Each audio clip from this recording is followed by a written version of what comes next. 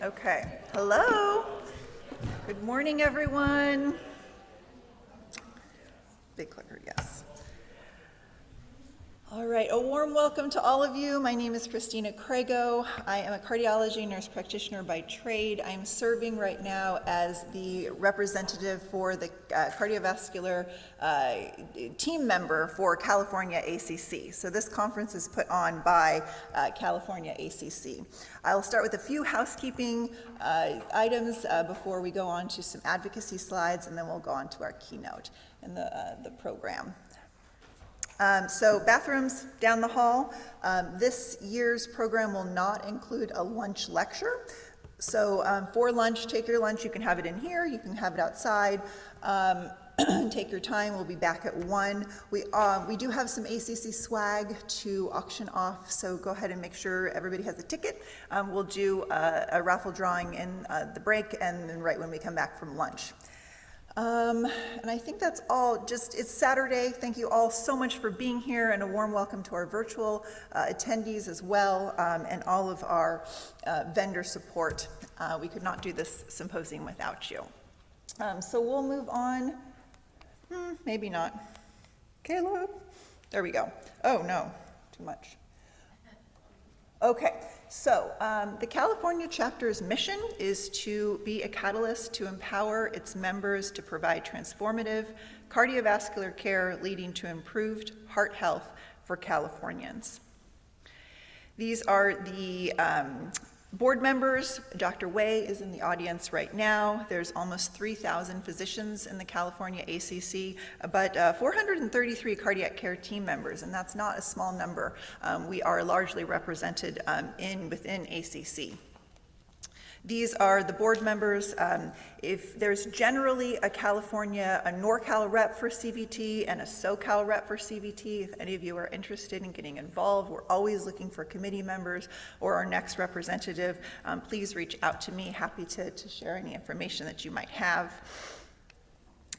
Bringing it all together, the purpose of the California ACC is manyfold. It's that of promotion of inclusion, innovation, and wellness. There's advocacy. They partner with other specialties, and they do a lot of educational conferences.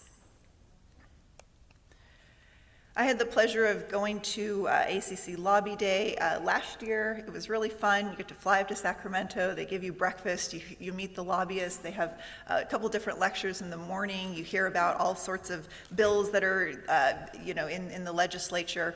And then you go to the Capitol. You march over to the Capitol with a group of cardiologists and the lobbyists, and we were able to see several legislatures. And it's something that you never, it's not our day-to-day. We're all clinical people, research people, but learning about the legislative process was really interesting for me. There's also a legislative conference. That's something that if you decide to get involved in California ACC, that you're, the California chapter of ACC, that you're able to attend. And I hope to do this probably this year or the next year, but I've heard that it's really, really fun. I know Mary Schoenbaum has been and has spoken very, very highly about it. Just recent legislative wins, this is every year there's new bills that they're working on, but a big one for me was reducing medically unnecessary delays, increasing the quality cardiac rehab care, and the CPR as well. Sustainable cardio, there was a CPR one that was 2 years ago. So with that, I will just say a huge thank you to our sponsors. We could not do these kind of symposiums without them. We are all providers here, and if you could spend some time over in the booths. The vendors are here on a Saturday also, but it's a huge thank you, and we could not do this symposium without them. Any questions for me, or we're going to move on to our Mary Lyer, who's a moderator and is going to introduce our keynote, Dr. Chu. All right. Oh, I gotta go. There's no stairs.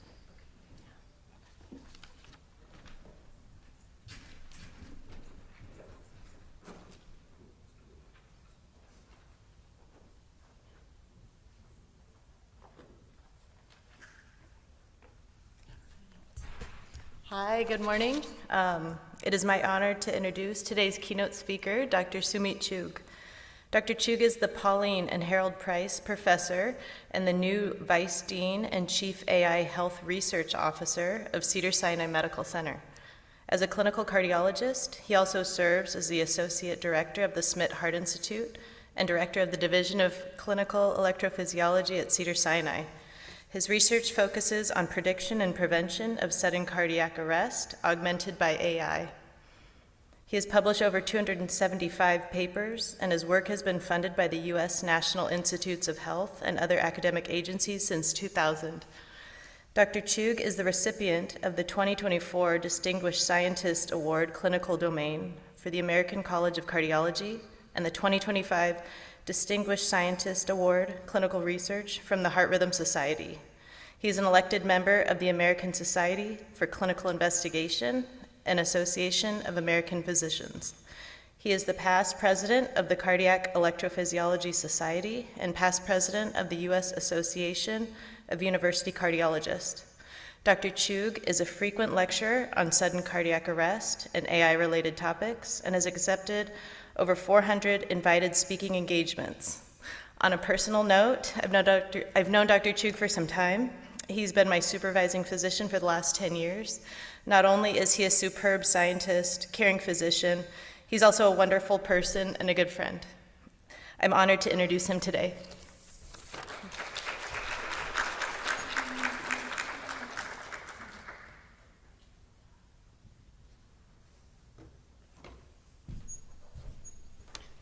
Good morning, and thank you, Mary. I recorded that secretly so I could share it with my mom. It's such a wonderful introduction. I'm going to embarrass Mary by saying that she's an amazing clinician and provider, and I'm very proud to be her colleague. Dr. Wei, Christina, all of you who have organized the ACC, organized this symposium. I've been a proud ACC member for 31 years, so I'm delighted to be here this morning to talk about using artificial intelligence and machine learning to augment healthcare outcomes. So the first thing I did this morning was ask ChatGPT to show me the Cedars-Sinai of the future. This is what it came up with. It's pretty fancy, right? But there's one thing I want you to see in this picture, and that is, look at the chairs outside in the triage. There are all these robots doing the triage. They are so efficient. There's no waiting. So then I asked it, well, show me what it looks like from the inside. And this is what it came up with. And if you look, this is the CCU of the future.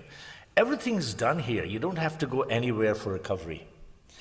And if you look very carefully, these people who are moving around with these kind, very compassionate faces, they're actually all robots.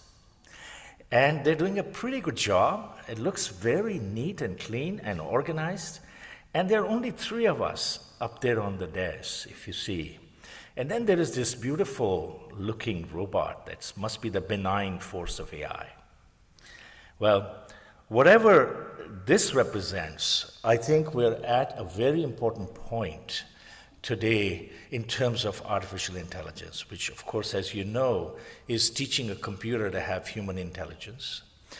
And machine learning is really the way we do it. So it's really a tool. And within machine learning, we have these concepts like deep learning. So just a few months ago, the Nobel Prize for Physics, because right now there isn't a Nobel for AI, right, went to these 2 scientists, Dr. Hopfield and Hinton. Hopfield came up with a lot of machine learning early concepts, and what Hinton did was came up with these neural networks that are shown in black and white in this picture, and they're modeled on the brain. And here's what Hinton said in the press release when he received his award. I'm hoping AI will lead to tremendous benefits, to tremendous increases in productivity, and to a better life for everybody. I'm convinced that it will do that in healthcare. He also said, my worry is that it may also lead to bad things. And in particular, when we get things more intelligent than ourselves, no one really knows whether we're going to be able to control them. So on that note, what I'm going to try to do today is show you some proof of concept, starting with some examples of clinical AI that we think will lead to outcomes that could help our patients, because in the end, that's why we're all here, right? And then we'll talk about a roadmap. See, we're at this important juncture where we have this proof of concept, but we've got a bunch of work to do before we can actually show differences in outcomes. So we're just going to go through a roadmap about why is health AI important? What are the challenges, like Dr. Hinton said, how do we confront those bad things? And then as we think about the roadmap, is the rate of progress what we expected? And then I'm going to end with that one concept. It's going to stay a mystery till the end of the 20-minute talk, okay? That will transform patient outcomes. You got to wait for that one. So what are some examples of clinical AI? Well, there are plenty of examples. In the last 15 years or so, even until 2020, if you look at this funny-looking network, it looks like a club sandwich on its side, right? It's really modeled on the human brain, where you take some data. Let's say you throw in some echocardiogram images, right? And it goes into this input layer, and then there are all these hidden layers. So one layer might see one edge of the left atrium, another layer might recognize the apex of the left ventricle, and all of those together are going to be learning from those images. So if you say these people had heart failure with preserved ejection fraction and these people didn't, out comes an algorithm to predict from the echo who has HFpEF and who doesn't. So that's like an example of it. And at the bottom are shown all the areas where deep learning is actually already bearing fruit. Like, we didn't really know very well how to select embryos for in vitro fertilization. Now AI helps us select those. And as you go from left to right, we are using AI at least as proof of concept for mental health, reading all kinds of images. Radiology scans are the low-hanging fruit. We're now preventing blindness because we can diagnose retinopathy in deepest Africa from a fundus picture. So someone can be referred to the few ophthalmologists that can deal with it, okay? And how complicated diabetes can be handled then. We promote patient safety today at Cedars-Sinai. We can even predict in-hospital mortality. So a lot of this has already happened. This is the first and second generation of AI work in healthcare. Now we're sitting at the third epoch or generation. What about the oldest tool in cardiology? Well, 125 years and going, the 12-lead ECG is still here. It's the least expensive, most widely available, arguably the most useful tool that we have today still, in combination with the physical exam. And using the ECG and these, the digital ECG and these neural networks, there has really been an ongoing revolution within cardiology. So using these neural networks, now the computer can diagnose the current rhythm. They can look at a sinus rhythm ECG and say, hey, this patient has a high chance of getting atrial fibrillation in the future. These algorithms can diagnose to a pretty decent extent who's going to have a really low ejection fraction from the ECG, valve disease, ion channel diseases, and even hypertrophic cardiomyopathy. Let's look at some clinical examples recently published for how health AI could make a difference. So, top right-hand corner is ECG of a patient with ST elevation MI, right? And this is what the college and all of us want to do. These are some of our big goals, that the shorter door-to-balloon time we have, the better the outcome, right? And we basically say 90 minutes or less is our gold standard. So this study was published last year. It's from Taiwan. And what it really does is, the first step was, in this pragmatic randomized clinical trial, which is really an AI-powered rapid identification of ST elevation MI using the ECG. It's called the ARISE trial. So 20 on-duty cardiologists were consented because these are the people who are going to come to the cath lab when the ST elevation MI is diagnosed. And over 40,000 patients were randomized to either be supported by this AI ECG algorithm or receive usual care. So on the left is the AI ECG. Well, what happens? If the AI ECG diagnoses an ST elevation MI, it immediately sends a text to one of those 20 that are on call that night, okay? And the other group receives usual care, where someone has to triage, look at the ECG, and they don't get that early text. So what did they find? Well, what they were actually able to do with this AI tool is they cut the median door-to-balloon time by 14 minutes. On the left is shown that significant difference. And if the patient was in the hospital already, they cut the ECG to balloon time by 6 minutes, with a pretty high positive and negative predictive value. So this is compelling evidence, right, that if you integrate the AI ECG into clinical practice for management of STEMI, you could make a difference. Here's another study from Israel, and this I find pretty cool, and a strong argument for why we should be, and we are already at Cedars-Sinai, we are really moving forward with these things. Why we should use generative AI and LLMs. So shown on this slide with all these figures is a comparison between ChatGPT 3.5 in green, ChatGPT 4 in blue, and residents who took the national boards in Israel. And you'll notice that ChatGPT 3.5 in green doesn't do so well compared to the residents, whatever the subject. But as you look at ChatGPT 4, it does pretty well. Well, maybe in OBGYN pediatrics, it's got some work to do, right? But otherwise, it's doing pretty well. So this potential synergy between large language models and providers like all of us, I think it holds tremendous promise, and we'll come back to that. Well, what have we been doing? Mary mentioned that we've been doing some work on cardiac arrest and using AI tools. So I'm just going to show you just a couple of glimpses of what we're doing. And all of us are very interested in working on this cardiac arrest chain of survival, right? You call 911, CPR, AED, ambulance, Cedars-Sinai, okay? So by the time 911 is called, and this is what I've taught the medical students for many years, unfortunately, and still do, it's too late for more than 90% of people. So out of the 1,000 people a day, 360,000 a year that have out-of-hospital cardiac arrest in the US, we only save 40,000 lives. So there has to be a key role for prediction and prevention, because by the time it happens, it's too late. So what we've been doing for years is working at the bottom of this arrow, where we know we have the life-saving primary prevention defibrillator. But knowledge is a moving target. It's not as effective as it used to be.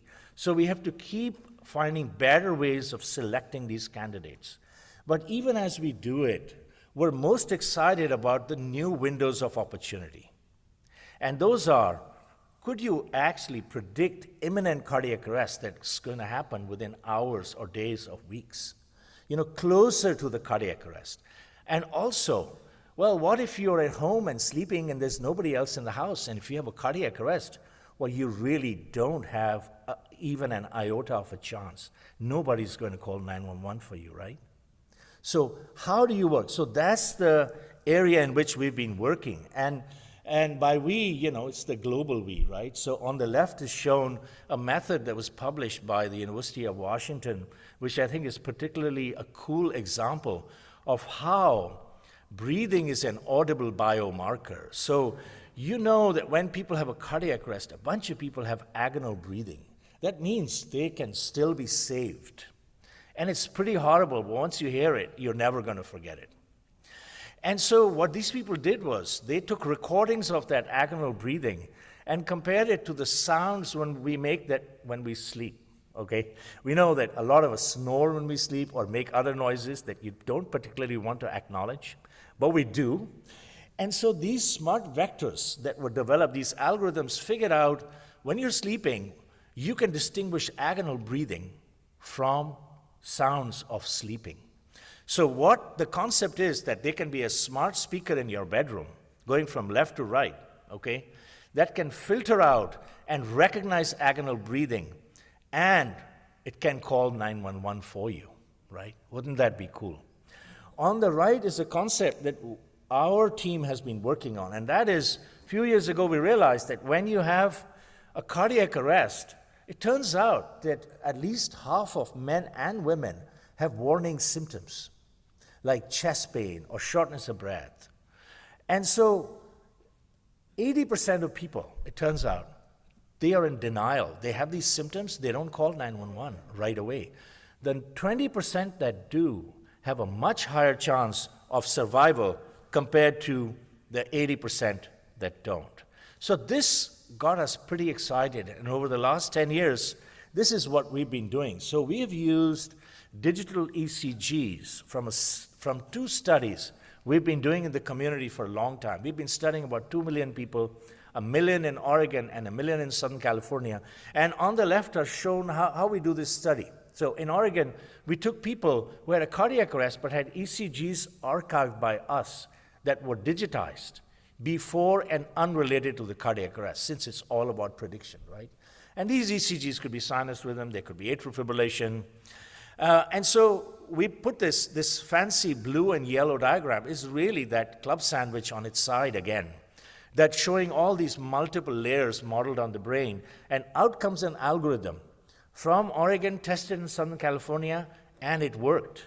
So now we have a pretty decent ECG algorithm that can predict who's going to have a cardiac arrest in the future with a C statistic of 0.9. Now, if you look at the ejection fraction, do you know what the C statistic is? 0.64. Okay. Now, we're not saying that you can do an ECG and say, hey, we know that you're going to have a cardiac arrest. It's not as easy as that. So what we are working on is a combination. So if everyone in Los Angeles who had chest pain and shortness of breath started calling 911, well, the EMS system would collapse within an hour. So what we've been working on is taking people who have warning symptoms and adding to them their clinical profile, their digital ECG, and maybe even a blood biomarker that can be taken on their smartphone. And in the future, we hope to start with urgent cares and emergency rooms to be able to do better triage. Of course, this is not here. This is pie in the sky. But this is where we'd like to go, where the person who has the symptoms, and those are the symptoms that are going to lead to cardiac arrest, this algorithm, combination of algorithms using AI is going to tell them, call 911 right away, or see Dr. Wei a little bit, maybe next week, or just check in with Mary in a few days, okay? So what about this concept of health AI? We are so excited. Why is it so important?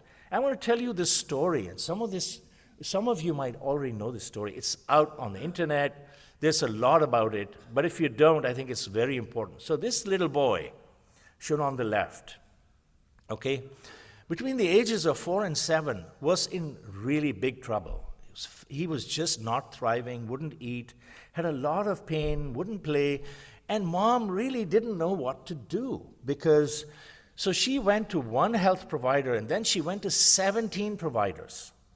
And the diagnosis was completely missed by 17 of them. Why was that? This also exposed a lot of systemic issues. The first person who saw this little boy and did an MRI, they read the MRI wrong. And the other 16 people copied and pasted their MRI result in Epic. And it wasn't until mom said, this is a quote from her in a wonderful interview on NEJM AI podcast. I went by line of everything that was in his MRI notes, and I also plugged it into ChatGPT. I put the note in there about how he wouldn't sit crisscross applesauce. To me, that was a huge trigger that a structural thing could be wrong, and it was. This little boy was adopted and had a tethered spinal cord, and even the sacral dimple was missed on the examination. But it was ChatGPT and mom that made the diagnosis. So So we used to say, hey, people are going to go on the internet. Well, they're going to go on ChatGPT and come to us. So if they're coming like that, we have to be aware of that. We have to be able to know and think about generative AI and use that knowledge to supplement what we have. Also, there's a huge potential for cost savings in the US. We can optimize care delivery. We can anticipate patient needs. We need to be sustainable for healthcare. Maybe we can optimize resource allocation. We can predict hospital readmissions. We can now discover new drugs using AI instead of just classically waiting in the lab or relying on the literature. And then we can do clinical trial design, so we can make trials more efficient, potentially, by doing this. So what about the challenges, and how should we confront these bad things? Well, here's a study from the American Medical Association done last year and published, where the findings are on this slide, where a third of providers were excited about AI, a third were significantly concerned about it, and a third were not sure. So we've got some work to do, and it's not as if all of AI is going to be amazing. We've got to test some of those and see which ones work and which ones don't, so that we can use the right ones to look at our outcomes. So this is an analogy that I really love that Dr. Topol came up with, and I always give this. And the concern that providers have is something like a Waymo concept. How often have you turned around and seen a Waymo right next to you, and you've said, hey, let me move the lane over because I'm not sure I want to be right next to this one, right? Well, Los Angeles and San Francisco and Phoenix are flooded with these, and soon the nation will be. They're on the freeway now. And the autonomous car today is actually probably at level 5, all the way from left to right, with a human driver first, and now totally automated and autonomous. Below is AI in patient care. It's really never going to go beyond level 3. In the foreseeable future, there's always going to be a human provider, one of us or more, in the loop. So that's the difference with health AI. And we should always keep that in mind when we are concerned about adopting AI. Of course, there are ethical challenges. There's uncertainty and distrust that we have to work on. Explain it properly. Be transparent.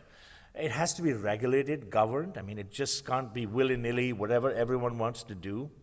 And there are all these shifts in responsibility, concerns about data privacy and security.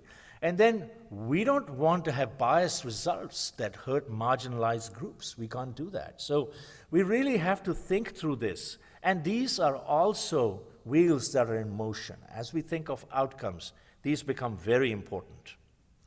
So as we work on this, is the rate of progress what we expected? Well, AI adoption has been slow in healthcare delivery. And it's not just because of what's happening in the institutions. It's also what's happening at the national level. But we have to recognize that healthcare data is heterogeneous. On the right is shown a Netflix algorithm. It's not as simple as that you're the ones who like blood and gore, so you'll get more blood and gore, okay? It doesn't work like that in healthcare, right? We know how complicated patients can be, and their histories and their background. So it's very heterogeneous, the data. So we need to work on it and be careful. And it's not like making movie recommendations. We also use a fee-for-service model. Now, that doesn't work so well, because if your motive is going to be profit when you're making an AI algorithm, and you're going to have a fee-for-service model, we really need more value-based payment. We're getting going with that, but we need to do more of that. And of course, we need to have our patients be more confident. We have to work on the legal issues. Those of you who are available on 2 Saturdays from now, on the 16th of May, in this auditorium, we're doing a conference on ethics of AI. It's going to be very exciting. It's going to go from what we're going to deal with providers to a whole session on law and health AI. So if you want to have a cool Saturday, come on over and sign up. You'll find it on the Cedars-Sinai website. Just put in ethics and AI. So I think what we need to think about, however, is not just that AI will do everything for us. We were doing a conference recently. It was a Cedars-Sinai faculty retreat. And on a panel that I was involved in, one of my colleagues stood up and said, listen, I know about all this AI, but listen, it's just taking care of all the data that's out there and it's producing something. What's so novel about it? Like Einstein came up with a novel idea. AI is never going to do that. And my colleague was right. The Einsteins will still have to be born. However, AI is a tool that never gets tired. Okay? So you can use it judiciously and make the most of what the Einsteins come up with. So what's that one concept that would transform patient outcomes? Oh gosh, I don't know how that slide got in there. That's a bit of a surprise. Well, digital twin technology was first used by NASA, and then a few years ago, GE, the company, created a digital twin model for aircraft engines. So do you know that when someone sells a plane, a real plane with an engine, there's a virtual engine that goes with that plane. When there are issues that need to be corrected, like wind speed and how you're landing and how you're taking off, the engineers go to that simulation model, to the digital twin, to actually write things up. So there are three elements of a digital twin: the real-world identity or process, the virtual or simulation representation, and the data that connects the two. So what does that mean for human health and for cardiovascular disease? So you have a physical twin, which is us, could be any patient, okay? And of course, there are all these complex systems. But we now have a lot of ways, especially using AI, that we can measure changes in those systems, whether it's good or bad. We can have demographic data, genetic data, clinical data. Now we have wearables, we have sensor data. And so the concept is that we measure all these things and we feed the digital twin. That information goes back and forth from the real human to the digital twin. And it's not just like one big blob of data. It's going to be analyzed at a system level, subsystem level, tissue level, cellular level, and knowledge is a moving target, right? Now, when you have that virtual twin, you're going to have actionable information, okay? So how can that affect treatment, a recommendation for recovery, and disease risk assessment and outcomes? Well, let me show you an example. And we're going to go quickly through this one. This is a clinical vignette about Miss K, who's 76 years old and has HFpEF. She's also got type 2 diabetes, high blood pressure, obesity, and she's currently walking outside. Her smartwatch detects a 6-second episode of atrial fibrillation. O2 sat goes down a little bit, and the temperature's a little warm, there's humidity that's high, and her blood pressure rises, 170/93. Well, these changes have triggered her EHR to run a large language model that is looking at her entire EHR and combining it with these measurements. So her digital twin determines that Miss K is likely to have a heart failure exacerbation, and so it runs all these simulations and contacts Miss K's physician and says, do a basic metabolic panel, restart hydrochlorothiazide, start low-dose Lasix, and start an SGLT2 inhibitor and spironolactone. So then Miss K's physician, human in the loop, verifies that recommendation summary, contacts Miss K. The model updates its training for the next time that Miss K would have it, and Miss K doesn't have to be hospitalized. So this is sort of like, of course, this concept that we need to get to. And why do I think it's important? Because it could actually, over the life course, even suggest different options for you. So, we sometimes don't know. Should it be an intervention? Should it be that TAVR? Or should we be conservative? Well, this digital twin could actually even say option A is better than option C is better than option B, okay?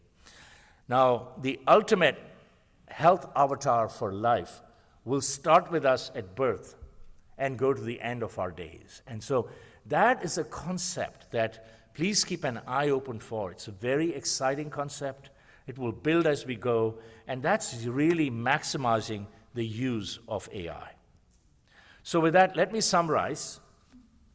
So AI clearly has the potential to transform patient care. And I'm going to say the AI in medicine revolution is here. We are, however, applying early discoveries of the first and second epochs or generations, and as we adopt newer applications, we've been slower than anticipated because we need higher quality, real-world data that is unbiased, interoperable, and secure. So we also, as we work on the exciting aspects of AI, it's really important to focus on solutions to challenges in the larger environment as well as within our institutions. And there are a lot of things that I don't have time to discuss today that we're also moving ahead in our institution to do like others. So in the short time, we can enable this patient care transformation by developing some meaningful AI applications that in the end, we need measurable improvements in outcomes and costs if we're going to keep healthcare sustainable. In the medium to long term, this ongoing evolution of the digital twin will be the key to transforming patient care in clinical practice. Thank you very much for your attention.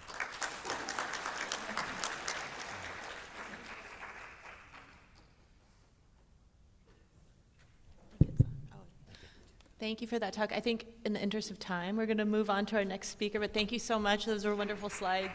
Very exciting.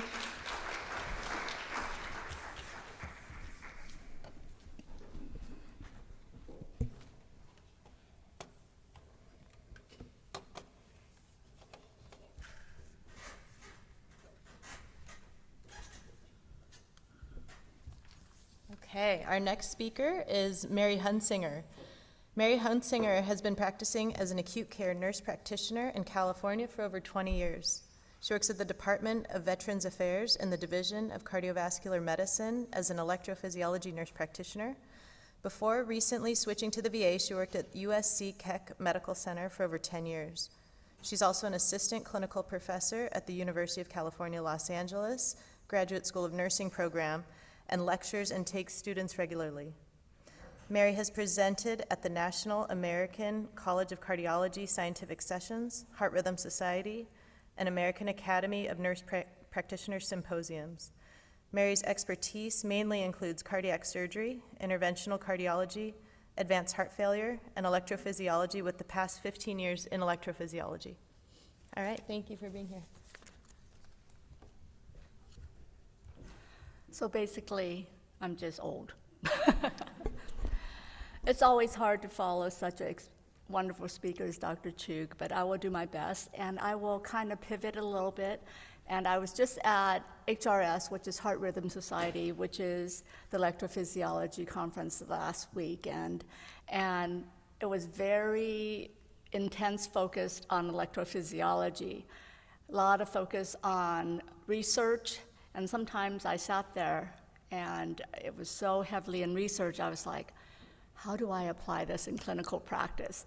So I tried to make this talk a little bit more focused on how do we apply it in our practice, how do we teach and talk to our patients. So,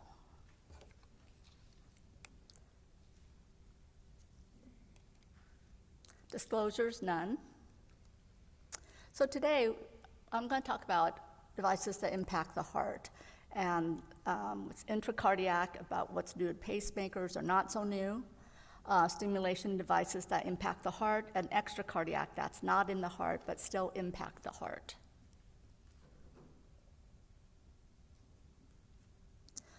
Leadless pacemakers, not necessarily new. So they started way back, even back to 2001, and this slide I pulled from old talk I did in 2014, and it's, to be honest, making me feel really old. The St. Jude or Abbott one is the one on the left, was a nanostem, and they had clinical research that started when I was at USC, and I remember participating in the nanostem research. And that one halted in 2000, I believe, 2016, when they had some issues with the battery depletion. And the micro started in 2013, and there's a WICS EBR, which is a ventricular pacemaker, and I think it's still around, but I don't actually see it around. So currently, we see the Medtronic Micra, which is the one here. And the one we see now, Abbott has come up with the new one that came out is the Avir. And they are directly implanted into the heart, and that's why it's leadless, unlike the transvenous, which has a separate generator and the leads. And here's the implantation technique, where it's one single unit and is implanted through a percutaneous approach through the femoral vein into the heart, and there's confirmation with position with the contrast. Initially, when it was a single chamber pacemaker, there were very strict indications for this. And initially, it was for chronic atrial fibrillation patients with symptomatic bradycardia or Brady-mediated syncope, during which there are periods of bradycardia. And there were brief and intermittent and vascular access issues. So when they first came out, very strict criteria. They did not want to use it in someone who needed, preferred not to be used in someone who needed pacing all the time. And there was also a caveat: patients with advanced second-degree heart block or complete heart block with low exertional capacity to avoid pacemaker syndrome and low likelihood of pacemaker syndrome and short life expectancy. And as time expanded since then, indications have expanded for the use. And as you imagine, the benefits has expanded why we would use leadless pacemakers. Infection, hematomas. As you know, a lot of patients are on warfarin, DOACs now, and infection rates and hematoma rates are higher on these. And some of the EPs go and evacuate the hematomas, increasing the rate of infection, and anytime you go back into the pocket, that increases the infection rate. And some of these patients, with time, if they lose weight, there's increased rate of erosion. And for some of the patients, especially in California or Southern California, there's cosmetic concerns. Also, leadless advantage is without the leads, there's decreased complication of lead fractures, insulation breaches, venous thrombosis, and obstruction. Sometimes you see that as we go in and upgrade or have to change the leads, some of the physicians do not extract and keep putting leads in. So sometimes you see multiple leads in. And then there's also the risk of dislocation or disconnection of the leads. So feasibility and safety, decrease the need for femoral vein access, of course. The initial leadless, single-chambered leadless procedural time is less than an hour, and of course, lower infection rate and bleeding complications. And then there are the different trials that show the feasibility of this. The MICRA showed post-IDE trial, over 1,000 patients, and the NanoStem halted their trial due to the battery issues in 2016. But the Abbott Avira trial was approved in 2022. They came back with a new battery, and as you see, the atrial lead is here, and the RV lead, and this is where it's implanted, right in the atrium, right in the ventricle, and there's on fluoro. You could see that. And this is the clinical trial that was published in the New England Journal in 2023. And they show results, success rate of 95%, very low complication rate, and FDA approved now. and associated with significantly less thoracic trauma, lead revisions, and infection rate, which, as you can see, is quite significant as opposed to the transvenous system. Now, the dual-chambered leadless pacemaker system can be implanted as either atrial or ventricular, and you could upgrade it at a later time, or you could do it at the same time. And right now, the only dual-chamber leadless pacemaker system is Abbott at this time. And it communicates beat to beat at a low energy level. And this is just more communication as they're talking about such.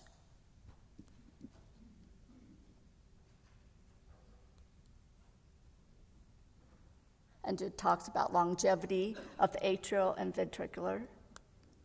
And this didn't, light blue is a little bit light here. And it depends how you program it. The longevity of the atrial can be anywhere from 5 years to 8.5, and the ventricular pacemaker can be 12 to 17 years. And why the difference is because, of course, the atrial pacemaker is significantly smaller because the atria is smaller than the ventricular. But it depends on how you program it on the battery life. If they have an intact conduction system, then you could just program it to atrially pace, and if it paces, then it will automatically, you will have ventricular sensing. And this is just a slide showing where you would implant it at the atrial, at the base of the atrium here, right there. And then the ventricular pacing. You'd be surprised how often patients ask these questions, so I just want to make sure you have this information, because a lot of times they're like, where exactly does this go? Next, this is where I learned about this at Heart Rhythm Society. There's modular pacing system, and this is still in clinical research, and they just started presenting this data, so I had to obtain these from the Boston Scientific people. And this is not completely within the heart. The pacing system is, but how many of you have had patients with a subcutaneous ICD? Not a new phenomenon. This, the subcutaneous ICD has been out for a while. The subcutaneous ICD is not within the heart. The subcutaneous ICD is outside of the heart, and that is this large unit is in the thorax, and the ICD lead is also outside the heart. And this has been around a while, and is a class 1 to 2 indication as an alternative to transvenous ICDs for the protection of sudden cardiac death. And they have multiple trials. Pretoria and the Atlas trials have shown less lead-related complications with this device. And I remember, like I said, it's been around a while, we've had patients that have had multiple infections, or they had venous access issues, or they were young patients that preferred having an transvenous ICD, and they chose this option. And one of the indications for the subcutaneous ICD was they did not have bradycardia or had a need for pacing, so that was one of the indications of this device. But over time, we have found that one of the weaknesses was it did not have the anti-tachycardia pacing capability. It was just a shock box. And what anti-tachycardia pacing is, one of the benefits of a transvenous pacing ICD system is if they had ventricular tachycardia, the transvenous system is it could try to overdrive pace it and pull them out of that dysrhythmia without having to shock them. So Boston Scientific came out with a system, which was a leadless pacemaker, to kind of offset this, and this is the modular CRM system. So it provides that ATP and pacing if needed. So this is their modular CRM system, which is their typical SICD, and then they added an empowered leadless pacemaker, which can deliver ATP after receiving a request. Sounds so gentle. After receiving a request from the SICD, or it's a standalone VVIR pacemaker. And then this system is called the modular CRM system.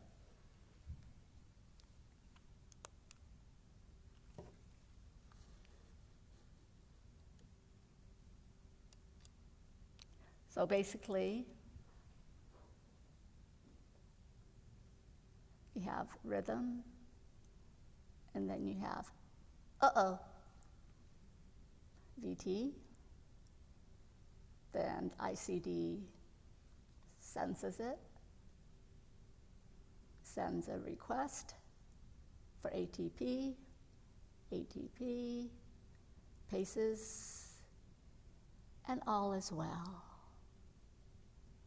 And that's how that system works.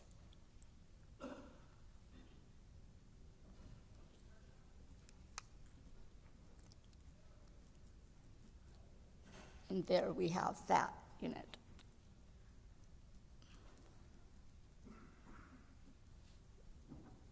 Now, the next one is stimulation device, and this is also within the heart as the cardiac contractility modulation. And I borrowed these slides from Dr. Andrew Zadeh because he is like the #1 implanter in LA. And the CCM was FDA approved in 2019, and it delivers electrical therapy during absolute refractory period, which is a non-excitable period within QRS, and it results in improved contractile function. Now I'm going to really geek out, which is the actin-myosin bridging of the phosphorylation of the key proteins without increasing the myocardial oxygen demand. And a very safe implant procedure similar to the pacemaker implant with a small high-risk complication in a very sick population. And this FX-HF5C trial showed improvement in VO2 max levels, as well as improvement in heart failure metrics such as the 6-minute walk, quality of life, heart failure score, as indicated in patients with New York Heart Association functional class 3 symptoms and EF 25 to 45%. And it has similar effective response in non-ischemic and ischemic heart failure patients, and it's improved heart failure response, rehospitalization numbers, potentially mortality benefits in higher ejection fraction subgroups analysis in the 35 to 45%. And they're currently expanding indications with trials within the heart failure preserved EF population, and they're doing a trial with the CCM plus defibrillator device. And this trial, when I was working with Dr. Zadeh, has shown very good response. So basically, they use pacemaker leads and they implant them in the septal wall, 2 centimeters apart, right here. And they go home with a unit that is plugged in all the time, but they put a program over the device once a week and leave it on for at least an hour every week. And that charges the unit so it could actually activate. And usually what we tell the patient is, if there's something they do or watch TV every week, such as I would have patients say they like to watch a show, Breaking Bad, or for me it would be Real Housewives, then leave it on so that they remember to watch at the same time every week. Some people say they like to watch online mass so that they know that they get the therapy and charge it up. And then they have a unit, it comes in a box, and I told them to leave that unit plugged in so they know that unit is plugged in all the time. When they come in, often these patients have a device such as a defibrillator or a pacemaker, and when they come in, we have the company representative check the device to make sure there isn't crosstalk with that device. This CCM longevity is approximately 15 years or more. But when it's charged, and they charge their unit in the heart at least for an hour every week, it keeps delivering therapy throughout the week for them. And here's what it looks like. We implant that in the right heart, and they often have a pacemaker or usually a defibrillator in the left heart. And if they don't have one, it's still implanted on the right side just to preserve the space in case they need a device in the left side. And here, there are different landmark trials for CRT and CCM, which shows that they are both very effective and even at the same time. More trials.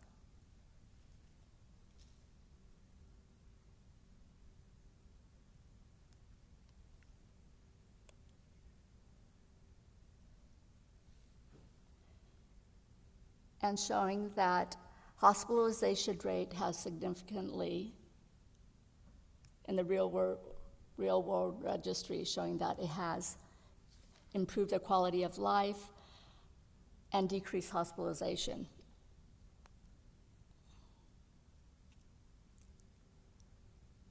And increased outcomes over 8 years. 4 times less likely to experience all-cause mortality or failure hospitalization. Extracardiac devices, not in the heart, but also impacts the heart. So Respicardia is a device that's implanted for central sleep apnea. Now, sleep apnea over the years, in the last 10 years, has gained more attention. Sleep apnea, whether central or obstructive, has significantly impacted the heart. We know that obstructive sleep apnea definitely affects arrhythmias. Arrhythmias can impact heart failure, it can impact, and central sleep apnea definitely can impact heart failure as well. So I know that if we want to implant Respicardia, and they had a sleep study to be indication for Respicardia, they have to have, if they have mixed sleep apnea, they have to have at least 51% central sleep apnea for it to be indication for the phrenic nerve stimulation system. Electrodes are implanted and at sites near the phrenic nerve as a target for stimulation, for diaphragm stimulation. Left-sided electrodes, and I have diagrams of this, are placed over the wire to the left pericardial vein along the left mediastinum, and right-sided electrodes are pre-shaped spiral curve to encircle the superior vena cava. It's a fully implantable system with the indication to treat moderate to severe sleep apnea in adults and received FDA approval already. It stabilizes breathing by activating the diaphragm to generate negative pressure in the chest. So when it stimulates it, it decreases diaphragm down so they take a breath. So you know that central sleep apnea is a neurological disorder. People just don't breathe during the night. So it's causing them to breathe, helping them to breathe. And it turns on automatically at night and ensures compliance and adherence over time. It's implanted by EP. The pulse generator is implanted below the clavicle like a pacemaker, again on the right side. And a stimulation lead is implanted either on the right or left side, and sensing lead is placed in the azygos vein to help optimize the therapy. Again, here's there. And here's stimulation lead, and the sensing lead is there. And this just has a prettier diagram of what it looks like. And the stimulation lead here is next to the vein, that nerve that stimulates the diaphragm here. And that's the right-sided lead. Yeah, somehow that didn't come out pretty. And here it's x-rays of different leads. Now, after it's implanted, now this is not an easy implant. These are small veins, and it can take a while. After it's implanted, and the instructions, they're usually kept overnight, the instructions are similar to a pacemaker implant. They are instructed not to lift their arm on the affected side for 4 to 6 weeks, not to lift it over the shoulders or reach in any direction to make sure that the leads aren't dislodged or moved. For 4 to 6 weeks, they don't come back to the sleep clinic, not the EP clinic, the sleep clinic for 4 to 6 weeks. At that time, the device is collecting data from the patient. It looks at the pattern, sleep pattern, it collects data. It is collecting data to see what they're doing, what pattern they have, their sleep pattern and such. And for example, it determines how to deliver therapy. For example, if the patient goes to bed, say 11, then it is programmed when the patient's reclining. It determines how long to allow them to recline before therapy is turned on. So for example, it'll determine to turn on therapy 10 or 15 minutes after they're reclining in a specific position. So if they're reclining at a specific angle and they're not moving, then it turns on therapy, starts stimulating the diaphragm. The therapy is paused when the patient sits up or moves. And then if it resumes therapy about 10 or 15 minutes after the patient resumes that position and is still again. And sometimes they may have to adjust it. Sometimes the therapy is too strong and they have to dial it down, or it's not strong enough, so they have to adjust it. And sometimes they have to come in more than once. And this is often done in the sleep clinic. And this has worked. We've had patients, Dr. Zadeh and I had patients that come in and say, you know, now that they have been able to sleep for longer periods of time, had REM sleep, they actually start having dreams. We've had patients that said they dream in color. Interesting. So the next one, another extracardiac, is the barostim, or baroreflex activation therapy. And this is a heart failure management as well. It's outside of the heart, but we use it for heart failure patients. And it's cardiac resynchronization therapy is indicated in roughly 30% of symptomatic heart failure patients. And oftentimes we know that patients are not candidate for them and continue to be symptomatic despite guideline-directed medical therapy. And often advanced symptoms persist despite this. And prior to consideration of advanced therapies such as VAD or transplant, we need others, treatments such as CCM or neurohormonal modulation therapy. So this is just another one. And it was approved in 2019, and it delivers electrical impulses to cells in the neck called baroreceptors, which sense how blood flow is going through the carotid arteries and relay information to the brain. Stimulation of the baroreflectors increases the parasympathetic tone and decreases the sympathetic tone. Presently is implanted by vascular surgeons directly over the carotid sinus body, although there is current studies looking at percutaneous approach. And as you see, there's a patch right over the carotid sinus where the baroreceptors are.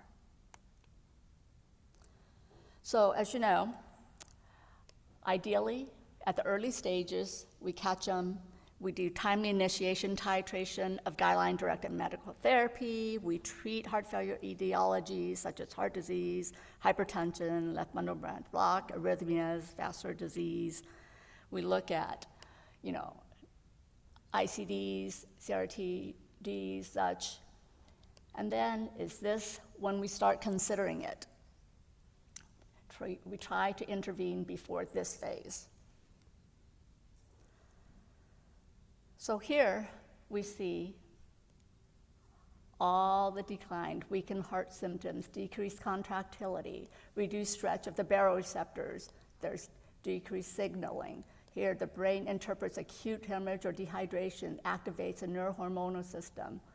There's increased sympathetic activation, increased RAS activation, decreased parasympathetic activity. Here there's decreased cardiovascular function, increased heart failure symptoms. We're trying to intervene right here.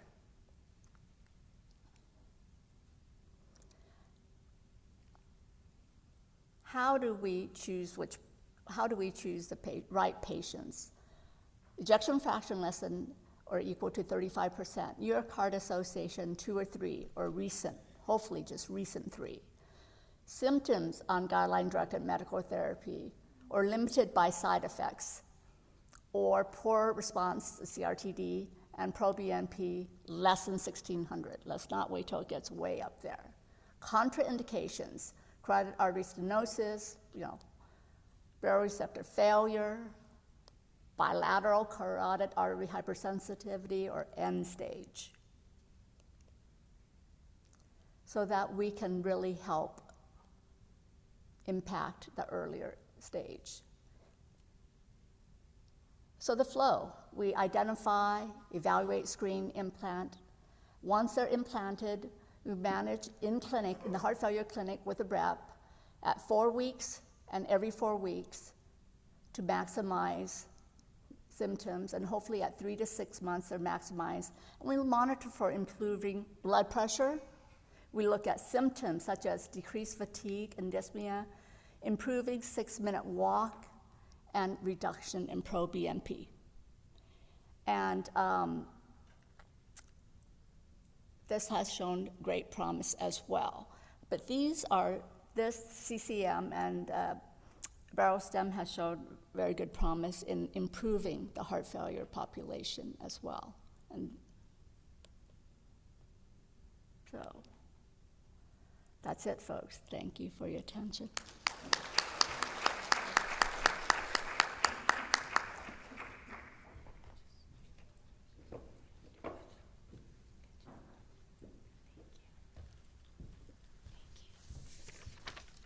Okay, our next speaker is Dr. Ivan Ho. He is currently serving as the Director of Cardiac Electrophysiology at Keck Medicine's Cardiac and Vascular Institute, the Program Director of the Clinical Cardiac Electrophysiology Fellowship and Clinical Professor of Medicine at Keck Medicine of USC. He grew up in Hong Kong and completed his undergraduate studies at Harvard, where he received a degree summa cum laude in chemistry. He got his MD from Harvard, and medical school electrophysiology, basically all at Mass General. Harvard, he came out to California in 2008 to join LA Cardiology, which is where we met, and later switched over to Keck. He is an active electrophysiology practice in Los Angeles and San Gabriel Valley, and has started the complex ablation program at other hospitals, having served as the director of electrophysiology at Garfield and the assistant director of AFib at Cedars-Sinai Institute. He is a cardiac electrophysiologist. He has many, many, many accolades that extend. His CV is probably how many pages long? 30, 40, Dr. Ho? But regardless, I think his true gift is that of being an educator. Can make his analogies are comparable to none, and he has been collecting EKGs since medical school. He instilled a love of electrophysiology for me. And my colleague and I, Emily, we still send each other EKGs when we get excited about it, and that's all really because of Dr. Ho. So, all right.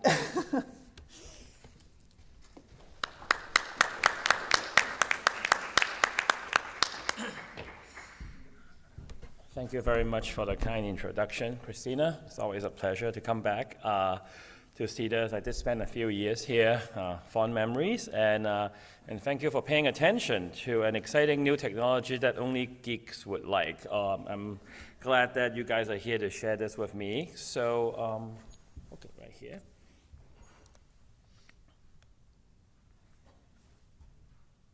Okay.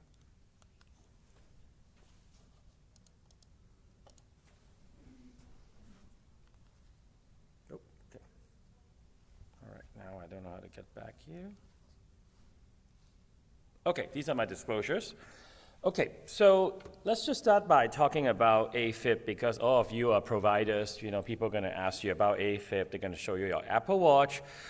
And, AFib is a very popular topic. They're very long and there's a lot of stuff in it. So I'm just going to summarize in 2024, 2025 what are some of the things that we like to talk about in a comprehensive AF management program. So we acknowledge that AFib is not just an ablation that I get to do and antiarrhythmic drug that you get to prescribe.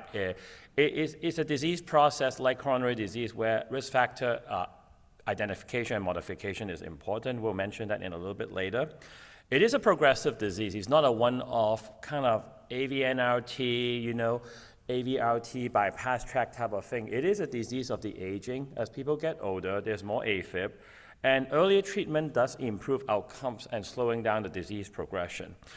And after years and years of struggling and dealing with drugs that don't work very well, and ablation has become better and better, and now controlling rhythm with catheter ablation is recommended as finally a first-line therapy. So you don't even have to skip through you don't have to use medications. And if you have heart failure, whether it's HFpEF or HFrEF, catheter ablation has been strongly suggestive of improving survival and reducing heart failure hospitalization. And the key of today's talk, obviously, is pulsed field ablation, which is this new technology that I'm going to explain to you guys about, making the procedure faster and shorter, and potentially much better. There are also, finally, the whole left atrial appendage occlusion piece, which is beyond the scope of this discussion today. There are now options to come off blood thinners for people who can't tolerate blood thinner. And studies are being done for even pill in the pocket with anticoagulant. We can talk about it offline on this one. So our previous classification, this is a very famous slide. It's always about duration, and it's always about what you do after diagnosing AFib, which is already there. We all know the terms paroxysmal, persistent, and long-standing persistent. And permanent, obviously, is one where is a kind of a construct where we decide that we're giving up on rhythm control, just rate control.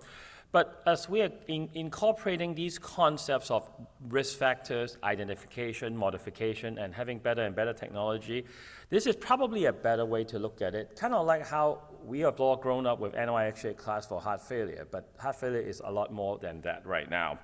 So, like coronary disease, we want to look and see what are the patients at risk for atrial fibrillation. The ones that you could name are people with rheumatic heart disease, people with mitral valve disease, people with cardiomyopathy. So just be on the high alert on this. Kind of like what Dr. Chu was talking about, if an AI can tell you an EKG in sinus rhythm can predict down the road whether you're going to have AFib, that would be nice. Obviously, that's being worked on.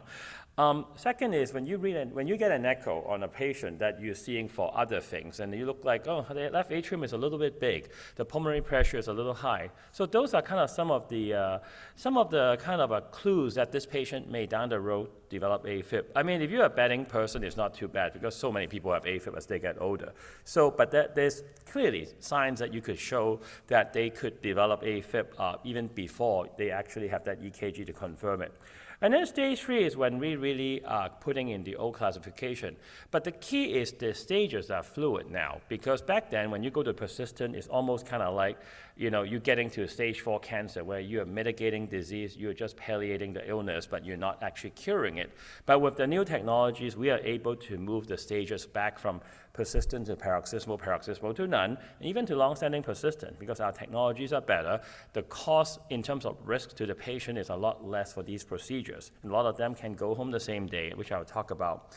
Finally, obviously, last stage is the one that you give up. You try all kinds of things, especially even surgical consultation for a MACE procedure.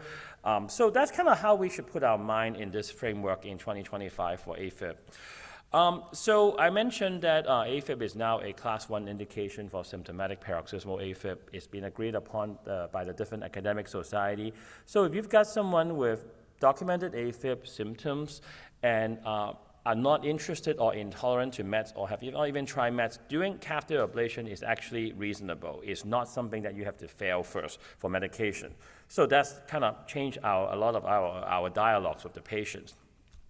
So now we're going to focus on ablation, and always has to start out from this very seminal article published in 1998. Without this, we would not have the field of AF ablation. A bunch of very smart Frenchmen decided that pulmonary vein accounts for majority of the triggers for atrial fibrillation. That's why when you look up AFib ablation, the term PV isolation always comes up. Whether you know it or not, that's here to stay, and it has withstood the test of time. Pulmonary vein isolation, in quotation, is the cornerstone and foundation of any AFib ablation procedure. And this is in the ACC, AHA, HRS guidelines for electrophysiologists. So you should, whatever you do, you need to isolate the pulmonary veins. Obviously, things are more complicated than that, but this is still very much true. And this is kind of the tracing of historical importance is when you put a catheter in a patient with AFib and you tickle the pulmonary vein, they go into AFib. This is what it looks like inside the heart. And this is what we deal with when we see pulmonary vein firing or pulmonary vein trigger atrial fibrillation. So our strategy, we've been doing AF ablation since then, 98, so we're talking about 27 years. I mean, we were doing stuff before, but we really didn't know what we were doing. But since we've identified pulmonary vein isolation as the strategy, we've used a lot of different tools over time. But the focus in the last quarter century has been thermal energy. So the majority of the marketplace uses thermal energy called radiofrequency ablation, converting a radiofrequency into heat to destroy the erythmogenic tissue. It is a mature and safe technology.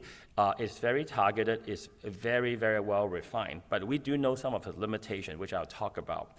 About 10 to maybe 15 years ago, cryo, which is the cool energy, has come up. And you will say, well, cool energy is not really thermal energy. But as you know, you could get burns from cold, very cold stuff too. Just try to hold a piece of dry ice. You will get burned.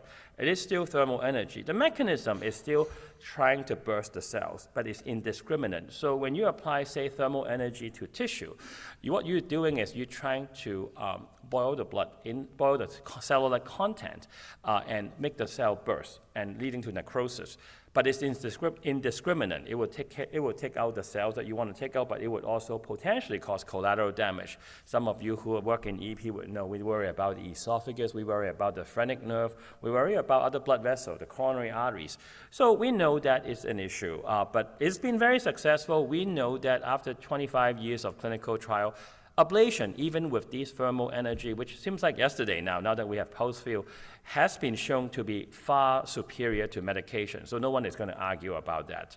And that's what a typical AF ablation looks like, when we do this. You see these purple things, purple chamber, which is normal, healthy voltage, and you see the veins showing purple voltage, which is before isolation. So after isolation, the veins are isolated, so the firing from inside the vein cannot put the patient into AFib. So what happens in the pulmonary vein stays in the pulmonary vein kind of idea. So limitations, we talked about collateral damage. We worry about vascular structure, esophagus, and phrenic nerve due to the thermal side effect of cryo or radiofrequency energy.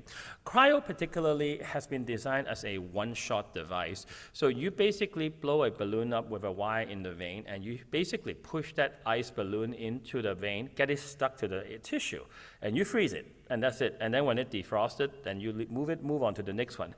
It's very efficient, it's very good, but it has been shown to have phrenic nerve injury and potentially pulmonary vein stenosis risk. Radiofrequency is a little bit more versatile because most of it is point by point. You can dial down and dial up the energy to avoid the structures, but it is laborious. It requires higher skill level, require a lot more experience, and takes longer. And you have to use a 3D mapping system, which are those fancy cartoon pictures I showed you. So it's been good. Things have been good. We do this a lot and everywhere else in the world, and it's improved people's life. But like anything else in electrophysiology, we are Primarily a technology-driven field. Without new technology, I'll probably be doing something else. So this is actually what's exciting. So with pulse field energy. So pulse field ablation has been a moonshot concept from about 15 years ago.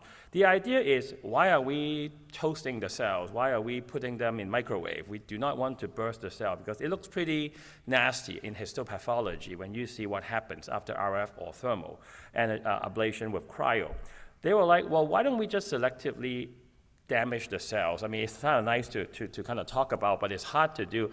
So this idea of what we call irreversible electroporation, or IRE, came along about 15 years ago when basic scientists applied very high voltage current, but in a short duration, in pulses, to cells. They see that the cells necrose without the surrounding tissue damage. And when they look at it and study it under electron microscopy, what they see are cell membranes getting holes punched. And as you can imagine, cell membranes, you remember your biology class, is a phospholipid bilayer. It's highly charged. It keeps the ionic content from inside the cells and outside the cells different. It maintains, especially in cardiomyocytes, a gradient, a voltage gradient, because of these voltage-gated channels. The idea is we attack these membranes at a microscopic level at the weakest point, which are the ion channels, and by using very high voltage electrical pulses in a sequence that they engineer specifically for cardiomyocytes, you can actually punch holes in these cells, so to speak, and let them leak the content out of the cells and making them unable to maintain the voltage gradient. No voltage gradient, they are no longer conductive. So the analogy is like cutting the copper inside a speaker cable. The speaker cable looks great, but it doesn't make any sound because the conductor is gone. So that has been a concept driven by a lot of research. And after about 10 years, multiple companies driven by the revenue and the profit in these fields clearly come up with solutions, and I'm about to share some of them with you.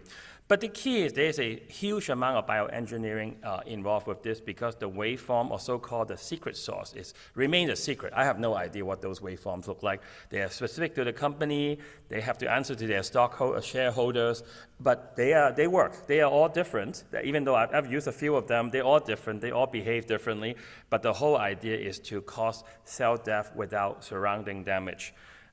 So this is kind of the idea. So when you use radio frequency on the left panel, you worry about the esophagus, your cryo, same thing, but this is cell-specific, just getting the cardiomyocytes. And a lot of it is due to the fact that the threshold of electroporation in an irreversible fashion is higher in other cells, particularly nerve, vascular cells, and the smooth muscle of the esophagus. Cardiomyocytes, to our advantage, happens to have a low threshold of irreversible electroporation. You can imagine they use the word irreversible because there is a potential for reversibility. So this is why the research took so long to get done, because in the first iteration of this technology, when they do it, everything looks great. Because when they apply almost 2,000 volt in about 20 to 40 millisecond time, everything shuts down. There is no electrical activity. The problem is some of these voltage-gated proteins in the cell membranes are pretty resilient, so they kind of recoil back to its original configuration. So the electroporation becomes reversible. So you have connection of more than 50% in the early iteration, and it wasn't good enough to be, bringing the stock price up by 20%. So obviously, more work had to be done. And you could see on here, it's just a schematic of what it means to make an irreversible hole. And on scanning electron microscopy, you could see those pimples, literally on the surface of the cell membrane. We talked about the threshold of electroporation in different types of tissue. So these are engineered to be tissue specific, which is one of the requirements. Otherwise, we've got a pretty good thing going with radio frequency. Why try something new? So this is what it looks like. It's dramatic. The pulse field ablation has been kind of almost used as an analogy to, when you watch these Marvel movies or spy movies, they have an EMP device. They turn it on, and the whole city block goes out with no electricity. It's kind of like that. Because it's so high, the voltage, so when they turn it on with these pulses, nothing shows up. Your EKG is gone, your pulse oximeter is gone, everything is gone. So it's kind of scary. That's why the pulse sequence is only 4 seconds. And this is what it looks like on my screen. And the catheters that are delivered is the hardware part. It's the part that different companies differ. How do you apply that energy and project that electrical field to the tissue that you want and in a reproducible way? So Medtronic is the first one to get approved in the US, and they have a older catheter design that they kind of hardwire their pulse field energy into. This is what we call a PVAC catheter. It's been around for 15 years. They repurpose it, and as it turns out, it works really well. I mean, the waveform is biphasic, 14 to 1500 volts and 400 to 800 milliseconds, and has been approved in January of 2024 in the US, obviously much earlier in Europe and other markets. And the studies show that it is non-inferior to radiofrequency with pulmonary vein isolation durability in the 80 to 90%. Most importantly, for our patients, they just care about whether they have symptomatic recurrence. It's in the 80% range, very similar to a heterogeneous group of paroxysmal persistent AFib ablation patients. So this is non-inferior, so it's pretty good. Boston Scientific came up shortly afterwards with the FerroPulse system. And the difference between this one and the Medtronic one is that FerroPulse is a ground-up purpose-built catheter and technology. This was a company that was invested by Boston Scientific about 12 years ago. They just put some money in it and say, go do it, we'll buy you. If it's good, we will toss you on the side. If it's not good, just like any large company. And as it turns out, this has been the winner.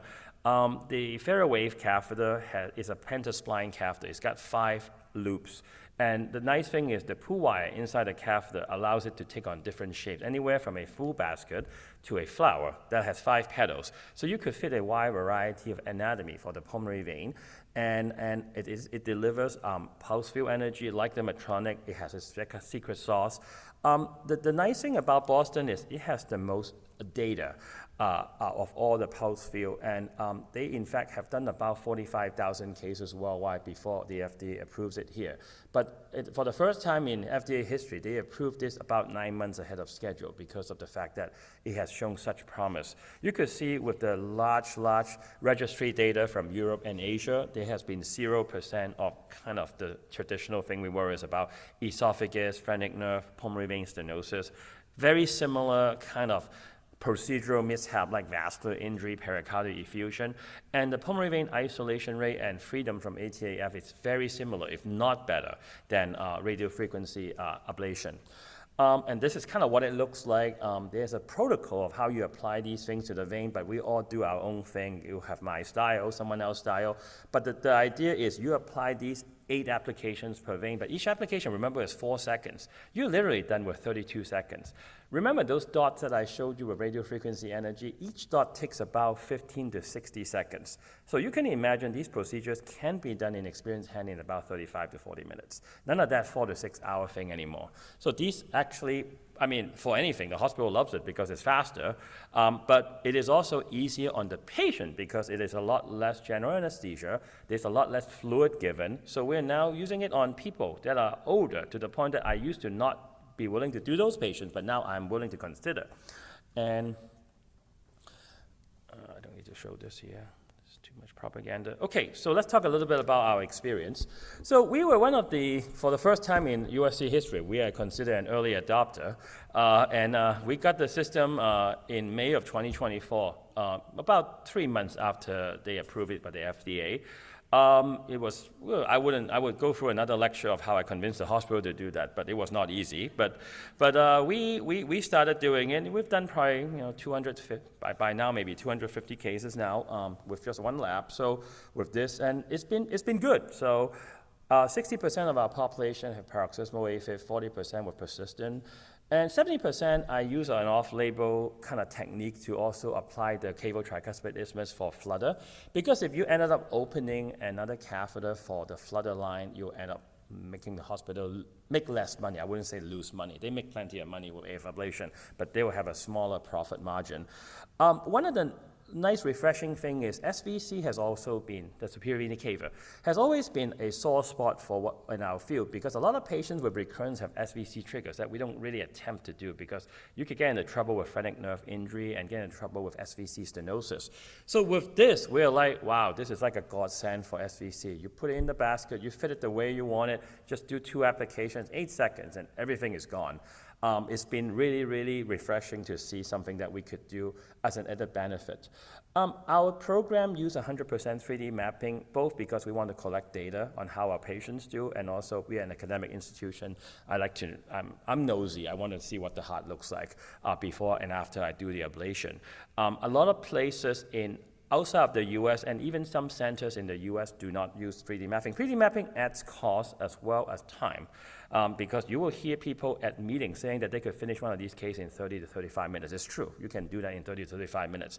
We tend to be a little bit anal about this, and we like to map before and after and make sure, just to get our hands on some experience on how it behaves in our hands, so we do that. We use intracardiac echo to guide our transeptal as well as our contact for this, and I'll show you in a second. We use anesthesia because when you apply 1800 volt to the patient, they're not going to like it. There's going to be a lot of skeletal muscle recruitment. They're going to look like they're having a seizure, so we need them to be paralyzed. PV isolation after transeptal time is really 15 to 20 minutes, and even in a traditional academic center, our procedure time is about an hour. It's really not that long. We are now extending it to patients that are sicker, with lower EF, with older, with more comorbidities, because I think it's just a safer procedure. So this is what a transeptal look like. Inside, we use a needle, we punch it through, we put a wire in, and then we get into the left atrium. That's how we get access. I mean, one thing is for early EPs on this is that the sheath is pretty large. As you can imagine, it's got that pentaspline thing that folds into a tube. So it's a 17 French transeptal sheath. It's not as big as a mitral clip, but it's close. It's bigger than a Watchman sheath, yes, for those of you who know Watchman. And when we do it, we do a 3D reconstruction using ultrasound, so we actually don't have to get CT, so we know the pulmonary vein anatomy ahead of time. In real time, using 3D ice, to basically figure out where the veins are, how many branches, where are they oriented. So it helps us plan. A lot of places outside the US won't use ice. It's a $4,000 catheter, but we have enough margin in the US for this, and I think it's safer and standard of care, honestly. And this is what it looks like. So this is the basket configuration. We push it into the vein, we apply, boop, boop, boop, boop, boop, 4 seconds, and it's done. Very easy, not like the old times when you come out in sweat and blood, really. So, and this is the basket configuration. And that's what it looks like in 3D mapping system in real time. So you could see I have a 3D showing me where I am, and we are moving things around. We have ultrasound to tell us where we are, and we can see that in the ultrasound, the basket is occluding the pulmonary vein. You could actually see it pretty well. That's how I know whether I'm touching, because as it turns out, contact is important, not as important as radio frequency. And then a typical case, we put those things in. We have the kind of the shadow of the catheter application location in the veins, and then we remap, so we see the veins are isolated.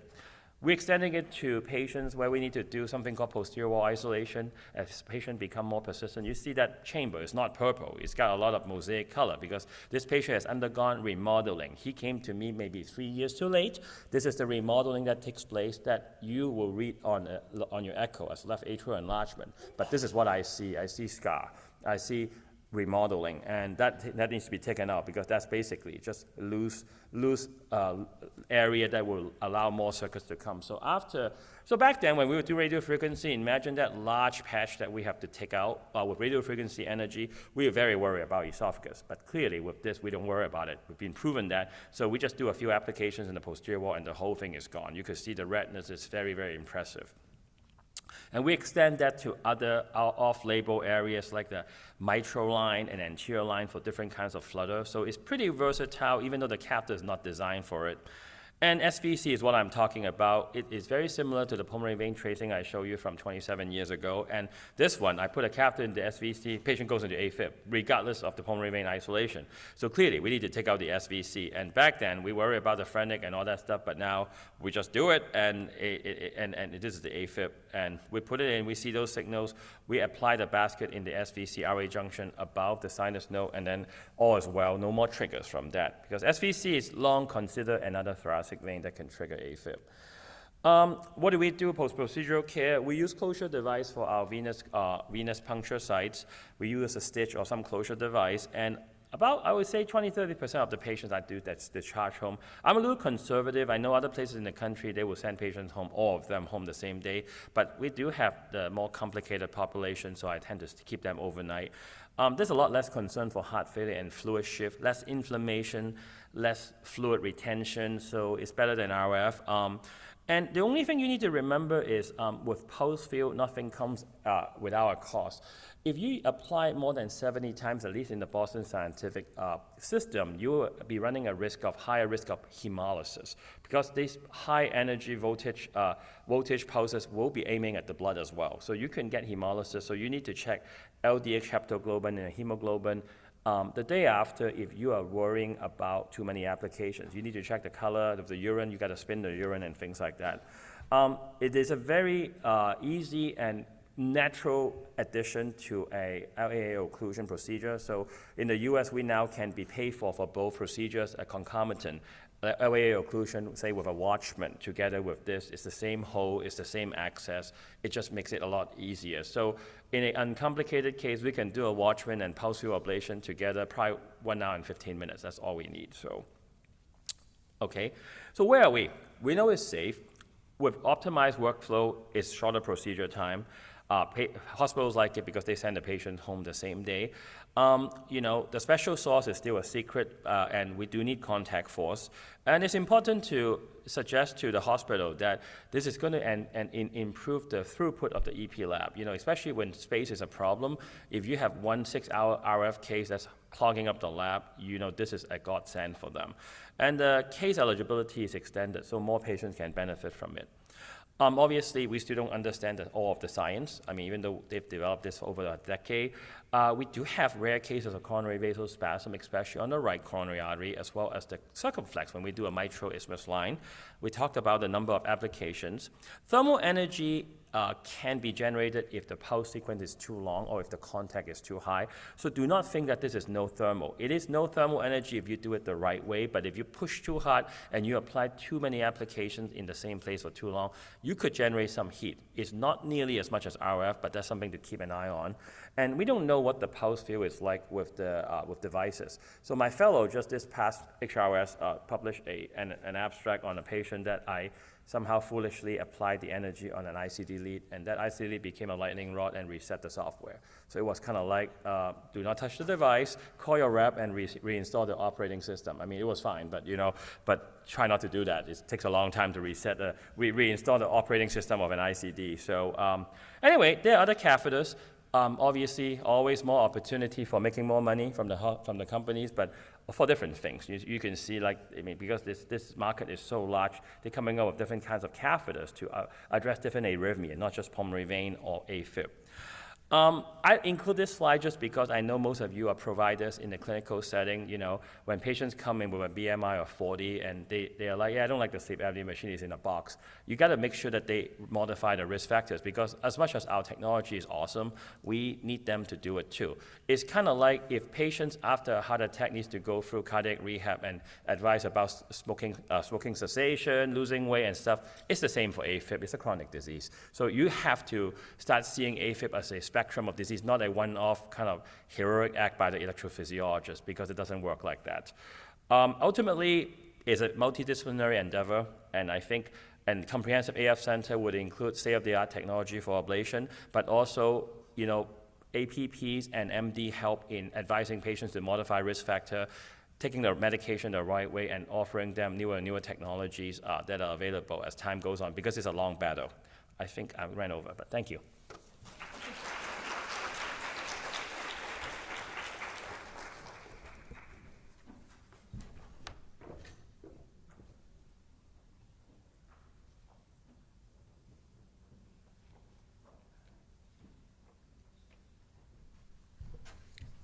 Thank you, Dr. Ho. That was a good, thorough coverage of PFA. Thank you so much. Our next speaker is Dr. Leslie Saxon. Dr. Saxon is a world-renowned cardiologist, professor, and executive director of the USC Center for Body Computing. Dr. Saxon's work is revolutionizing human performance and medical diagnostics and treatments and changing the mindset from sick care to health care by providing proactive, preventative, and continuous care through technology. She has over 200 peer-reviewed research publications and has been recognized with multiple prestigious awards. Please welcome Dr. Saxon.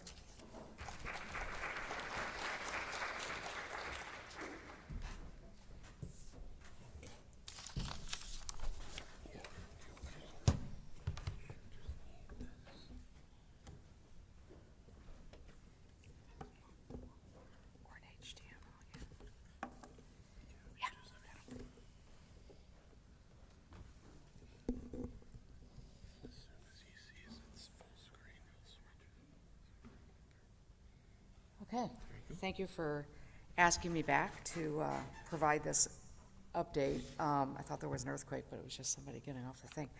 So I'm a cardiac electrophysiologist. I'm also boarded in heart failure because cardiac electrophysiologists almost need to be boarded in heart failure because most of what we do, particularly on the device side, is in heart failure patients, and I'm very interested in that. But about the year that the iPhone came out, I started the USC Center for Body Computing, and there was a lot of it was sort of science fiction, not science fact, but better lucky than good. It was the first academic digital health center kind of dedicated to studying this idea that if you could collect data off of patients continuously, even if it was only cardiac data from an implanted device, what kind of observations and advances could you make? But probably more importantly, and this has really changed my thinking radically, how do you engage the patient in their own care and leverage them in their own outcomes instead of keeping them kind of ignorant and down on the farm, which is what traditional medicine does in many ways, just because of the way it's structured, not, maliciously, but it does. So more and more as the center has been successful and technology has evolved, I've realized that, there's a whole dystopian part of AI and digital and data, right? It can lead to massive exploitation and really at scale, horrific ethical and moral problems. Look at the internet 1.0, look at how youth have been exploited, look at what technology has done negatively on a lot of levels, not just economic exploitation, but really changing the way people relate, and look at all of it's done that's good. So I'd say a third or a fourth of my time is spent on the cybersecurity, privacy, and ethical aspects of this new world that I'm going to describe to you, and that's been a lot of really interesting activity as this thing has progressed. And what motivated me to do this in the first place was I was the first investigator at UCSF and then subsequently at USC to do any kind of research on how networking a defibrillator or a pacemaker, connecting it to a network from home, impact patient outcomes. And what we showed in the first study of 67,000 patients was if a defibrillator is connected to a network or a pacemaker, but more a defibrillator versus not, you can improve patient outcomes 3.9 times over what you get just from the device's benefits of preventing sudden death or treating heart failure. That's pretty profound when you're talking about a $20,000 to $40,000 device, right? Why? The reason is you pick up stuff earlier. You pick up the AFib in the heart failure patient that doesn't result in the stroke. You realize CRT therapy isn't being delivered. It also helps you on the sort of device advisory, device functioning level. So became very interested in that and those results, and then what that would mean for, again, patient engagement. So again, better lucky than good. So at that time when the iPhone first came out, there weren't worldwide networks. The cell phone wasn't the ubiquitous computing device that it is now. There wasn't high definition video, there wasn't cloud storage, now there is. So if you look at the healthcare that I spent 30 years practicing and that we all practice really, we're in a quaternary care hospital. We have a bunch of experts like me who trained till they were 33 or 34 years old. And we have amazing drug and device therapies that really have improved human longevity and done a great job, right? What is the healthcare of the future? Well, it's going to be distributed and continuous and digital. It should be anywhere, anytime healthcare. Now you have to come to a rarefied place, and if you don't, you'll get a bad doctor and your outcomes will suffer, right? That doesn't work. The other thing is, as the patient ages and we realize the contribution of comorbidities, as Dr. Ho just talked about, you really need a way to efficiently achieve multi-specialty care, right? So if we know that diabetes or insulin resistant is the portal or the first step to vascular disease because it causes oxidative stress, because it causes inflammation, because it causes smooth muscle proliferation at the vascular level. It's the earliest sign of dementia in a way, insulin resistance, in the 40% of the country that's overweight and has this, and even fatty liver, right? So we need to practice in an interdisciplinary way, so we need to release all the information in the brains of subspecialists like me and you to servers and to AI, and then we need to jailbreak discovery from drugs and devices, the traditional way, to digital discovery, digital biomarkers. And well, that's the only way we're really going to understand the transition from health to disease. We're good at disease, we're great at disease, and we're really bad at health to disease. We're really bad at health, actually, right? We don't know anything about nutrition. We don't know a lot. There's a knowledge gap. Even the people that do know don't know enough, even the experts. Because all the billionaires, because life is so good for them, right? They want to live forever, and they're working on that because they just want it to keep going, right? It's a party. We get that, but how do we transition that to everybody? And people talk a lot about health span and things like that, right? Obviously, most of us don't want to live like we see many of our patients live, even if we get to be over 85. I think a lot of the key to that, to pushing out longevity in a way that means health span, is about getting in front of the first injury. Because once you have the first injury, even fatty liver or insulin resistance, you're more predisposed to have the second injury. That's true in the NFL, and that's true in chronic disease. So we want to get in front of the first injury, even if it's a cellular injury, right?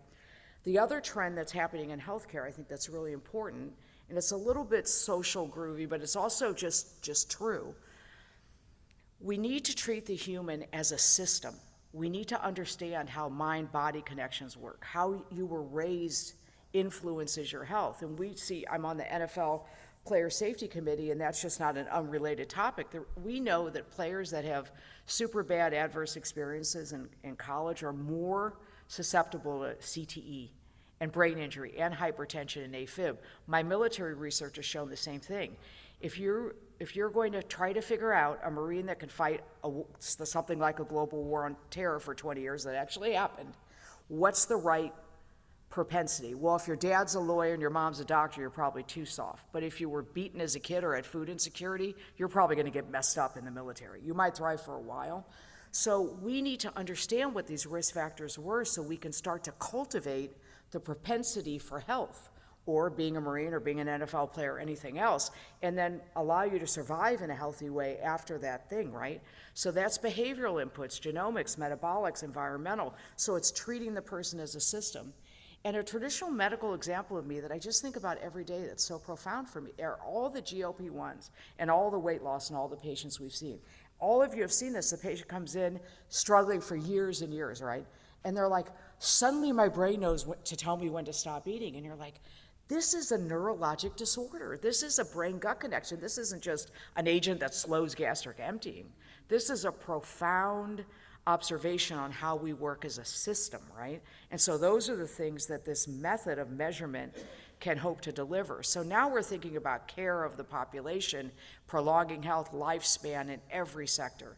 Military, proactive, health-conscious adults, people that have some disease established, athletes. How do we start to build a system that serves everyone?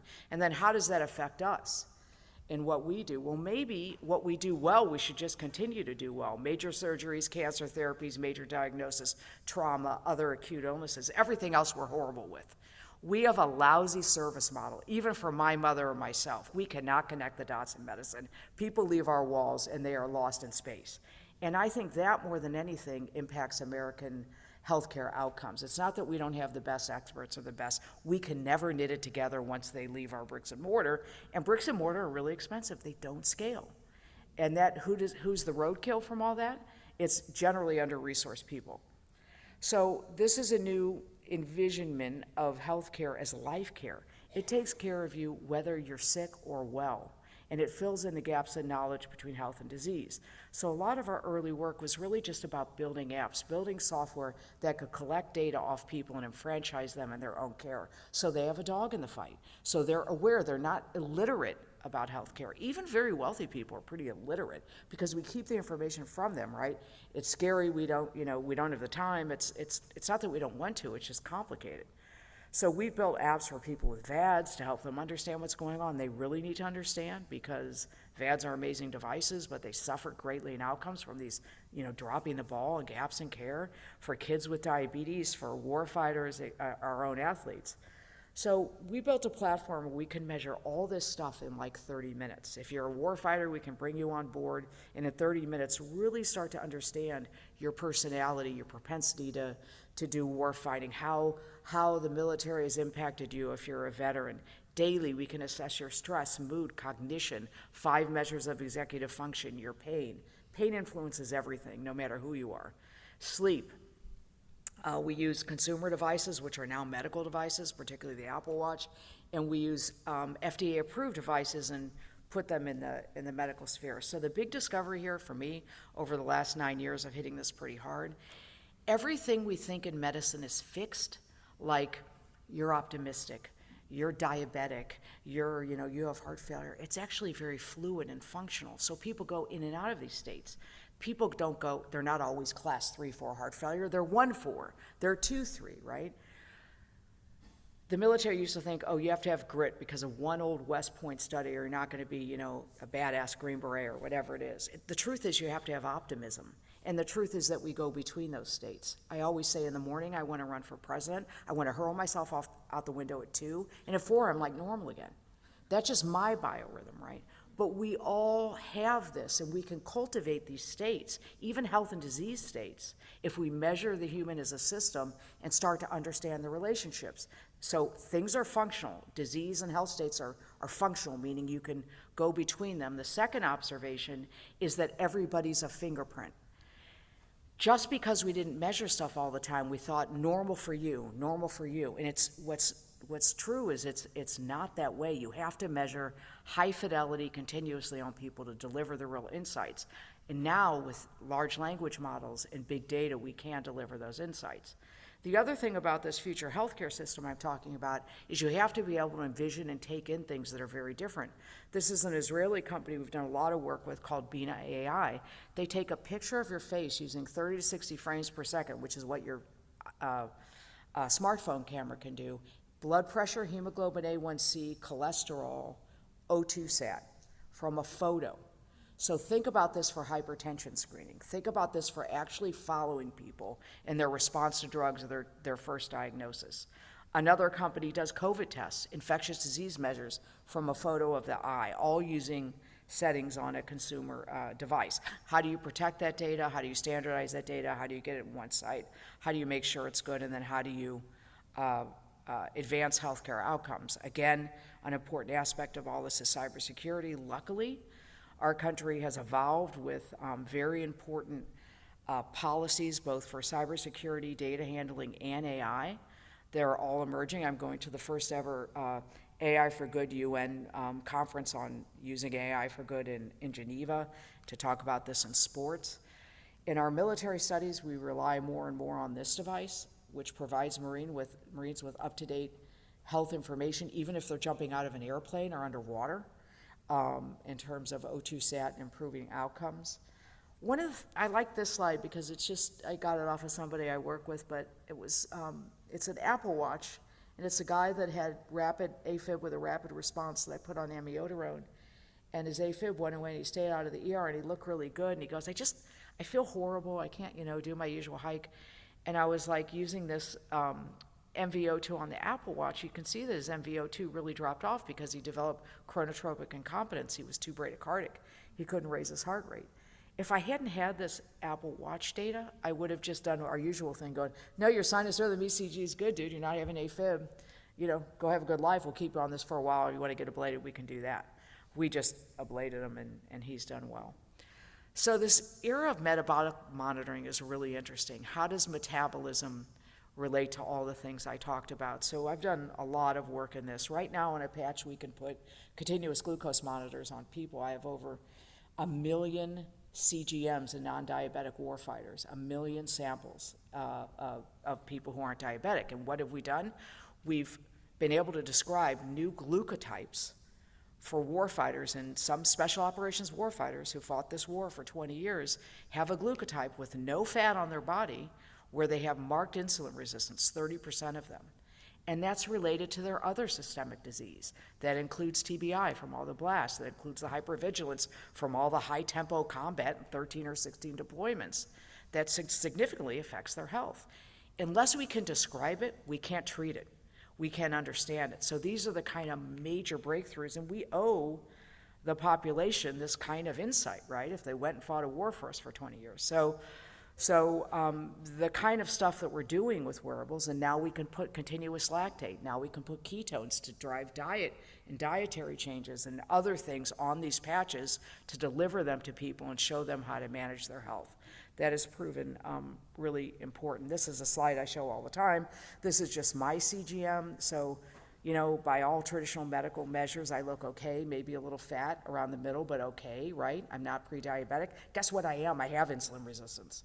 Totally established, you know. But what I could do is getting these insights from a CGM, I normalized it. I lost a little abdominal fat, and now I'm back. It's the same risk, you know, level I would be if I hadn't had it, right? Those are the signs, because we're not just like you can say, well, you're just fat, stupid, or too busy to lose weight, or you lose the same weight, you gain it back. But that's what we do until you really realize that the bagels affect me badly, but I can do the pasta and the rice is the devil, as is lemonade. You can't make those changes. And if you have that data on an individual level, you can do the hack and make yourself a lot happier. And it's a lot more satisfying, and it actually kills your strong desire to have those things, because it feels like you're immediately poisoning yourself when you have them. And the richer data set you give people, the more they behavior change. So remember, how do you short track getting a person to do the right thing? You may know you should quit smoking for 10 years before you do it, right?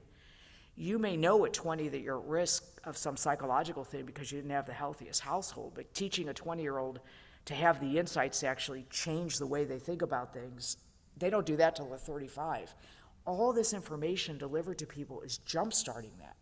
And that's what's so gratifying about it, because we've all sat with patients and ourselves and said, why can't I change this thing? Why don't they trust me? Why don't they do what I say? Because it's hard. It's hard to do that. This accelerates that. This is what our data is showing.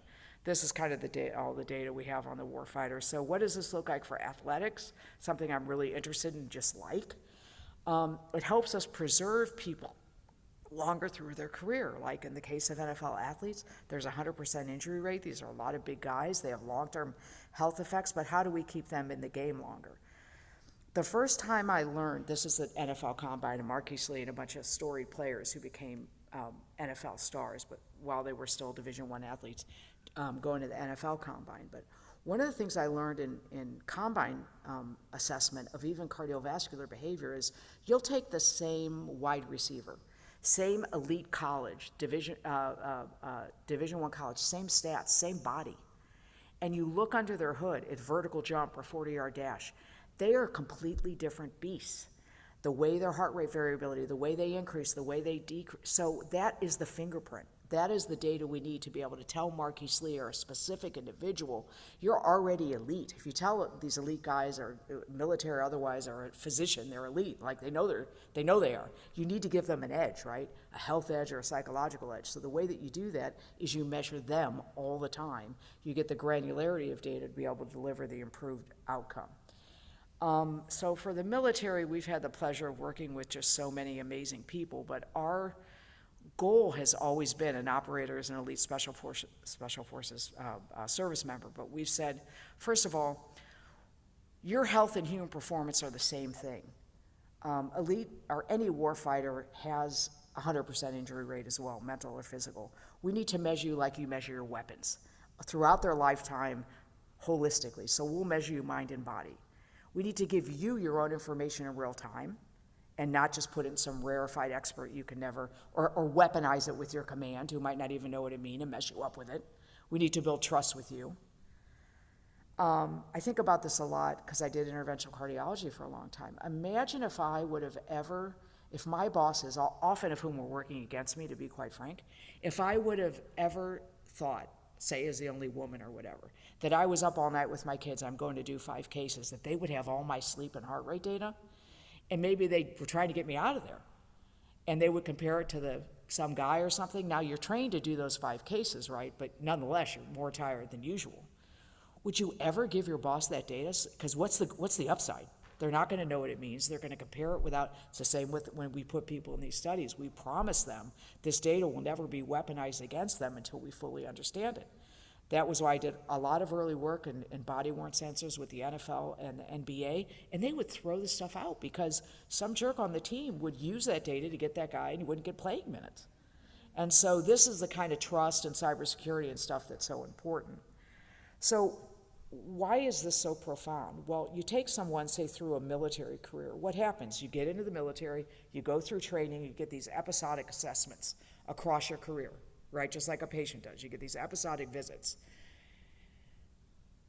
that you're supposed to use to manage your loads and understand how you should behave, and then you're kind of kicked to the curb when you get out.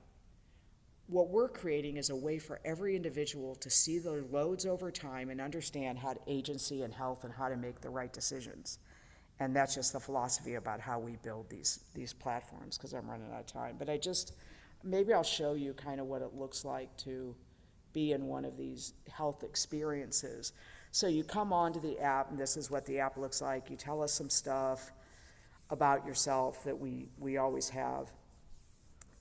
And then you start to get into our study. So for us in a lot of these military studies, it's very important to understand how much exposure they've had to things.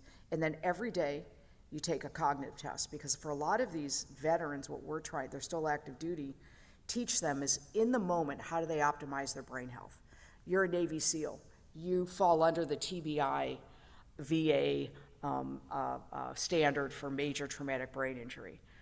And they tell you you're fine. You score 82%, and you're like, I score 98% before all these wars. You're telling me I'm fine at 82%. What this gives them is a way to help them manage their brain health every hour of every day. What are the habits in nutrition, activity, and sleep that I need to do to keep my brain? That is incredibly important, because all these people are looking at early dementia and early TBI and all that stuff. They need a way to do this. So this is what this sort of application looks like in the way that we help them. And this is kind of what the app screens look like. The other thing that we've learned is how do you educate a person if they're not used to wearing a CGM? How do you tell them how that relates to their sleep, relates to their depression, relates to their pain, relates to their fights with their 16-year-old? We didn't have a way to do that, and now what we do is we create Instagram-like videos within these communities, bespoke videos that explain to them the relationship. It could be me talking about TBI and heart rate variability. It could be a nutritionist. It could be a trainer. It could be a Green Beret who tried to commit suicide and got to a better place, telling you to disclose and go see somebody if you're depressed. And if our AI sees that you're experiencing these things, we shoot this video to you that's 2 minutes. That in the moment, when you need it, is incredibly important to this whole thing working. I'm just going to stop with this because this was pretty interesting. There's a place called National Training Center between here and Vegas that is the size of Rhode Island, where they do these large-scale military battalion level, brigade level exercises like the Ukraine-Russian war. But it's one of the 2 places in the world where you can literally bring 5,000 guys and fight a fake war for 2 weeks, fake invasion. So the CG, the commanding general of that, kind of heard about our stuff and came to me and said, we spend $47 million every time a group comes up from Texas or wherever to fight this fake war against our own opposition force, who's the fake enemy. But it's like real. They're in the box for 2 weeks. They're doing it. And we always tell them, you get degraded and you don't go into your bench. And you make decisions, you attack the wrong mountain, people die. Like this, bad things happen. But it's hard to convince people. It's like being drunk, you lose insight. And this is their Super Bowl. This is how they're judged if they go on to be general. These are guys with 30 years in who are commanding these 5,000 people to do this 2-week war they prepare a year for, and they bring up all their equipment. So we put sensors and apps on them, and we were able to show, and this is the opposition force above in 2 different rotations, that's what they're called. And this is the lower level of these senior leaders. And what we were able to show, and the red is the equivalent of being legally drunk. We were able to show that throughout this exercise, 3/4 of them were legally drunk. Now, they kind of knew that because that's what, in their after-action reviews, that's what they were told, but they still wouldn't go into their bench and rest for the 2 hours. But with our apps in the moment, they're doing these cognitive tests and they see that they're actually not able to do it, right? So they take themselves offline, and that's the first time in the history of this thing that these senior leaders, you were able to jumpstart that process we always talk about. With like, hey, I'm dangerous because I'm seeing it all myself right now, and guess what? It's private. It's not like being outed to the guy who's going to decide if I become a general or puts my name up to Congress or whatever happens. So that's the kind of stuff that I think has been really interesting. And just so you know, I've demilitarized the platform, so we're doing a fatty liver disease study where we're going to take overweight people with fatty liver disease and give them CGMs, and hopefully that gives them what they need to know to regress their fatty liver. We're starting that study. We're doing a surgical fatigue study, just like we do to our special operations people and those guys, to help surgeons and surgical trainees kind of understand on the same platform where they are. Again, without outing them to someone who could potentially hurt them with the data. And then we're doing some fun stuff with the Olympics that relates to doing this for fans during an Olympic event in the Coliseum to show them their data and how they're responding to their country or whatever during the Olympics. So I just mentioned that so you can see all the different sort of applications of stuff like this. Thank you.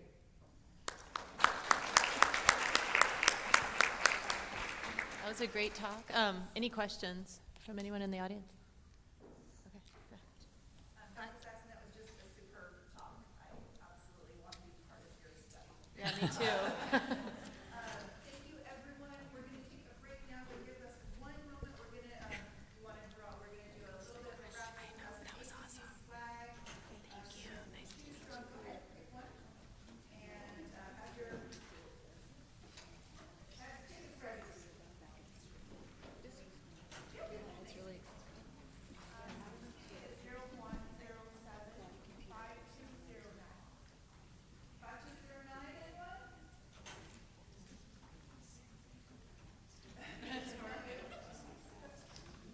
All right, let's do another one because this is good. 0107-5233.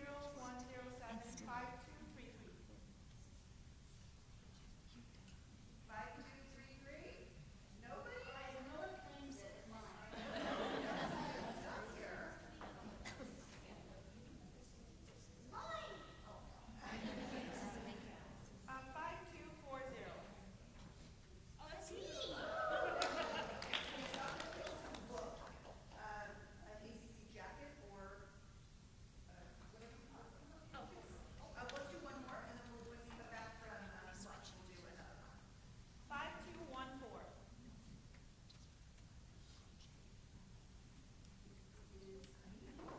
Here we go. 5214. Like another one. 52. No, okay. One more. 5226.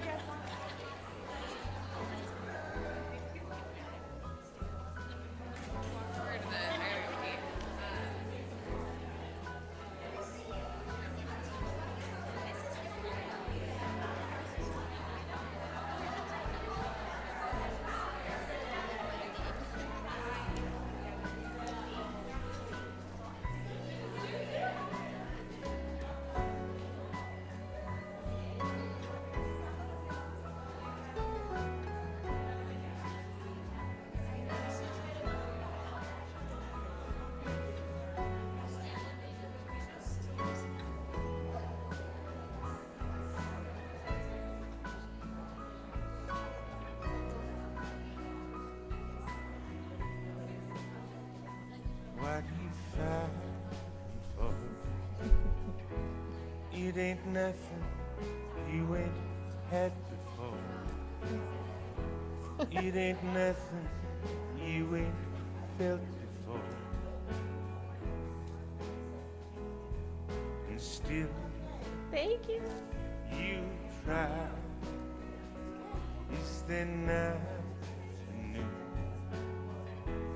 Is there nothing to inspire you? So you found that all your dreams come true. And still you cry. Time is running now.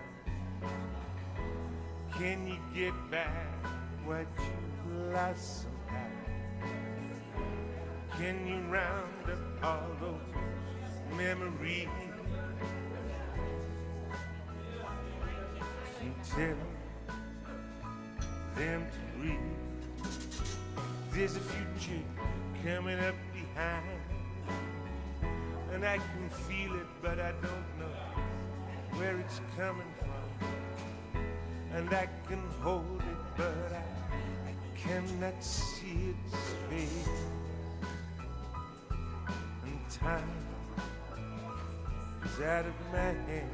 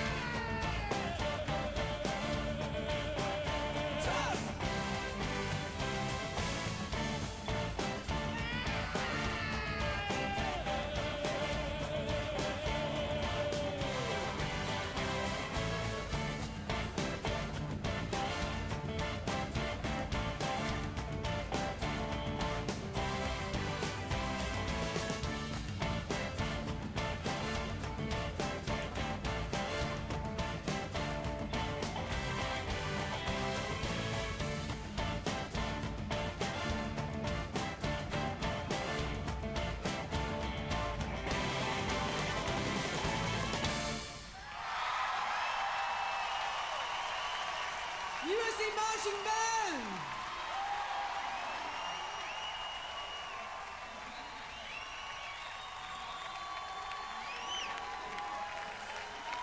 Oh, we're not done yet.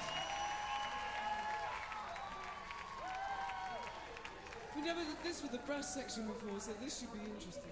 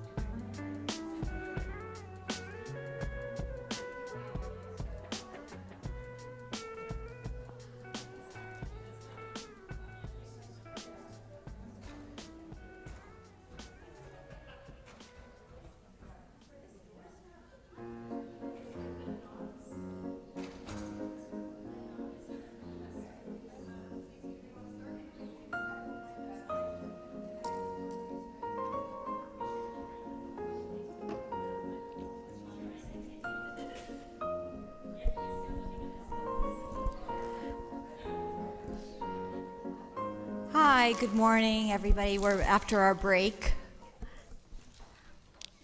Well, we had a very exciting morning, and thank you all for your attention. Thank again to all of our speakers and as well as all of our vendors. And it's my pleasure now to introduce Asma Husseini.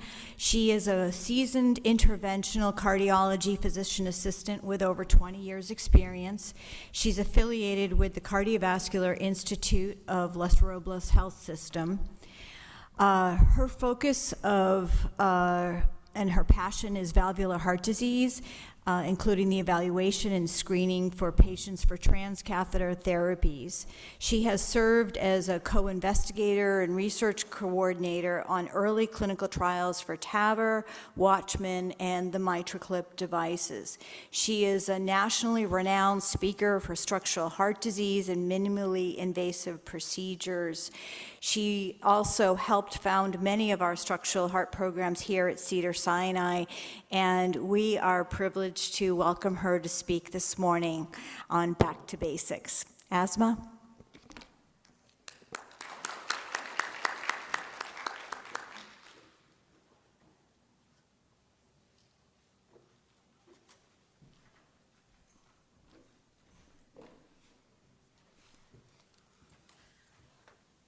Thank you, Stacy, for that introduction, and thank you for the organizers for inviting me today. So today I'll be talking about guidelines for transcatheter mitral and tricuspid valve therapy. These are my disclosures. So today we'll begin with a review of anatomy, go over the prevalence, and go over the etiology of mitral and tricuspid regurgitation. We'll then summarize some clinical trials that led to the approval of these procedures for mitral and tricuspid valve repair and for replacement. And then we'll try to understand the guidelines for appropriate use of these procedures. And then we'll end with some best practices for optimal pre- and post-procedure care of these patients. So mitral regurgitation is a disease which occurs when the mitral valve fails to close completely, causing the blood to flow backwards into the left atrium. Now you can see the mitral valve apparatus is complex. It's made out of 2 leaflets. There are cords underneath called the chordae tendineae, which support its movement. So when the valve should be closed during systole, it doesn't close properly. And so some of the blood goes back up into the left atrium, and this is why you hear the murmur of mitral regurg during systole. So there are 2 etiologies of MR, and let me tell you why this is important to know, because our treatment pathways direct us in different directions based on what type of MR we see. So primary MR, degenerative MR, is usually myxomatous disease, which happens due to the valve itself being abnormal. Now this can be due to mitral valve prolapse, and if the cords underneath the valve leaflets tear, this causes a flail. And sometimes there can be damage to the papillary muscles, and this causes primary MR, as you can see in the second frame, where one leaflet will be above the plane of the other. Sometimes you can have bileaflet prolapse, sometimes it can be single leaflet prolapse. And secondary MR, or functional MR, occurs due to the LV malfunctioning. And this can be due to ischemic disease or non-ischemic disease. And this is often referred to as restricted leaflets. So on the echo reports, you'll see words like tethering, restriction, and you can have one leaflet or both leaflets being restricted. The last kind of MR is what's called atrial functional MR. And this occurs in patients that have atrial fibrillation. And this happens due to the atrium dilating, which causes the leaflets to move apart and not close completely. And you can see this usually with the enlarged atrium. So this is what it looks like under echo. And you can see in the first frame, this is mitral valve prolapse. The MR jet will often be eccentric, meaning that it'll hug the wall of the left atrium. So usually on exam, you hear this as a loud murmur. And in patients that have functional or secondary MR, their LVs will be dilated. So you can see here in this picture, you see how the LV is ballooned out. It's enlarged compared to how it looks here. And then the MR jet 2 is often very wide. And you can see it's almost filling the entire left atrium going all the way to the back. So currently, there are 2 devices that are approved for transcatheter mitral valve repair. And this is often referred to as TEER, edge-to-edge repair.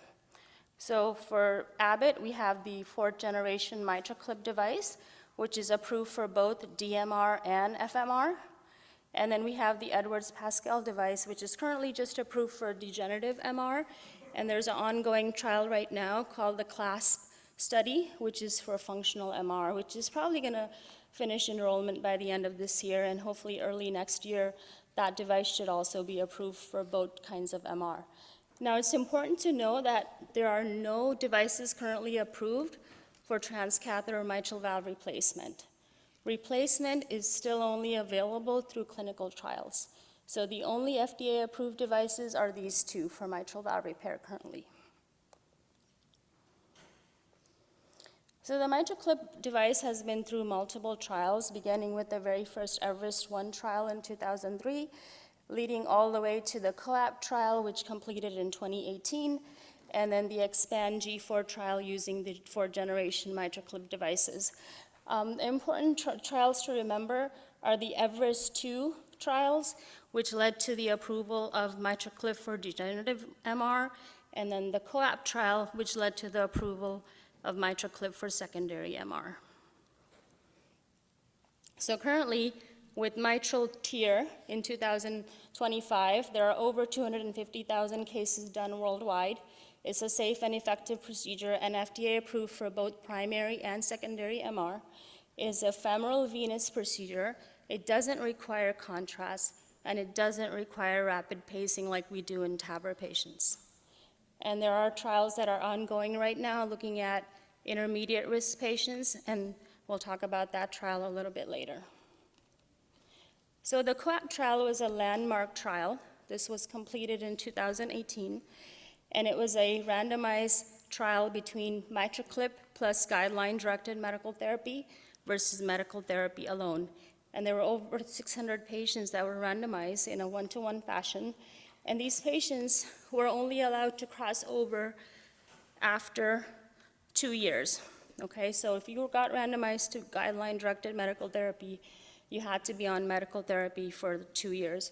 And I was here at Cedars-Sinai for this trial, and it was a very difficult trial because those patients that didn't get the clip obviously were crying, and many of them didn't survive to the 2-year mark. So at the end of the study, what they found was the number needed to treat to prevent one all-cause death was very dramatic, 5.9 at 24 months. Now, when you look at this, it's an important number to understand because you look at a drug like Entresto, right, which is really great for heart failure. In the PERDIUM trial, you had to put 36 patients on Entresto to prevent one death. And you compare that to the MitraClip device, which was 5.9 at 2 years, and then this number increased a little bit to 7.9 at 3 years, and that was because of all the patients that died during the 2-year crossover time, and that's why that number increased. So this is the reduction in heart failure, and you can see the curve started to separate right away. So those patients that got device plus medical therapy, they had dramatic reduction in heart failure and death right away. So 47% relative risk reduction. And this led to the approval of MitraClip for secondary MR, which occurred in March 2019. So as you can see here, the patients had to have 3+ MR, and the EF should be greater than 20%, ideally less than 50%. And these patients, even if they were treated later, they still benefited. So how do you determine if someone's good for MTEER? Always begin with an echo to confirm severity. And you're also going to confirm absence of other significant disease, such as aortic stenosis. If you have both, you always want to treat the aortic stenosis first, and then move on to assessing their surgical risk, because that's an important component of whether someone will qualify for transcatheter therapy, is seeing if they're high or prohibitive risk. And I'll show you in the guideline pathways how we look for that. The TEE is going to characterize the mechanism of MR, and then also identify and make sure that you don't have mitral stenosis, because if you put a valve on a patient that has a clip on a patient that has stenosis, you're going to cause more stenosis.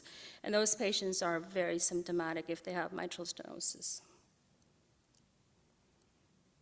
So this is the ACC treatment guideline for primary MR. I know this is a busy graph, but what you want to look at is the green arrows. Follow the green arrows, and you can see if a patient has severe MR, they have symptoms, and they're high or prohibitive surgical risk, transcatheter edge-to-edge repair is a Class 2A recommendation. And that was upgraded in 2020. You can see if they have normal EF, they're low-risk patients, then of course mitral valve surgery is a Class 1 indication for these patients. This is the treatment guideline for secondary MR. It's important to note here, GDMT is a Class 1 recommendation. So before you ever consider this patient for TEER, they have to be optimized on guideline-directed medical therapy.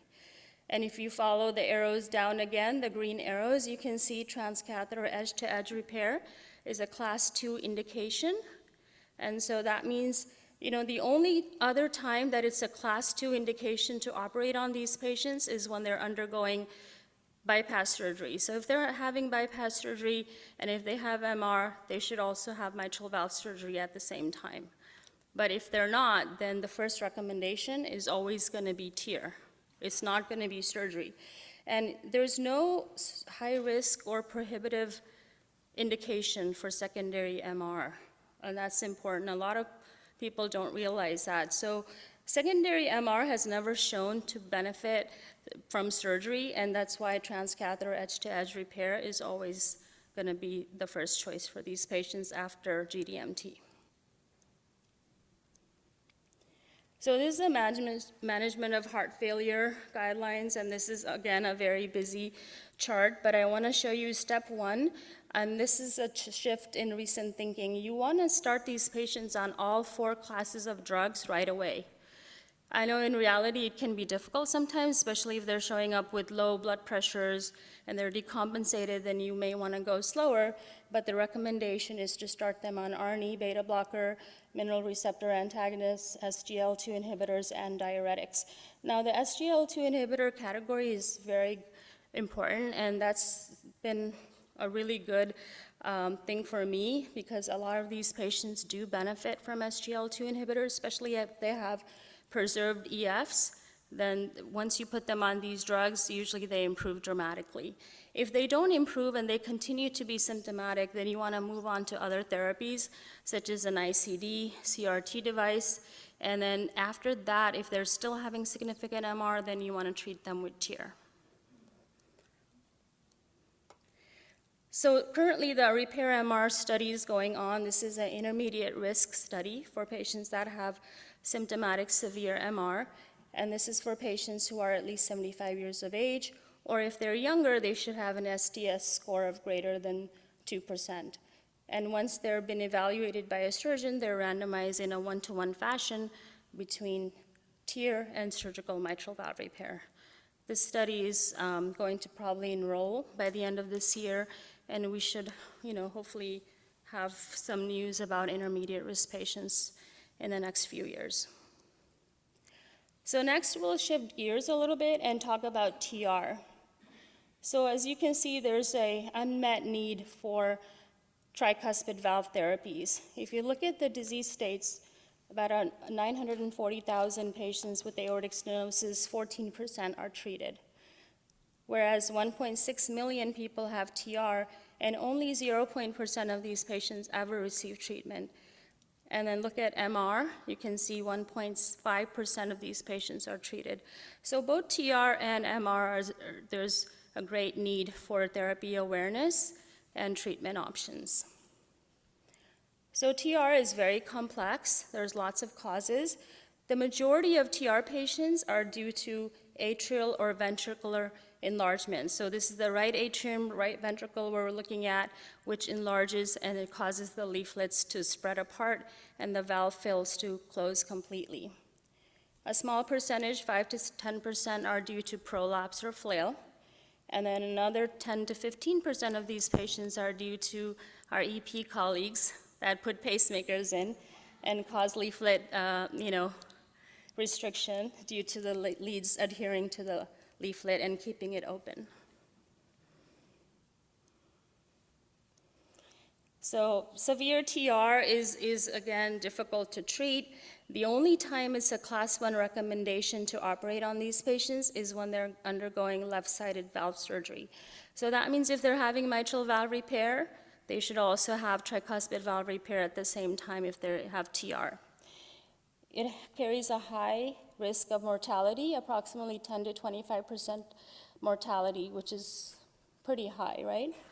And then all the other categories you can see is mostly dealing with, again, very symptomatic patients that have right-sided failure and have left-sided disease. They should undergo surgery for tricuspid valve.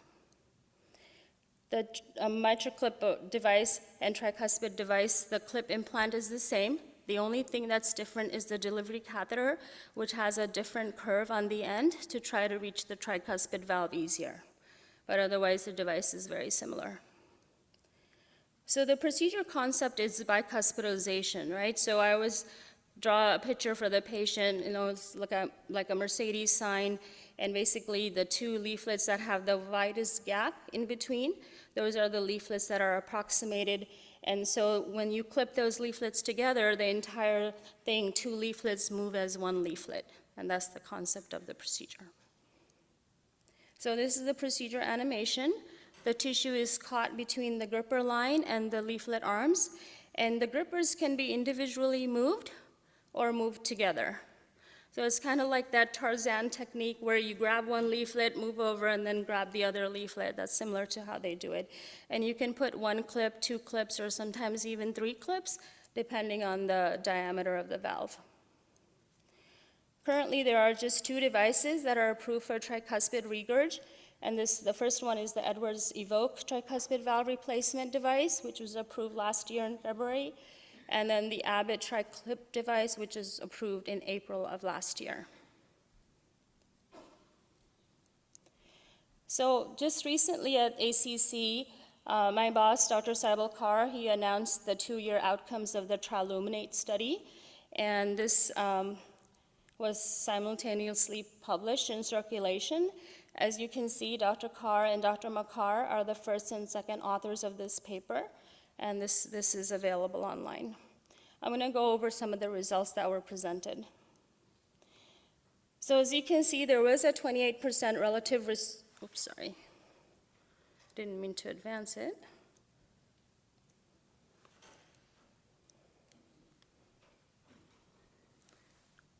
Okay. So 28% relative risk reduction in heart failure in those patients that got the TriClip device and GDMT. One thing, though, that you might be surprised about is we don't see an early separation of these curves like we saw for the MitraClip co-op group, and they think that this may be due to the early results of the procedure not being so great. A lot of these patients still had a lot of residual TR at the end of their procedures, and so we didn't really see a curve separation early on. We saw it more after the 1-year mark. Now, these patients were also allowed to cross over, but their crossover was at 1 year, not 2 years. So especially after the 1 year, when most of these patients got their procedures, there was a separation in the heart failure curves. So this was a study design. These patients, again, were randomized in a 1-to-1 fashion between clip plus medical therapy versus medical therapy alone. And you can see there were a large 142 of these patients that were in the control arm that crossed over and got the clip procedure. And the safety was seen throughout the study. So you could see in the device arm, very low risk of stroke, no device embolizations, new pacemaker rate requirement was 5.5 versus 4.2 for the control group, so that's excellent. And there was no, like as I said, no embolization and no thrombosis. This is interesting. So this is based from the Kansas City cardiomyopathy questionnaires that these patients completed. So you can see the blue curve at the top. This is the device group that got the device right away. You can see they had a dramatic increase in their KCCQ scores right away.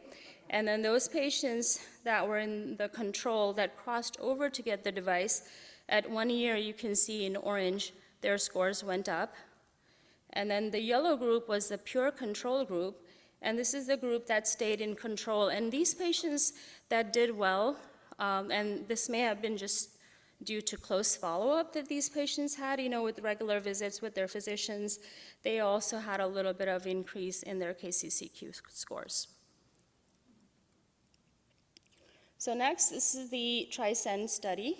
This was the, Evoque study with the Edwards replacement valve, and they also were randomized to valve replacement versus control, and they also had crossover at 1 year. So this is the animation. Now these patients do have to be anticoagulated at least for the first year after the procedure, and sometimes even longer. So the valve is deployed right below the valve.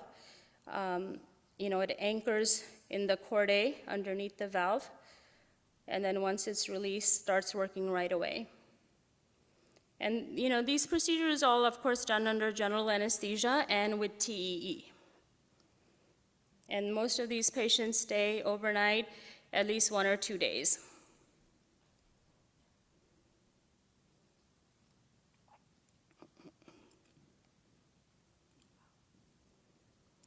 One concern about this replacement technology is that there were a lot of high bleeding event rates as well as new pacemaker rate. Especially, you can see within the first 30 days, severe bleeding, 27 in the device group versus 2 in the control. New pacemaker, 40 versus 0.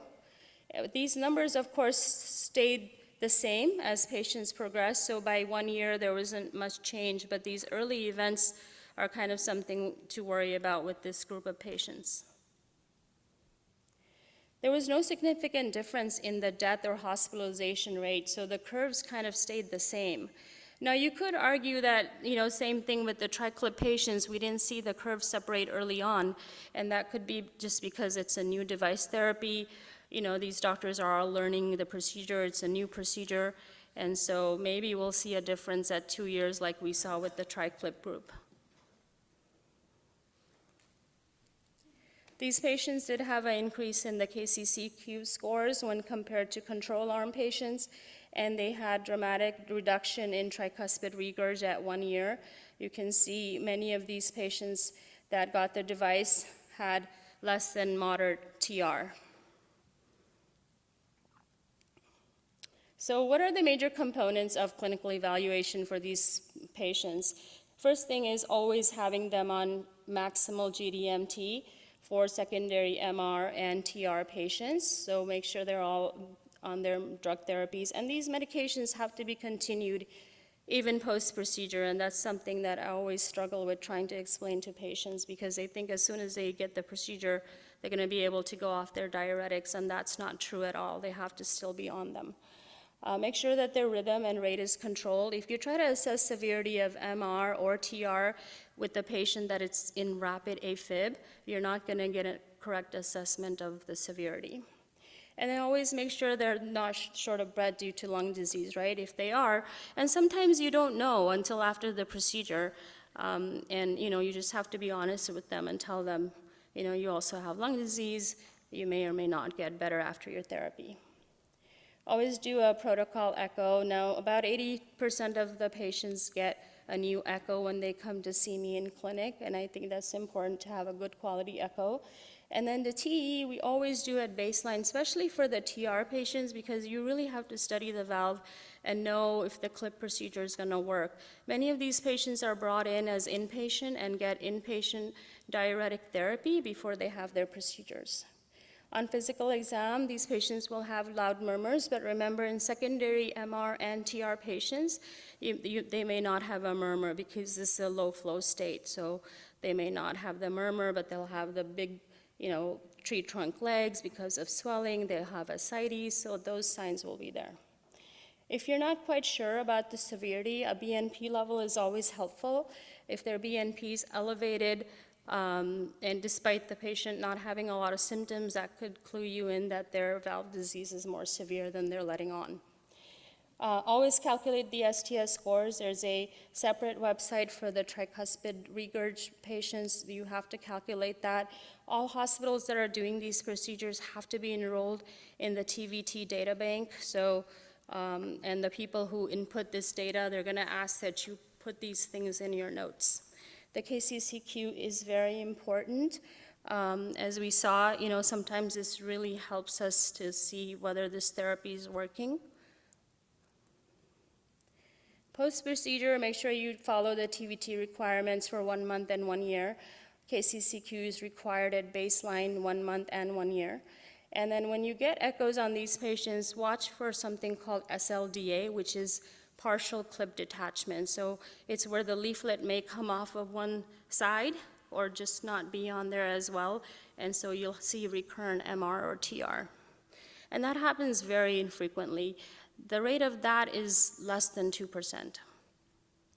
continue to optimize these patients. They will tolerate higher drug doses once their procedures are done because of a higher cardiac output and increased blood pressure. And remember, these procedures can be combined, unlike what we heard earlier today, where with ablation, the Watchman procedure is now covered. These therapies can't be combined, so only the higher DRG will be paid. In summary, aim to provide patient-centric care with the care decision-making in mind. So always get your patient's story. Don't go in there with the device in mind and try to fit the patient to the device. Try to get the patient history first before you decide what the patient needs. And know the ACC guidelines for when to intervene on these patients.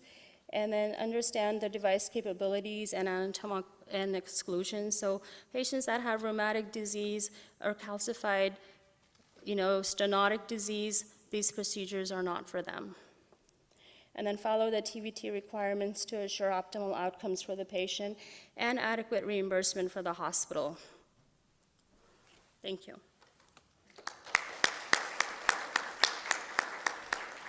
We could take one or two questions from the audience. Go ahead, Effie.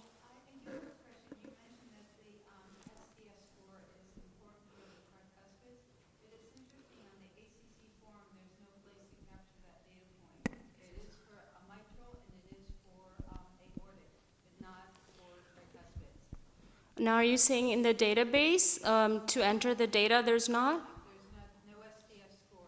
Oh, wow, okay.